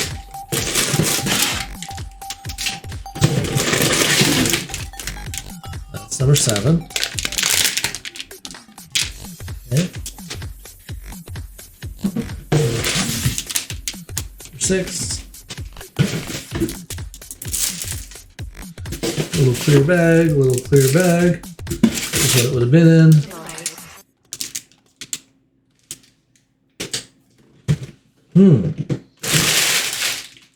So the next step is to try this. Let's take. So far, the boxes have been in order. So this is the next up in the list. But just on the off chance that take it back. I got it from Amazon. But I could be a smartass and be like, it came incomplete. And make them send me another one and keep this one and then sell the new one. And then just like buy that little piece I need online.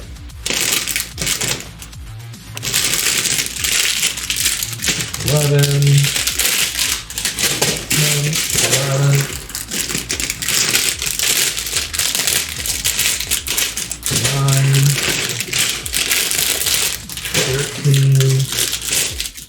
$12,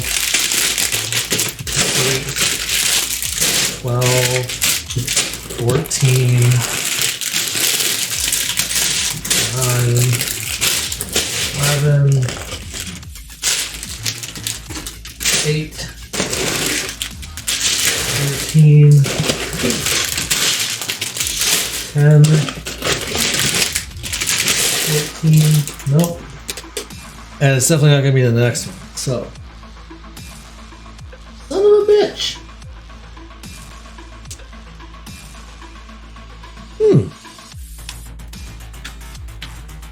Well, we'll keep going. I know what piece it is. I know where it goes. So, not a huge deal.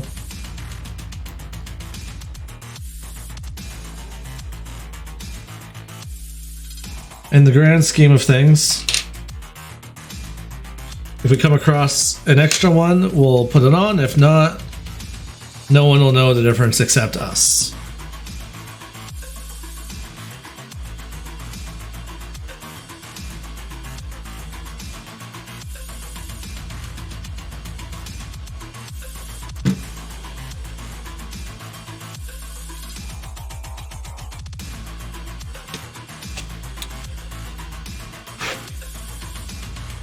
Just annoying.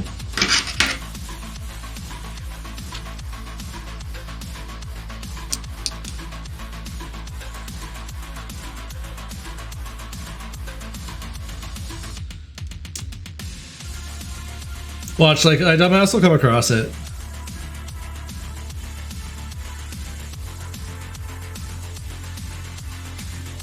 $3D print a Lego piece?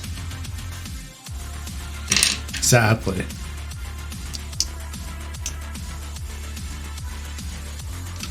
Ghost one. I'll show you what I need. I need it printed. I don't have a 3D printer though. I'll get Chasing Skylar, Zelda Sauce's hubby, to print me one.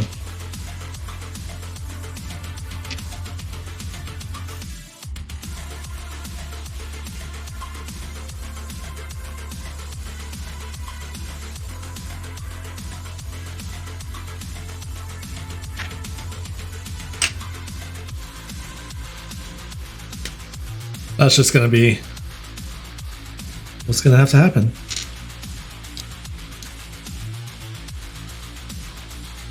Or order a set that I know has one, take the piece out, package it back up, and send it back and say like wrong set.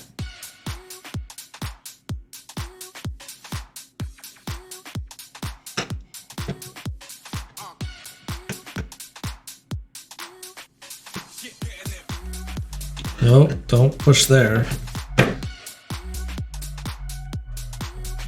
Oh, okay, that's in. Okay, good.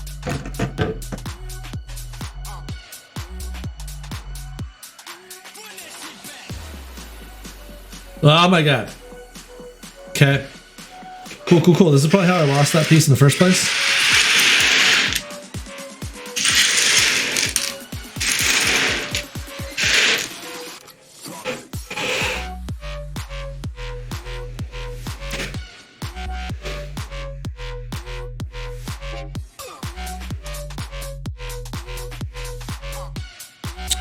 Okay. How the fuck does this go? It goes here. Oh, I see.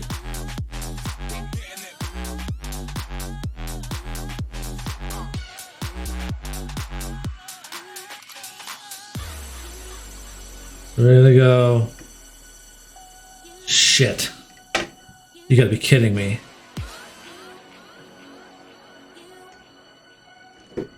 Oh my god.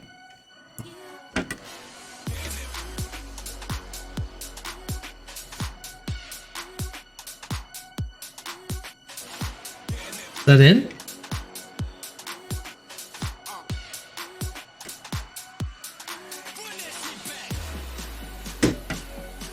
That's definitely in. That's definitely in.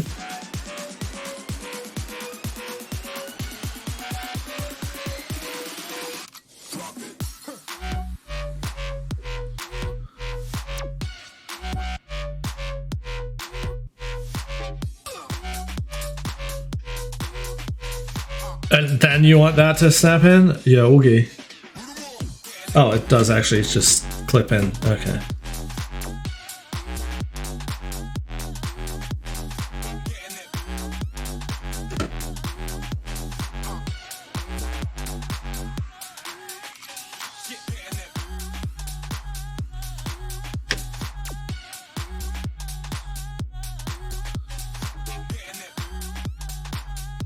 Okay.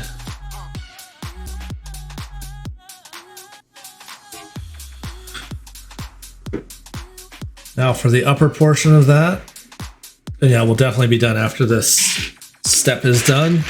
And again, we'll start the next box next week.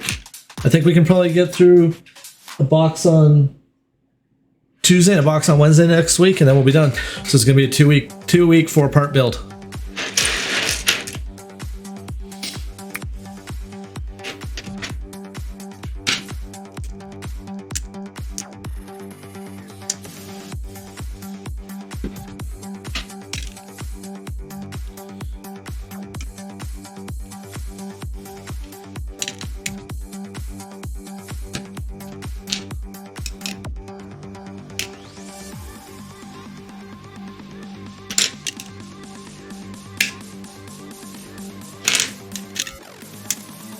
This is going to be a little bit quicker. There's a lot less pieces now.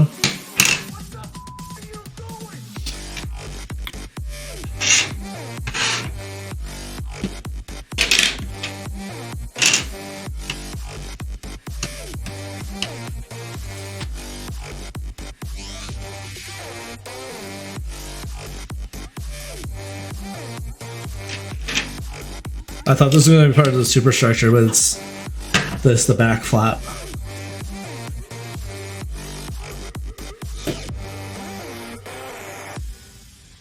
Trying to figure out where like the best place to lift this thing from is going to be. Aside from just like underneath and cradling it. God, it's huge.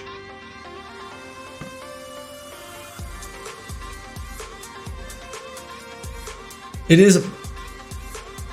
It's bigger than, like, my biggest one before this was the Apollo. This is easily longer than the Apollo.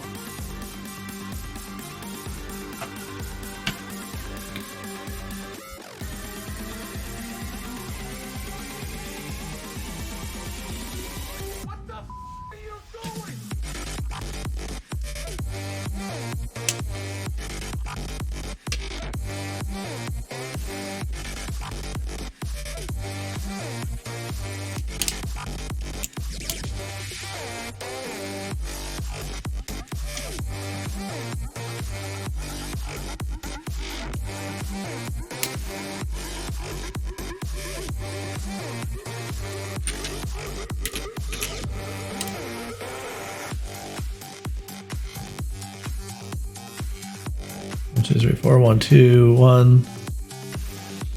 Okay.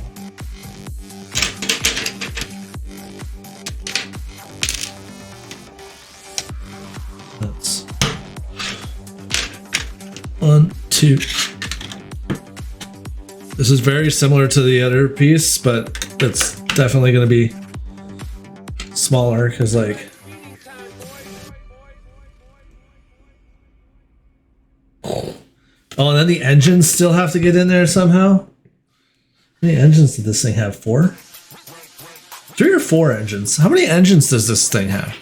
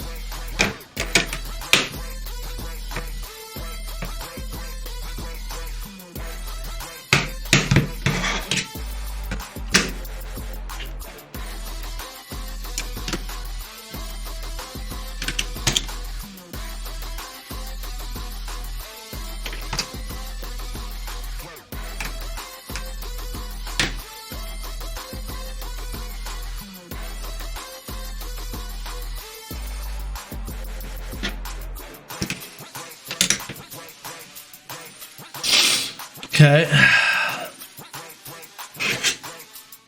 Back over again.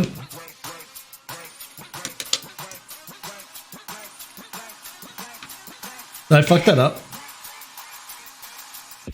I did.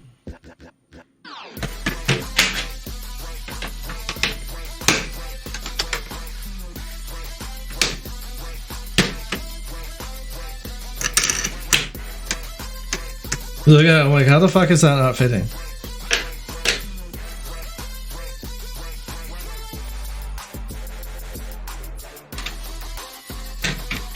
Also, these aren't right.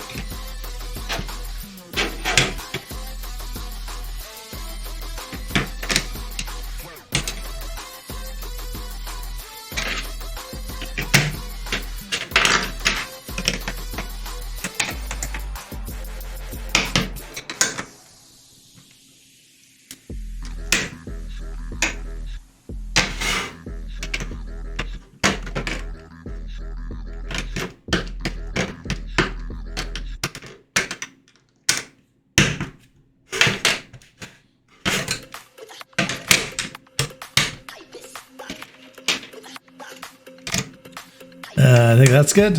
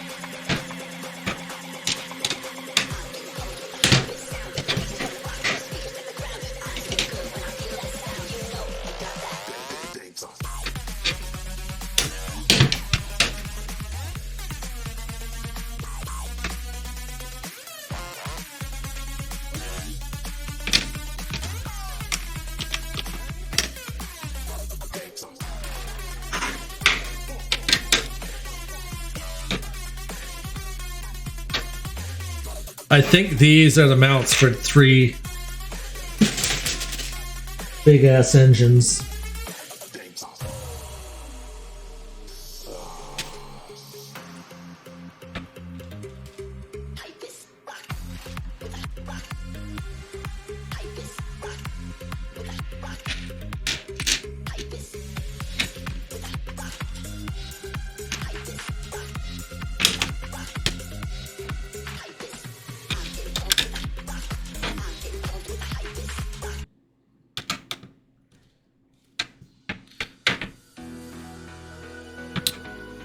Okay.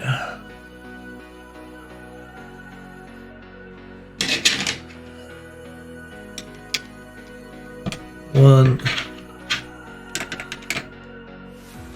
2, 3.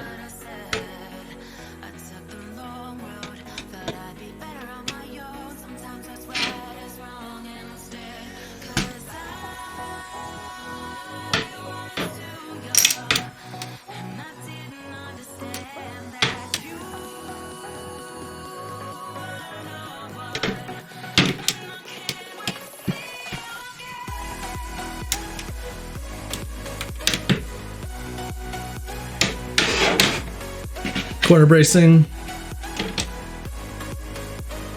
Oh yeah. Great, now that I see the cat D11, I need it. Oh, I know, right? It's a good one.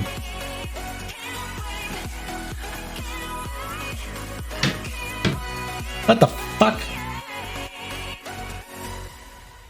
What? I missed something somewhere?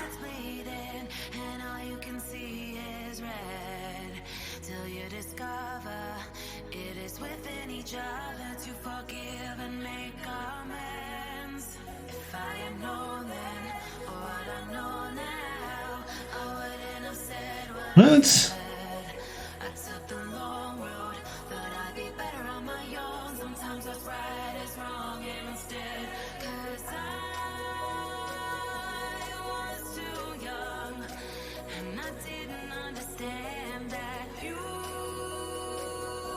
Hey, Platty. I'm...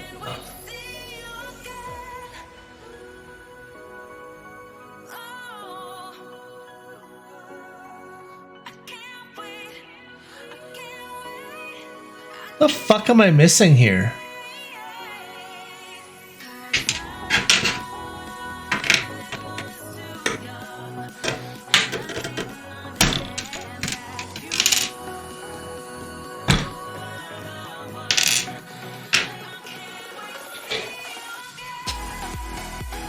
I am confused.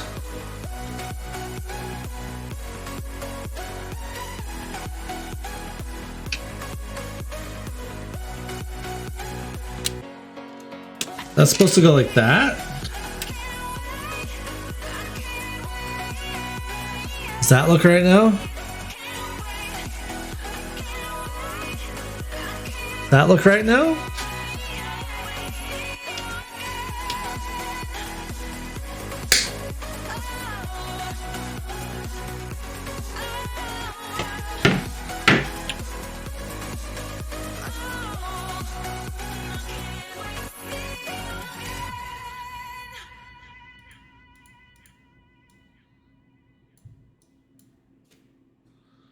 Yeah, that looks right now. Okay.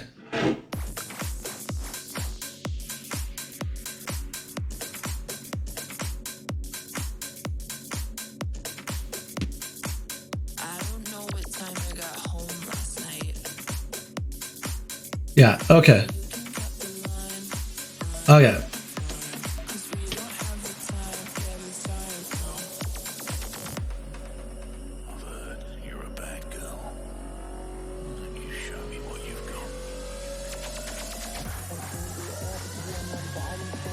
So, hold on, where were we?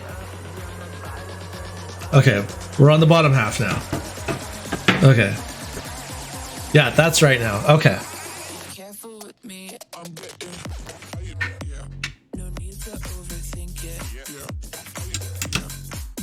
One there.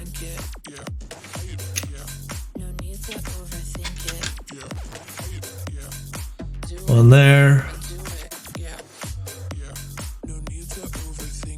And on PC, way better? Yeah. Especially like... What I was trying to figure out is you can't see...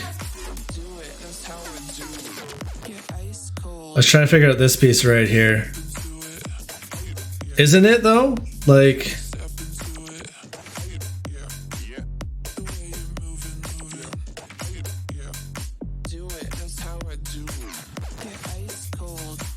Like it is... Oh my god.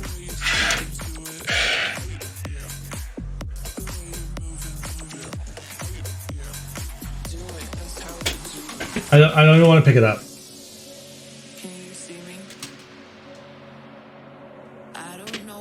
Like I can't even get the whole thing in camera. See if I can like... Oh shit, I've got like...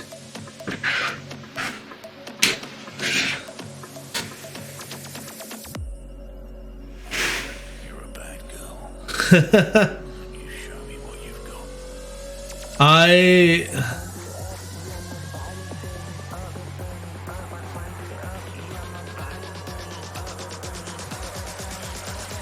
Where'd you go? Careful with me, I'm getting yeah. No need to overthink it. No need to overthink it. No need to overthink it. I'm 5'7". I can fit in those. I wasn't gonna get this, but I found out it was being discontinued back August or September or whatever, and just pulled the trigger on buying it and was like, I got to. And I'm glad I did, because I think I bought it for around 850 Canadian dollars, and it's going for like up to 2,500. But on Amazon, like right now, you can buy new in box on Amazon with Prime for 1,700.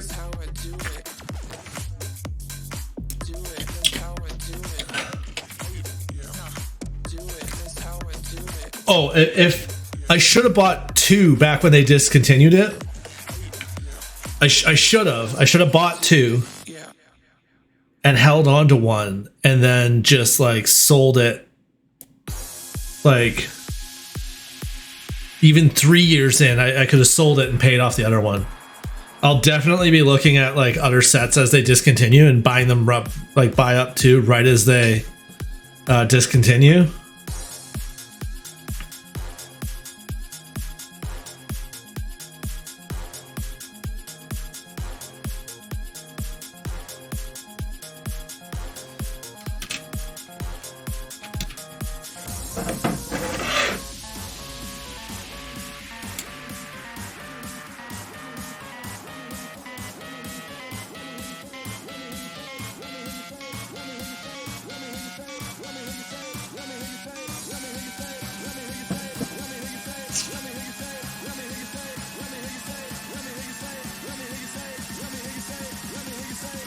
But yeah, like looking back at how it doubled in price like that, honestly, like fucking better than the stock market.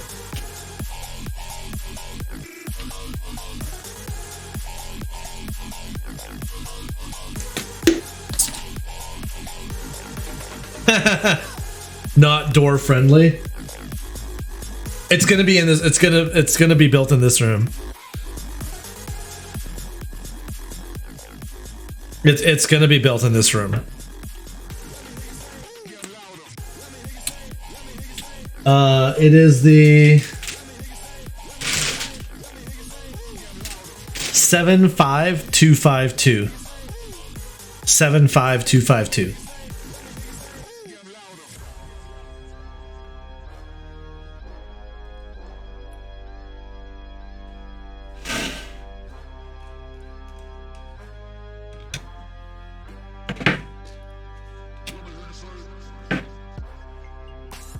Shit.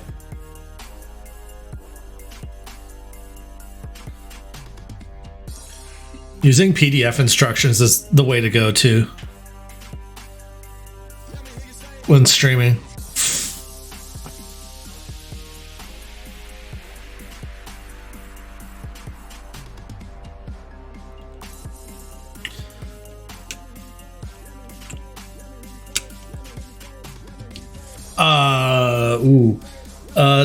Send Andy, send Colonelio the link. He'll be. I don't have my keyboard to allow you.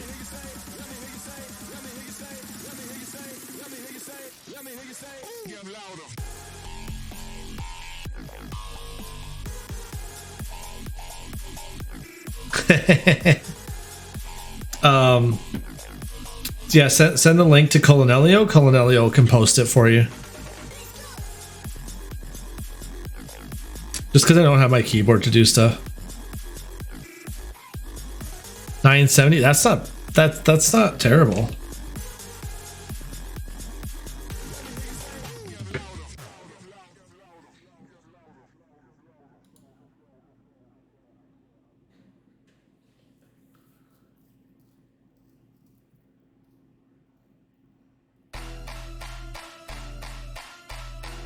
That's it. They'll ship it here though.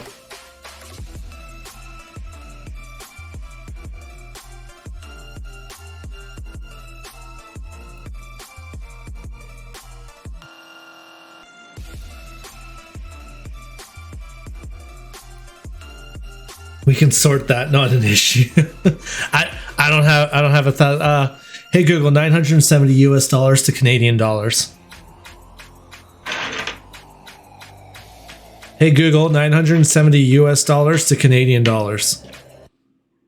970 United States dollars equals 1,328 Canadian dollars and 96 cents. That's half a paycheck. I mean, not to dox what I make, but like.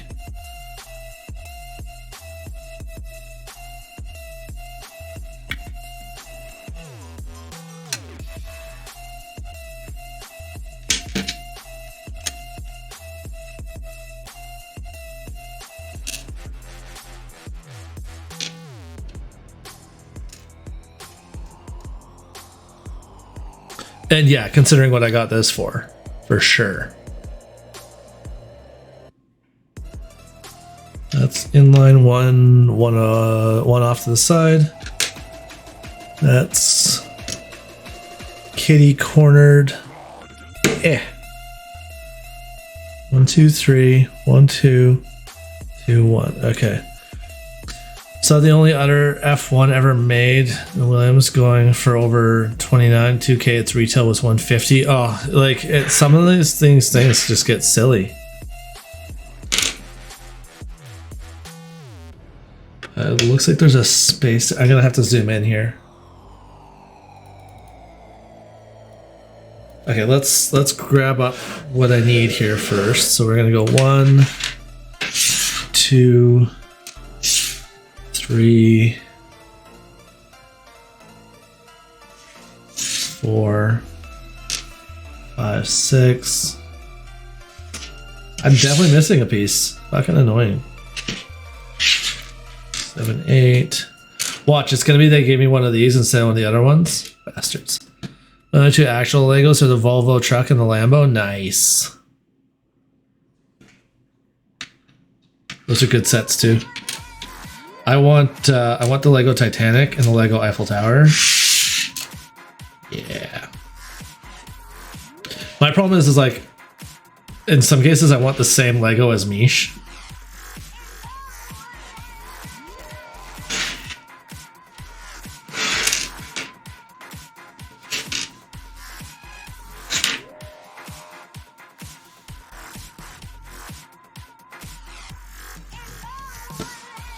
So we go 1, 2, 3, and 4. Oh, is your Missouri done yet? Did you finish the Missouri? Yeah, I want the added lights with the Titanic for sure. I wouldn't mind doing the lights on this too. I don't know that doing it after the fact is going to be fun though. Like, I want to start lighting some of my kits. Oh, because you want to make sure you got something on the go. Are you streaming your builds? You should stream them. If you've got the space for it, at least. I mean, I'm very fortunate because I like my gaming studio desk is opposite of me right now. Like, I'm sitting. I set up my old desk behind my gaming desk. So like I just spun a monitor around, spun my key lights around, changed the angles of the cameras a little bit, and then just moved my mic and my Stream Deck and mouse over, so I've got access to them.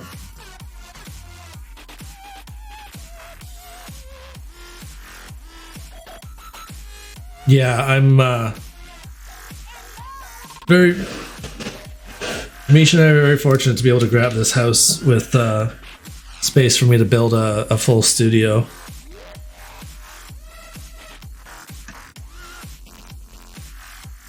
And like she's still got like an office, a gym. We've been very fortunate this last little bit. So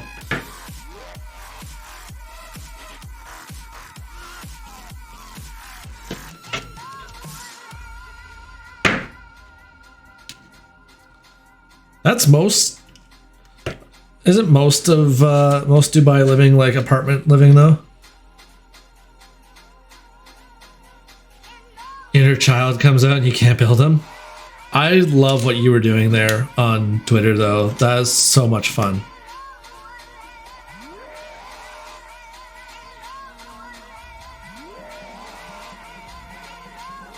I'm kind of disappointed that I didn't build my other sets on stream now. More one-bedroom villas now? Ooh.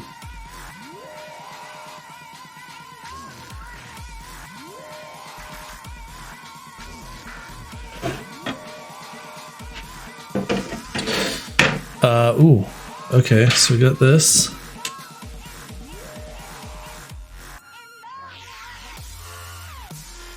Oh, you might be moving as well? To a bigger space or for work? What you doing? If you don't mind me asking, of course. Fuck.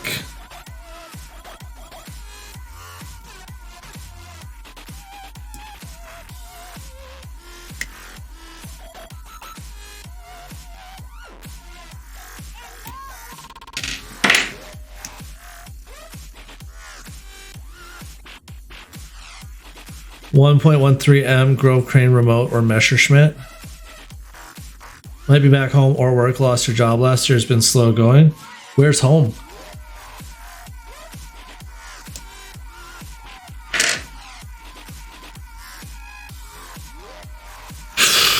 I can't get Mish to stream shit.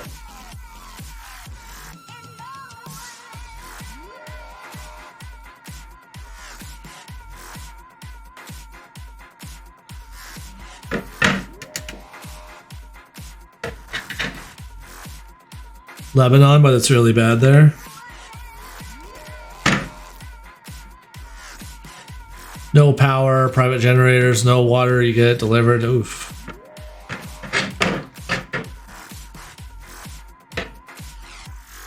No infrastructure, eh? That's unfortunate.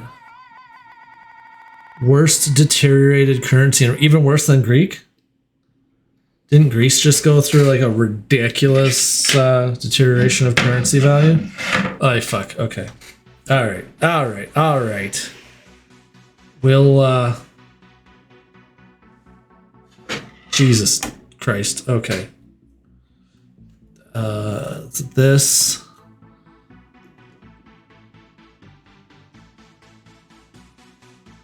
So we're going to hang this off the back. Precariously.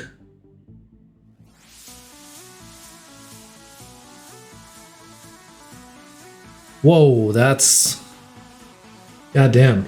Yeah, that's pretty bad.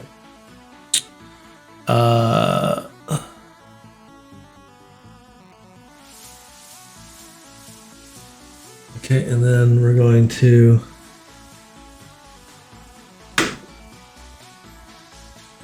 one, two,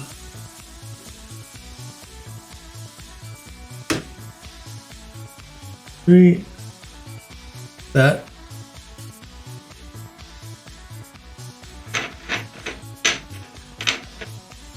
Okay, and then yeah, these go exactly where I figured they would. I'm gonna turn this a bit. Please.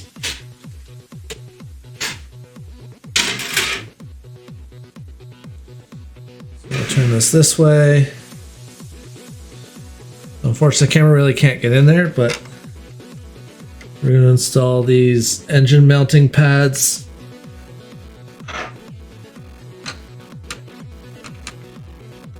On here. Yeah. And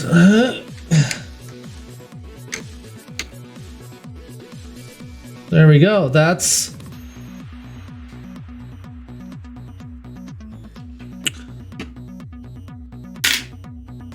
the Harry Potter one. She wants Elsa. That is that's where we got to today. That feels like a lot of progress, really.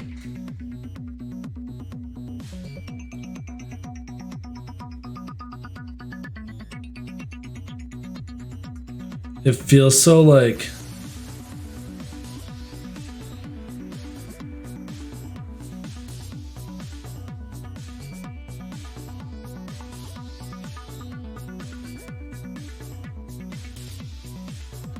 Oh, there we go. Last night.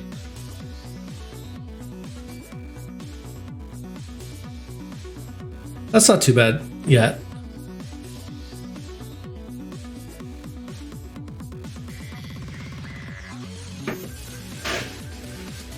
Yeah, that's gonna be it though for a week. So that's 2 boxes down, 2 boxes to go. So next Tuesday and next Wednesday will be box 3 and then 4.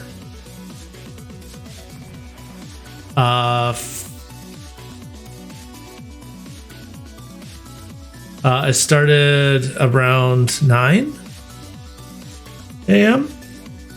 2 minus 5, yeah, 9 a.m. 9 a.m. and then last night I went from 5 p.m. to about 11.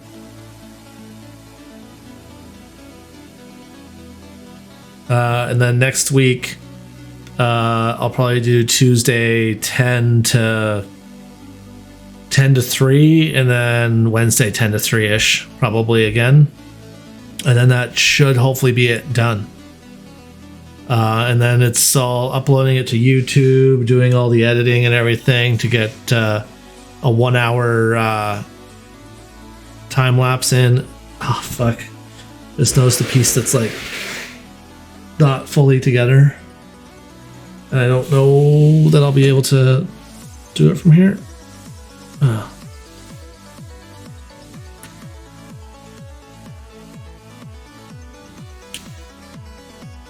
I was going to, but I forgot to take a picture.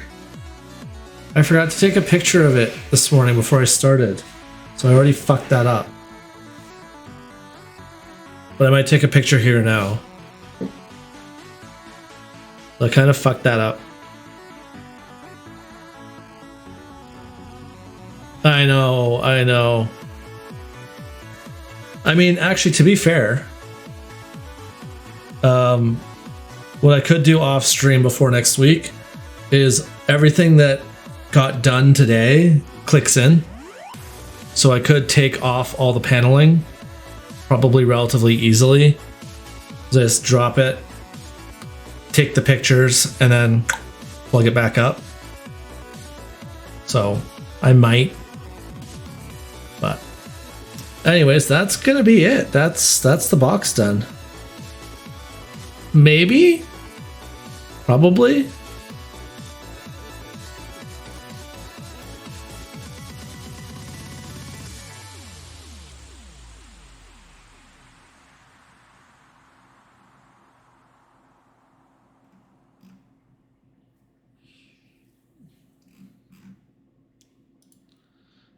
Who's doing what? Where's my channel?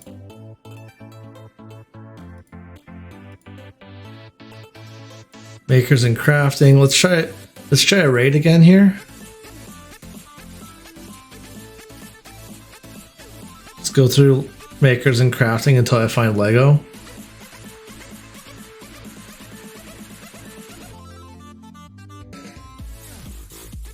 Back to Lego tonight.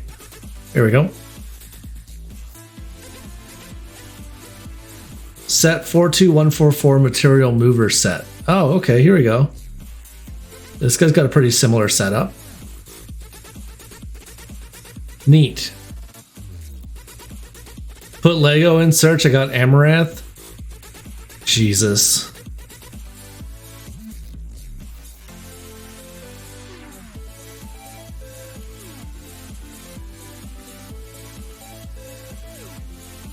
Okay, give me a second. I'm going to run over to the keyboard here. It's slash raid or exclamation raid? I'm pretty sure it's slash raid. They're both plastic and put together, but still.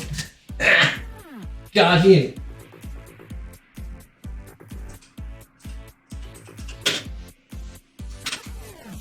Should be that.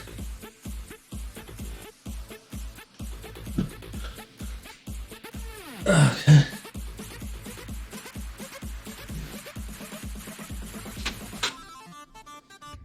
All right, that should. Yeah, there we go. All right, guys. Thank you for hanging out. It's been great. Let's go say hi to Bongo 1986. And have a good one, guys. Hopefully he's in English. Yeah, it says English. All right, everybody. We'll see you next week. It's been really fun. Look forward to finishing this next week, and then yeah, we'll be on to back to gaming.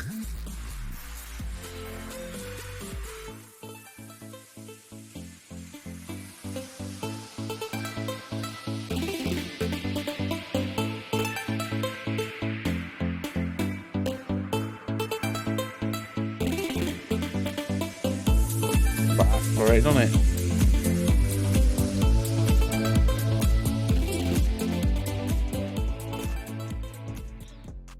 Tim. Oh, Bluebird